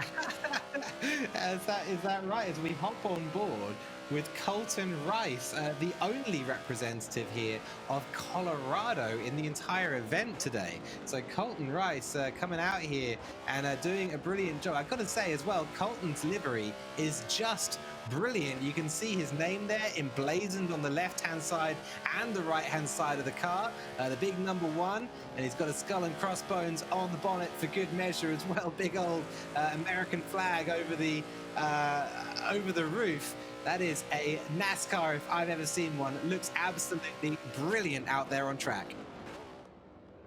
Yes, it does. And Colton, not only can he decorate his race cars, it's been so cool. He's been involved in the Special Olympics since 7th grade, and even more so, we joke about having used our travel miles today to go to Germany and go to a lot of other places, but he's actually got to travel to some really cool places. He traveled to Baku, Azerbaijan, and I'm hoping I said that correctly, for the first World Youth Leadership Conference, and he taught the local youth how to play Uno. That's super cool. Half the time I'm not even sure I know the rules to Uno, but so cool to get that travel opportunity and to go and be with the youth over there. It's great. And now he went back to his high school to teach and coach basketball. It's so cool to hear that from Colton Rice and all the experiences that he's had, and then also to be able to come here and compete today. And I love the fact that the back bumper is checker print. It's so appealing to watch. It's brilliant, and you know, I've said it so many times throughout this competition, throughout rehearsals, and throughout chatting about the show in general. All the athletes we've seen out there are just so inspiring, and it's so great to be able to chat about them throughout the event. They have these amazing stories, and it's fantastic and a great honor and privilege to be able to feature them. Hopping on board here with prototype 1354, Ben Gregory of Indiana. 28 years old with 18 years of Special Olympics experience, heading through what's called the toe of the boot here at Watkins Glen, the boot extension to the track. You can kind of see why it's called that in the bottom right of the mini map. It looks a little bit like a shoe, sort of sticking off of the track, and then running down now towards the heel. Looks like a smooth run for Ben Gregory as he locks up a little bit heading through the brake zone, but gathers the car up very nicely indeed and continues to power out. Now we're on board with Jonathan Full Blast Blackman once again, and this guy, a brilliant runner, and we could see how well he'd done early in the race, where he just moved up, sluiced his way through the field. But now, Hannah, a different challenge is sort of starting to develop. Colton Rice has been closing the gap incrementally, sector after sector, corner after corner, closing up, and very, very soon, I believe before this race is complete, there will be a battle for the lead, and we'll see whether Jonathan Full Blast Blackman can hold on up against Colton Rice. And Colton Rice has him within the distance to start challenging, and he's been quick thus far, reeling in our leader of Jonathan, like you mentioned there. And Jonathan going through the corners, the tail end of that race car starting to slide out, and you almost get a little nervous when you see someone in your rear view mirror, and there it is. Around the outside of him he will go. Colton Rice will take that lead on the last lap here from Jonathan. Can he set him up for this final lap? There's a couple more corners left, but right now Rice in the lead. Brilliant move, an opportunistic move, waited for a chance, and there you go. Colton Rice of Colorado takes the lead of the race. Just one lap remaining, and we're sitting on board here with FB30 Bolt, Jonathan Blackman, looking forward up the road, and he'll be thinking, where can I make that move back? Which part of this track can I use to my advantage to slip on past Colton Rice? He's had a brilliant amount of awards from Special Olympics. Athlete of the Year for outstanding participation and advocation stands out for Jonathan Blackman. What an amazing thing to achieve. And out here on the track, he's certainly showing why he's got that award. Great runner and a great race here at Watkins Glen. Yeah, and Ali, you'd mentioned earlier in the race that Colton has always liked cars, and all of his video games are racing games, and that's paying off right now. That's shown that he has the capabilities of racing on these video games and having the car control. So amazing to see. Unbelievable. Yeah, I mean, you're right. It's an amazing amount of skill from Colton Rice, who took the lead just at the end of lap 4 and 5. We are seeing up on the ticker there that sadly, second place runner Jonathan Blackman has disconnected on the final lap. Your heart goes out to him because it was an impassioned race and a brilliant race that he put together so far. Unable to finish it, but hopefully we'll be able to see Jonathan Blackman in race number 2. I certainly hope we'll have him back for the final race today. For now, though, as we come through the final corner, Colton Rice revs up the engine for one more time, uses all that 725 horsepower, and pushes it across the line to take his first victory in the 2020 Special Olympics Xbox virtual gaming event. What a drive from Colton Rice, who pushed his way up through that field and made it happen for himself.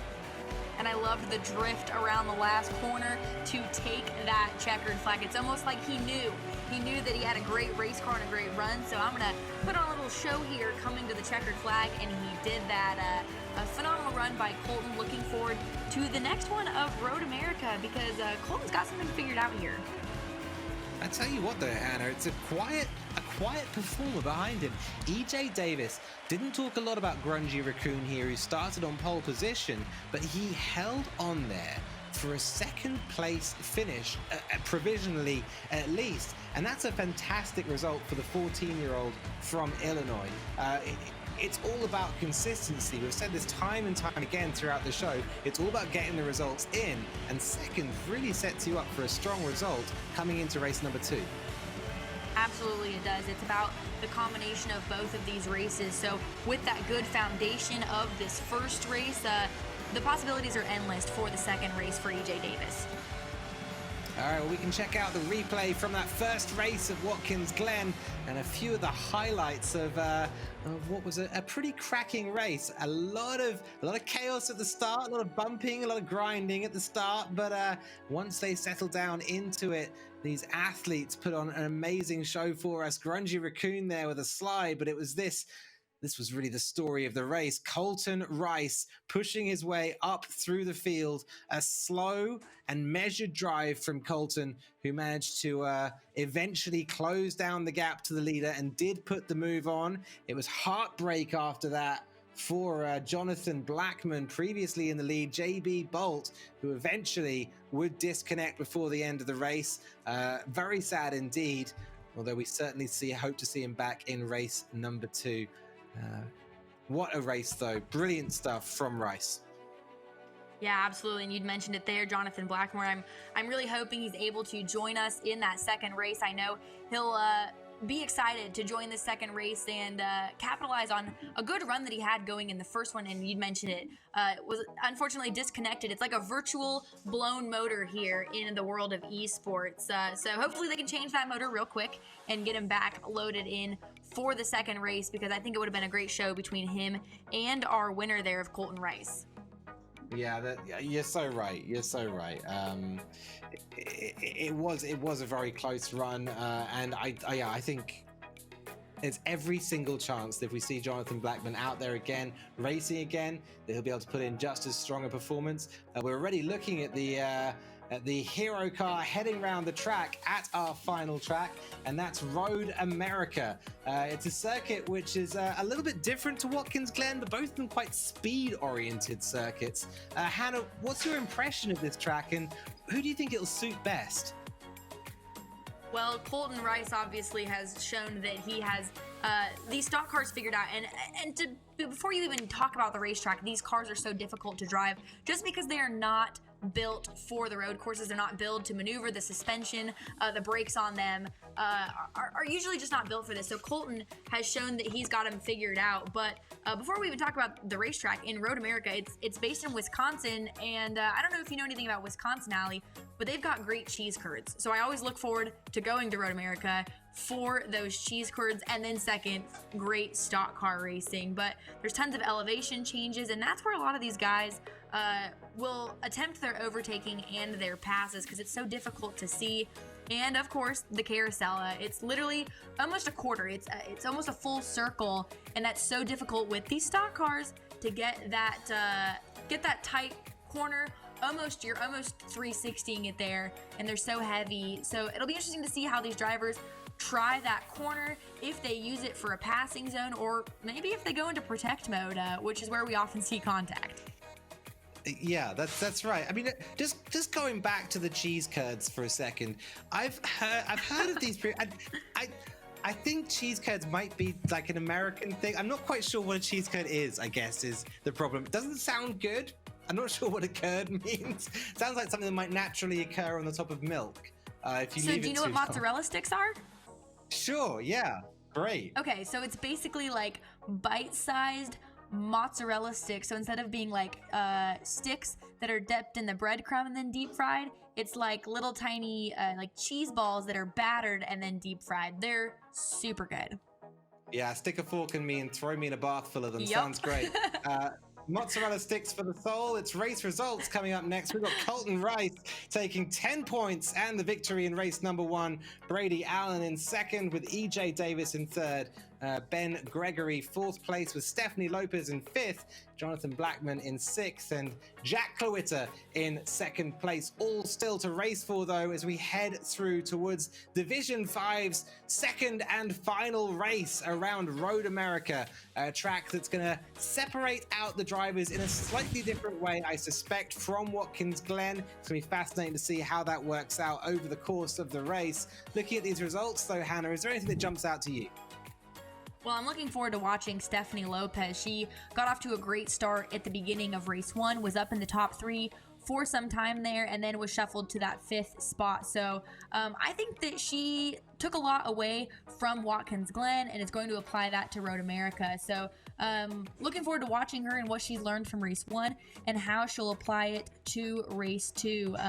And also, you know, EJ Davis and Brady Allen also were there at the tail end of the race, but just needed that little extra oomph to be able to catch up to our leader of Colton Rice.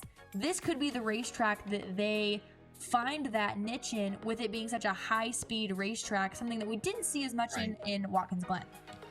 Yeah, no, right. Yeah, very true. It's a long old run down towards turn 1 as well, especially on lap number 1.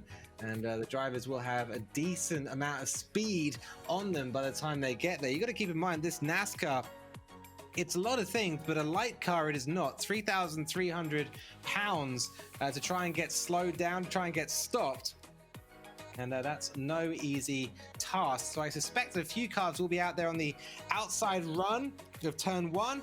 At the same time, it's all about who picks it up best. It's all about how that consistency develops throughout the race. And that's been the really fascinating thing to watch here in today's racing.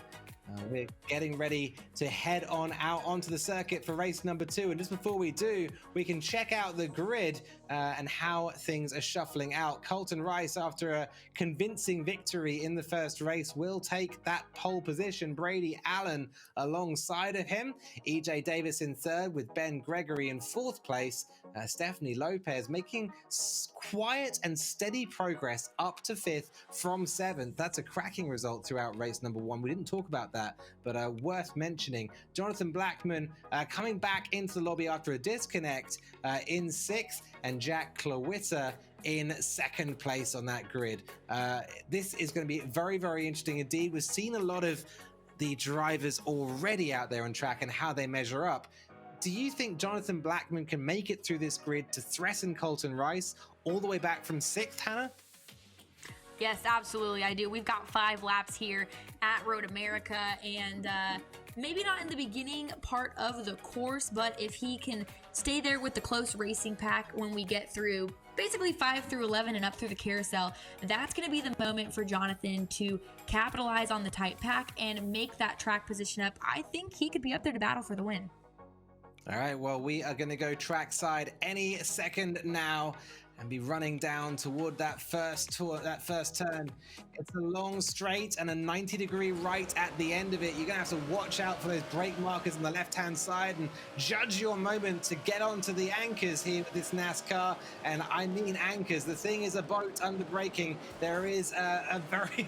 you sort of file a letter and ask it to slow down, and it may or may not acquiesce to that request. Through turn 1, though, they all go, and remarkably cleanly as well, as we run here with Grungy Raccoon, EJ Davis, who slides in a massive way, big spin, and we see the roll flaps there pop up on the NASCAR to stop it from flipping over on itself. EJ Davis with a big slide through turn 2, and now the run down towards turn number 5 at the bottom of the hill. We're on board with Colton Rice once again. 4th place, but looking up the field towards this battle right here between Prototype and the other 2 drivers fighting for the podium. That's Bolt and Rice already. So a WDW runner slipping down to 4th. Wow, though, Bolt already in the lead. Exactly, he timed that just right, made it through the first couple turns, and watched everyone else figure the racetrack out. My guess would have to be he already had this racetrack figured out coming into this event, because he timed it perfectly from 7th place to 1st place within the first lap. This is his redemption run, as we can call it. Like we said, he disconnected during that first race, a virtual blown engine, as I like to say, and has now rejoined and is ready to, prove that he had a good run going for him in that first race. So I love watching him because he's so smooth. And again, that's something huge with these stock cars, because they're so heavy. Getting them slowed down, it's a momentum race for them, and not trying to manhandle these race cars where they don't want to go. It's as crazy as it sounds, you almost have to let the car tell you where it wants to go, and he's doing that. You saw him use the whole racing surface, go all the way out to the wall. Didn't touch the wall, but kind of let the car go where he wanted it to keep up. But don't look now, here comes Rice, Colton Rice in that 2nd spot, already trying to work down our leader of Jonathan Blackmore. It was shaping up to be a good battle in the first race. And now I think this is the time that these two had set it up for. It's going to be another battle for your front position. Yeah, it's going to be excellent to watch on board right now with Colton Rice as he eyes forward up the road across the line to start the second lap of the race. And ahead of him, the only driver between Colton Rice and those 10 points for the victory is Jonathan Blackman. He's been running a good race so far, straight up from almost the back of the pack to the lead in the midpoint of lap 1. It was an unbelievable start for FB30 Bolt. And now on lap number 2, that pressure starts to build up again, just as we saw at Watkins Glen. And we get another bite of that apple, that sweet, sweet apple of competitive Forza Motorsport 7, as the two of them begin to close the gap. And you start to see whether or not Colton Rice has it in him to put the move together on the driver ahead. Absolutely awesome battle that we're in store for. It is indeed, and you can see Colton want to close that gap so quickly. Just wasn't able to get slowed down there, and I'd said it in a previous race, when we go to these courses that have grass and sand pits like that, and you see the drivers lose control almost in those parts of the course being on the grass. It's like putting, again, soap on your hardwood floor and taking a run at it. You have no traction and you're just going to slip and slide. So being able to regain control of these cars, get them back on the asphalt racing surface is the key here to be able to reel back in the leader. And so again, your leader right now, though, in front here in that Kyle Busch car. It's so cool, again, to see that with just all of my history here in NASCAR. Your leader, contact here with Prototype, though. Again, Prototype, I believe, is in that 4th spot and goes into the dirt there. He'll have to get that car back on the racing surface. Yeah, WDW runner and Prototype coming together there. That's Brady Allen and Ben Gregory, 25 and 28, and both out of Indiana. So two drivers from the same state, no team orders, it looks like, from the Indiana Special Olympics organization. We're back on board here with Prototype, who's back on track and already running very well indeed. We mentioned it earlier on, but any contact you see won't result in damage to the cars here. The damage isn't set on, it's just cosmetic, so maybe you'll get a bump or a scratch on the paintwork, but nothing will stop working internally for the car, and you won't have to worry about anything like that. Prototype already back on track, but up the road, Colton Rice continues to chase down the leader. That's Jonathan Blackman, and we're back on board with Rice right now. He's a soccer player with the Colorado Rapids. He won Male Athlete of the Year in his senior year and represented USA in youth leadership. As Hannah said earlier on, this guy has done it all, seen it all, and has a huge amount of experience under his belt at the young age of only 19 years old, already able to dish out a huge amount of pressure. I will say, though, the guy he's dealing with is plenty experienced on his own right as well. Jonathan Blackman, I wanted to add, is a medal winner at the World Games in 5K running. And that, for me, says that he's in for the endurance. He's able to take the pressure for a long period of time. He's able to deal with it as we pass the back marker there, running through towards the carousel. Bolt, of anybody out there on track, has that endurance and that ability to persevere. And that he does. He's been able to stay focused for the 3 of the 5 laps in the book so far. And that's difficult at these race courses because there's so many different aspects of the racetrack that you need to be sure that you're not over driving or overshooting because one simple move could close the gap, and we've seen it as Colton Rice continues to reel in Jonathan Blackman there, and he'll get almost to his back bumper and then almost gets a little excited and is unable to get his vehicle slowed down, and that results in him going off course. And then you see the gap, open back up again between those two. So right now, Colton Rice, with a good run, has managed to start to reel Bolt back in. But it's going to be a matter of over this hill and into that turn 1. Is he going to be able to get his car slowed down? Because this is the same turn that Colton tends to lose a little bit of space on Jonathan for. But Ali, you said it there. He's got the experience. He has been so precise in every single one of these laps. The patience is there. It's just going to be a matter of Colton borrowing a little bit of that patience to catch him and then let the battle ensue. It's such an interesting art, motorsport, and this is why I love casting it, I love calling it, I love chatting about it with people like yourself, Hannah. It's fantastic amount of skills that come together to make the ideal driver, and almost every driver out there has, you know, one or two of these skills in abundance, and other ones are things that other drivers have instead. Rice with that bare pace to absolutely storm it on the one lap here, but not able to quite close up when the pressure gets particularly high.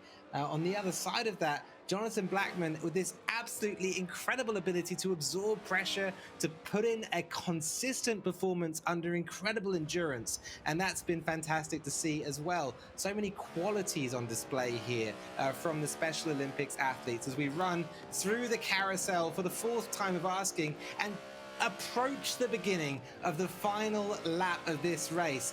The kink here that we're heading up onto on the back straight, one of the hardest corners in all of the world of motorsport, and a little tap off the throttle there, a little wide from Jonathan Blackman, who's going to touch the grass and surely will be caught up somewhat there by Colton Rice, who sluices on by in the run down toward Canada corner and will take the lead of this second race. Rice already wide though, and Jonathan Blackman will be eyeing forward thinking this isn't over, there's still more I can do about it. One lap remains on the books. And this is what we called. We knew if these two drivers were able to catch each other, Colton capitalizing on Jonathan's case of the speed wobbles. You saw him carry that momentum, get loose, and finally was able to recollect, but that allowed Colton to close that gap, pass him, gain that top running position. We have plenty of corners left though here in the final lap. So this is the final lap of the final division today at Road America here. And Colton right now has to remain calm. We've seen Blackman remain calm this entire race. Now it's Colton's turn. He's got to keep his competition behind him.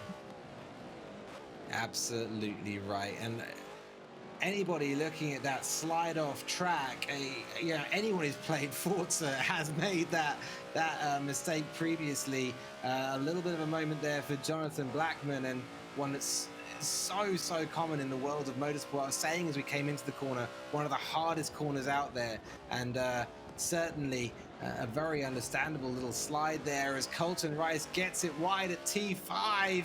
It's going to close that gap out once again as we run towards 6, and the long, complex, sort of infield feeling section here at Road America. This battle not over at all, and it's going to go and go. Just less than a car length between the two of them now as they head down and run toward the carousel for the 5th and final time.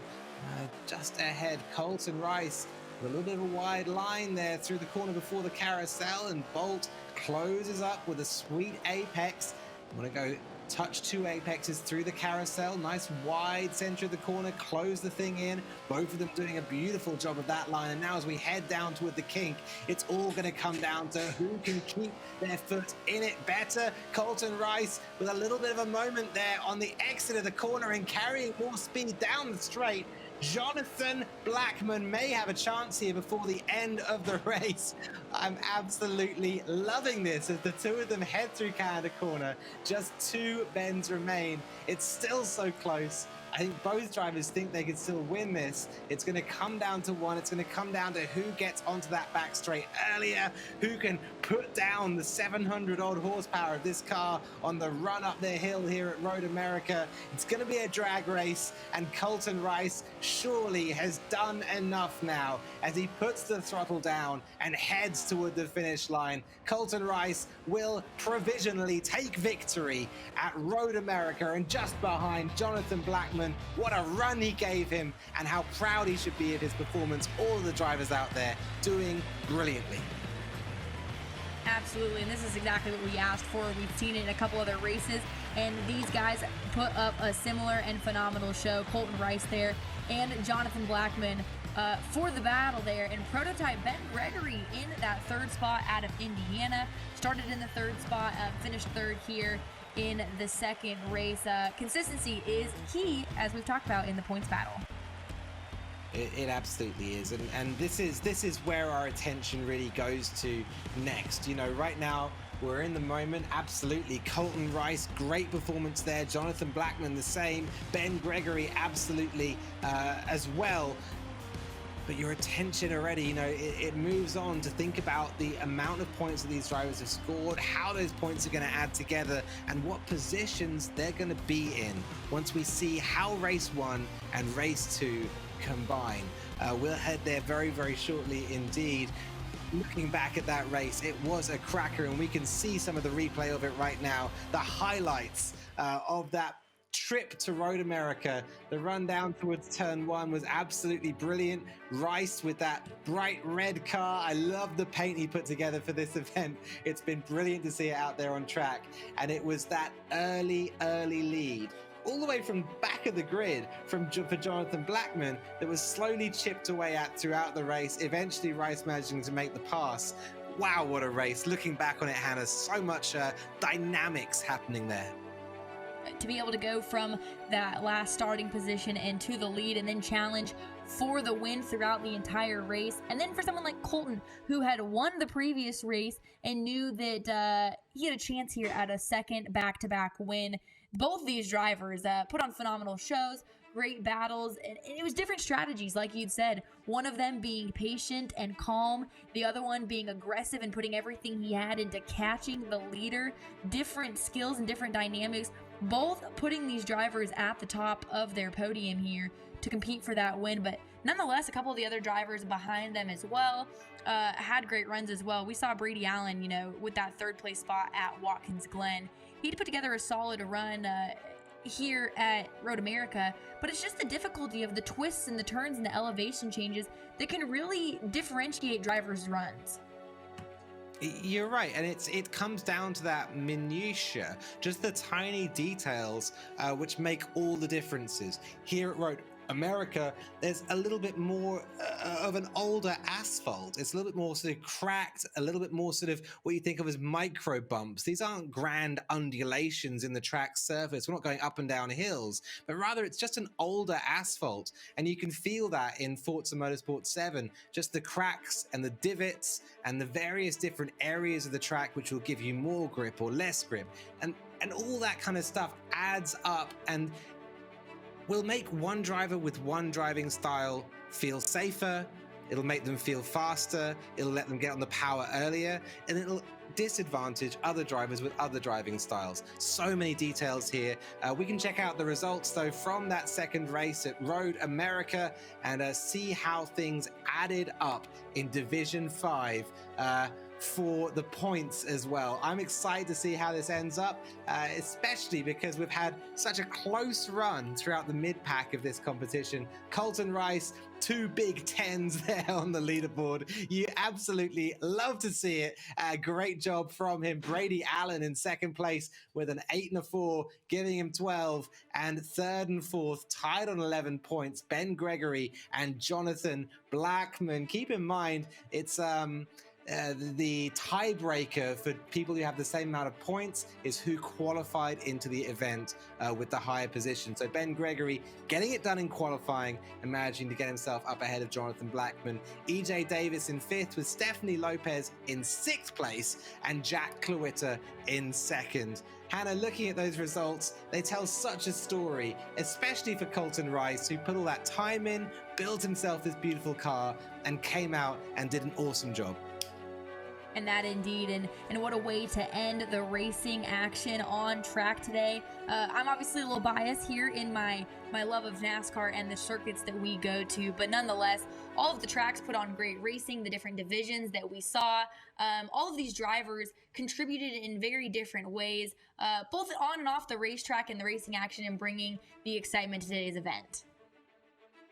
That's absolutely right. I mean, I love this. I love this division as well. I think they put in some beautiful racing. For me, it comes down to maybe this one versus the Porsche Cayman GT4 for the ultimate, most exciting racing that we saw out there. Regardless, let's head on over to the Minecraft arena and, well, get ourselves back accustomed with a place that we just love to be. Here we are back in this beautiful environment. There's something on the desk. Unsure what it is. Some kind of, I would say, seagull. It's a chicken. A seagull? It's a chicken. We've been invaded by chickens. There's chickens everywhere now. This has been there why are so this many event has chickens. been This is fantastic. wonderful. First we had This is snowball why it's so fights. great. Now we have chickens. Absolutely brilliant.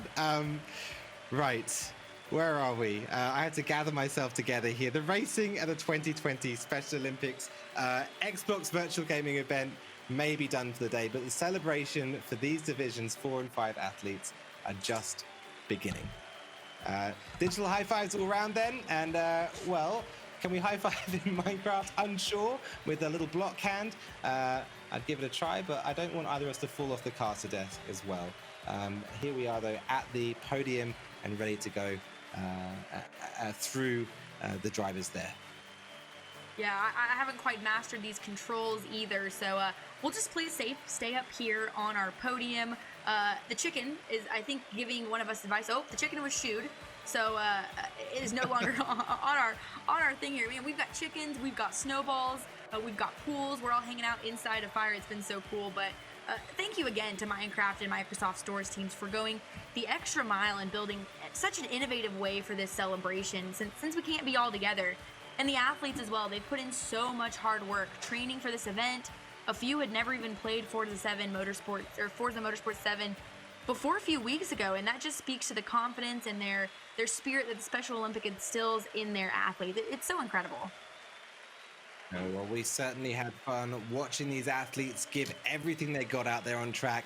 Now it's time for them to relax and savor the moment as we recognize each and every one of them, starting with the highlights from Division 4.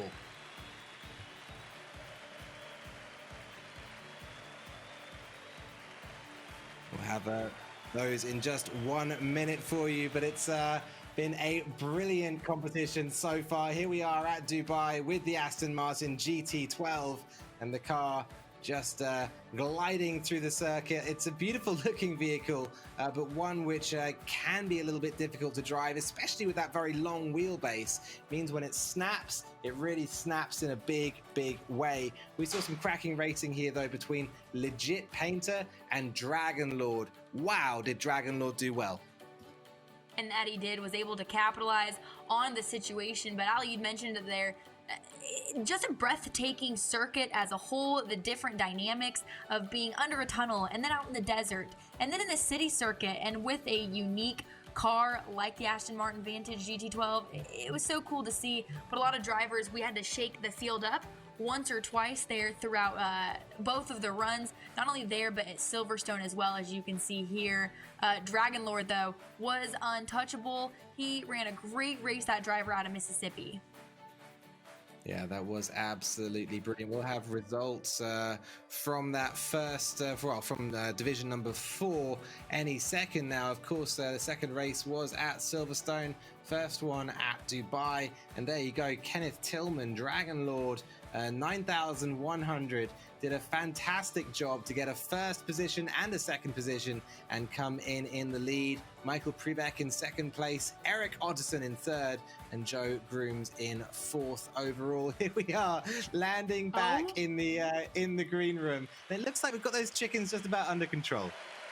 Yeah, it looks like they've leashed up all of the chickens. So with the chickens under control, I think it's time that we finally get our athletes out here from Division 4. It looks like their chickens are in good hands. Perfect then. And in that case, without further ado, we can check out the athletes here on the podium. In 7th place, it was Jason Guillaume from Northern California. And Jason looking forward to this opportunity in competing in esports. Again, these athletes able to create their own skins and avatars. So cool to see Jason's put together there and on the podium. Caleb Fincher coming in 6th place for Texas. And out of San Antonio, again, consistent in the 5th place starting spot, a 6th place finish for him. Again, love seeing these avatars. In 5th place, it's Thomas Stipe from North Carolina. And he painted his own car. It was cool to watch that with Maya Moth on it, and also was looking forward to showing his skills today. He did just that. 4th place now, we've got Joe Grooms from Indiana. Had that 5th place run at Dubai, but improved, and it was awesome to watch him improve with a 3rd place finish at Silverstone. And now heading up to the bronze step on the podium, Eric Oddison. Absolutely brilliant run for the driver from Utah. Yes, he led a lot of laps and showed that he was one of the competitive drivers and put the time and the effort in going into the event, and that paid off for him. Second position is Michael Prebeck. What a run for Wisconsin's driver. Yes, he had that 4th place finish and then wanted the win in the second one, was contending for it, and came home in 2nd. All right, well, on that top step of the podium, it's Kenneth Tillman, and what a great performance from him. That it was. We saw him go from 6th to 2nd. How it was great through cars and traffic, navigated 2 very difficult racetracks, and that landed here on the top of the podium. So congratulations to Kenneth Tillman. And let's take a moment to give a round of applause to all the drivers from Division 4. Absolutely fantastic to see them out there on the podium, and just brilliant to, more than that, just a privilege to call their racing. Wonderful stuff. That it is indeed, and again, the chickens have now been contained, so it's cool to see everyone up there on the podium being honored. The chickens have been contained and wrangled in, and just looking back on these races that these drivers have ran today, watching them improve from race 1 to race 2 and how things figured out, and then Division 5 again, that didn't disappoint either. That's right, yeah. Division 4 had some cracking racing. Great to see all the drivers behind us standing on their steps of the podium. And now let's look forward to Division number 5. The next one coming up, and we can look at highlights of the racing from there. Of course, in the NASCAR, first of all, we went to Watkins Glen, and the drivers proved themselves out there on track. It was some strong racing, some great racing. Grungy Raccoon off of pole position had a tough start, and it was Colton Rice, of course, who pushed his way up through this field. Did have a battle with Jonathan Blackman eventually. Sadly, Jonathan Blackman suffering that sort of car breakdown of a disconnect midway through this race, but not before they had this tight little moment. Colton up the inside of Blackman, and there it is, the move for the lead. The second race here took us to Road America, and it was a very similar affair in many ways. Colton Rice chasing down Jonathan Blackman over a series of laps. And it was indeed, again, Blackman trying to make up for that disconnect in race 1 and showed that he was capable of it. Got out to that early lead, and then it was down to Colton trying to track him down. And each lap, he got closer and closer and closer until he was finally at that point to capitalize. And that's when he did. He showed the skill that he has collected from playing many years of motorsports video games by making that pass on Blackman, and the rest is history. Colton sweeping both of those races. The rest is history. Absolutely right. Let's check out the results there from Division 5. Colton Rice with that 2 big 10s at the top of the leaderboard. Brady Allen in 2nd place. Ben Gregory will be 3rd, with Jonathan Blackman 4th, EJ Davis, Stephanie Lopez, and Jack Cloetta in 5th, 6th, and 7th. It was a cracking performance across the field. And I gotta say, close racing, not just at the front, although we focused a lot on the front, but also some really great racing a little further behind. All those drivers, you can see how close they were on points. Yes, indeed. And you can see, I think it's cool to have the Illinois competitors there in 5th, 6th, and 7th, all of them at one point having a great race. And I think it's cool to be able to race your fellow competitors and athletes in your home state, all of them representing. And then Colorado, cool, being the only driver from the lone state. And we talk about representing their states as athletes, and they did just that today. It was so cool to be able to represent so many different states here in this event for the first time, and many of these drivers competing for the first time representing their states in esports. Some have a long-standing relationship with esports and their state. So cool to see that and be able to tie that in together, putting together runs and making their states proud. Yeah, absolutely right. Colorado, maybe they should send a few more drivers next time as well, or get a few more representatives from Colorado out there on the field. Seems to work for them. Absolutely awesome.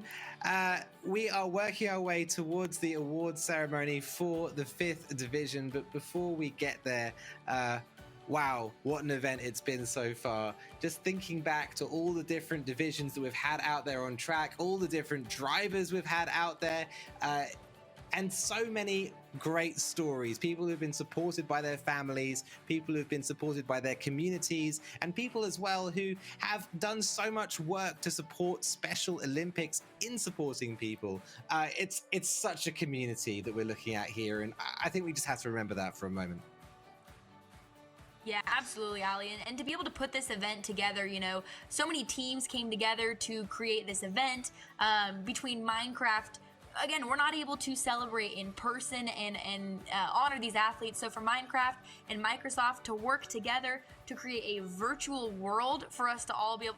First off, it's crazy that we live in times that we can do that, that we're able to be all across the country from each other right now, but at the same time, we're all together and in the same place. And it's very, I'm so thankful that we're in a time that we're able to do that.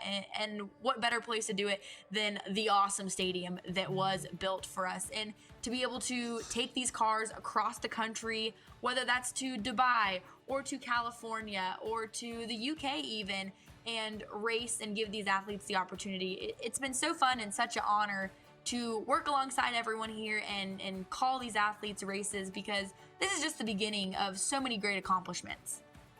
I couldn't agree more. I could not agree more. A fantastic event today so far, and we still have the awards ceremony for the 5th division to come. Looking back though, Hannah, and putting you on the spot, what was your best overtake from the day? Looking back at all of them, all the divisions, which moment of overtaking are you looking back on and thinking, gonna watch that again in a sec? Man, that's tough. We had multiple races that they passed for the win, the lead, the second spot on the last corner of the last lap. I think you can't deny that one of the most exciting finishes was across the start-finish line at the Brickyard backwards. That's stuff you see in the movies, so that's one I'm going to be excited about replaying for quite some time.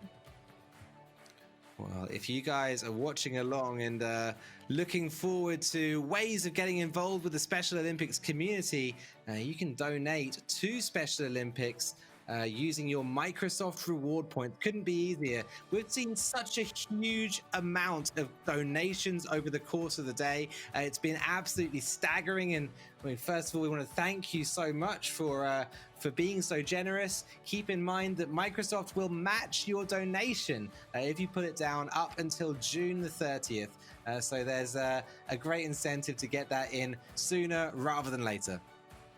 And we had so much support early on and throughout today's event with people donating their rewards points. It was incredible to get the updates throughout this. And pictured here is one of our competitors from today. That's Tim Dempsey. Again, competed at the 2018 games up in Seattle for esports, won at that. So awesome to have one of our athletes pictured here. And again, just thank you to everyone that has supported thus far.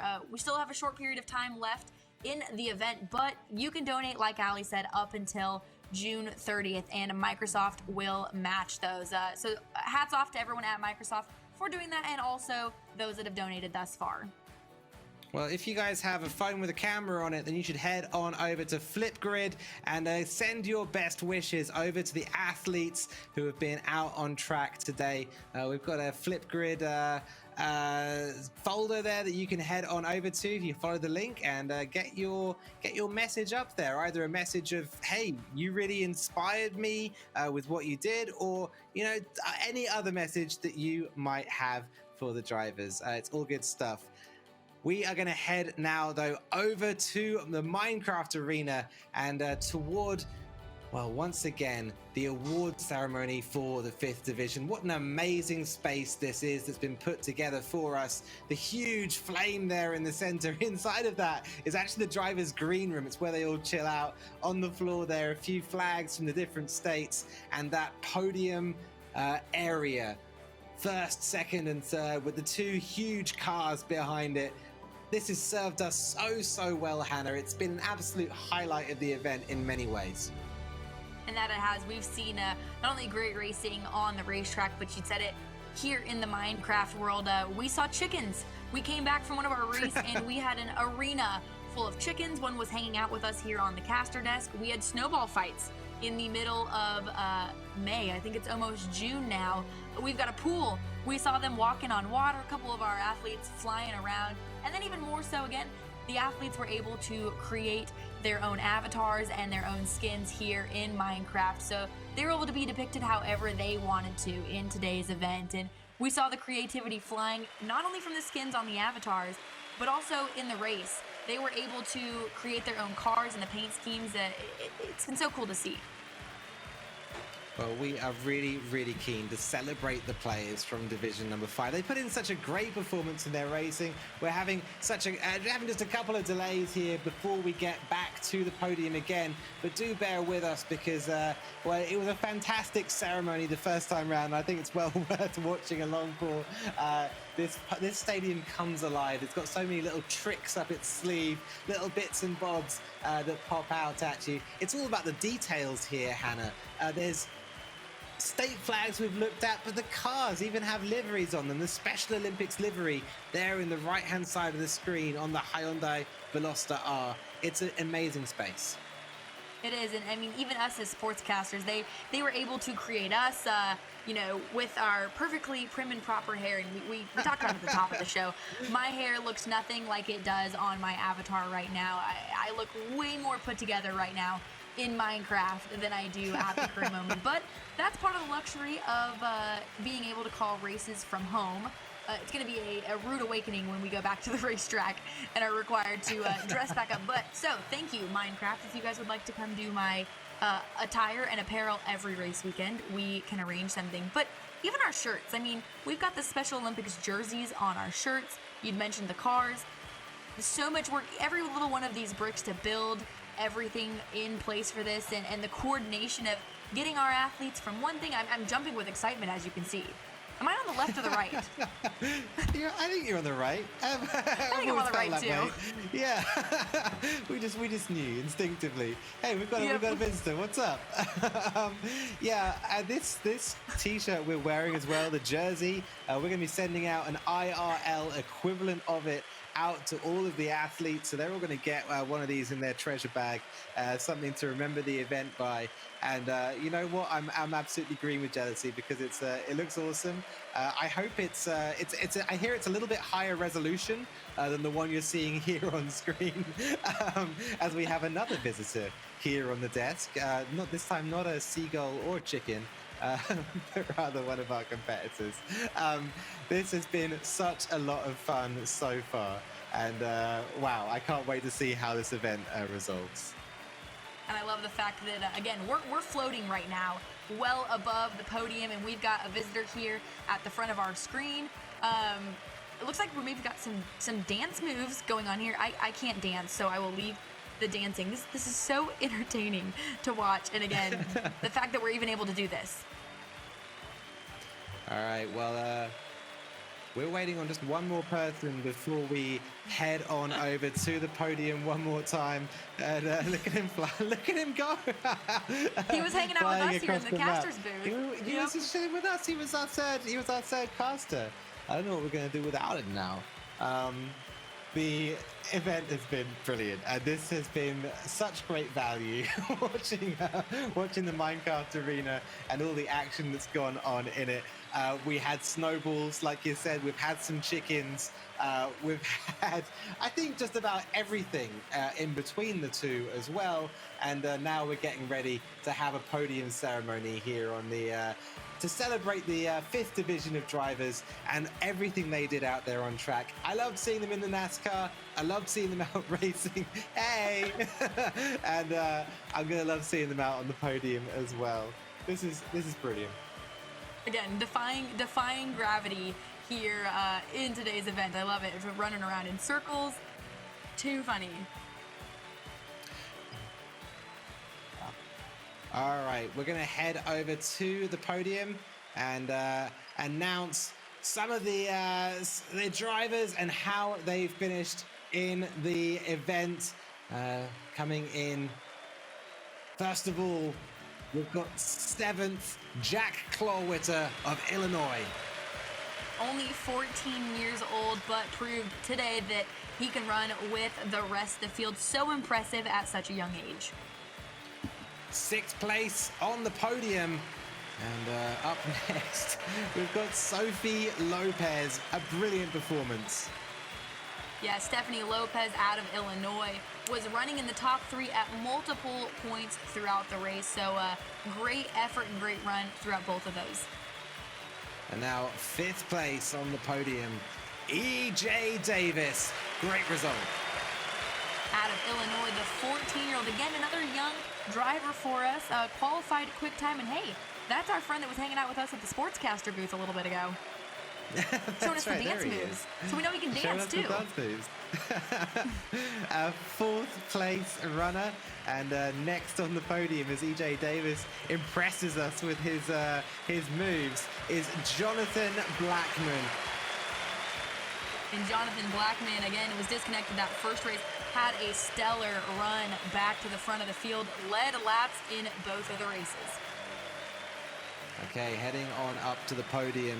And on the 3rd place, it's Indiana's Ben Gregory. And he was consistent in prototype, as we called him during the race, in both. He's got a light on the top of his head. I thought it was a mohawk at first. It looks like he's got a spinning light. That's pretty neat. That's awesome. Instead of a warning light on the top of his head. Number 2, taking the silver, is Brady Allen. And WD runner, as we knew him, went from running marathons to running a great race. Brady Allen out of Indiana, he can do it all. Well, on the top step of the podium, it's Colton Rice from Colorado, and he did it in style in his own brilliant livery. And that he did, won both of those races. He said at the beginning he loves racing video games, and it showed and it proved as he put in the time and swept both of our events. Let's have a massive round of applause for the drivers in Division 5. Great result from them, and that's right, we can see the snowballs start to fly. It's the champagne of our Minecraft ceremony, and brilliant result from all of them. They put in so much effort and laid it all out on track, and it's just fantastic to see now that getting celebrated. Hannah, looking at Division 5 here, what are your final thoughts? Well, I'm hoping that one of our competitors there doesn't get dizzy, spinning with pure excitement. Again, you said snowballs, all of that stuff. It's so much fun watching them from up here in the booth. Snowballs now coming our way. This is impressive. They've got an arm on them. But it's been incredible to be able to celebrate our athletes here this evening, especially from this vantage point. Well, this is kind of the Parc Fermé where we get covered in champagne, right? This is the parts of snowball and dance moves that we get to experience are all part of it. This is making my day right here. Yeah, this has been awesome. Wow. So Division 5, it turns out, have some of the best dancers in it. I think we need to have at some point a Minecraft dancing competition coming up next as well. I'm all for it at very least. I feel like I could go out and get some moves and start to really get a little bit of maybe a synchronized dance competition together. Enough of me waffling though. Here come the fireworks. Let's give it up for your Division 4 and Division 5 athletes. They've worked so hard and the looks on their faces say it all. Or maybe their movements as they strike poses for those cameras. Yeah, some of our athletes striking poses again here and there. They are the beautiful for bringing some more joy into our lives right now. Online gaming and esports competitions have been, they've been a bright light in these uncertain times, bringing people from all corners of the world together, regardless of their background, to build connections, create friendships, and combat isolation. And also, thank you to the partnership between Special Olympics and Microsoft for making the 2020 Special Olympics Xbox virtual gaming event possible, and for uniting fans, families, and friends in celebration of a community like no other. And a huge thank you to all of you who tuned in today. Special Olympics gives people with intellectual disabilities the confidence they need to succeed. And that's on and off the playing field or even the racetrack. For every person with an intellectual disability helped, there are 13 others in the US waiting on the sidelines to get in the game. You can help by donating your Microsoft rewards to Special Olympics. Those donations that you'd send through will be matched up until June the 30th, so it's definitely worthwhile sending something through at the moment. You'll be able to double up. You can also learn more about Special Olympics and the different ways you can help by visiting specialolympics.org. And before we go, we want to take another moment to thank Xbox, Forza Motorsport 7, Minecraft, and Microsoft stores, and all of those behind the scenes who had brought this show together. I know it's been a complete honor from my side of things to be a part of this event, and thank you, Allie, for having me alongside you in the caster desk today. Hannah, it's been such a pleasure. This concludes the 2020 Special Olympics Xbox Virtual Gaming event presented by Microsoft.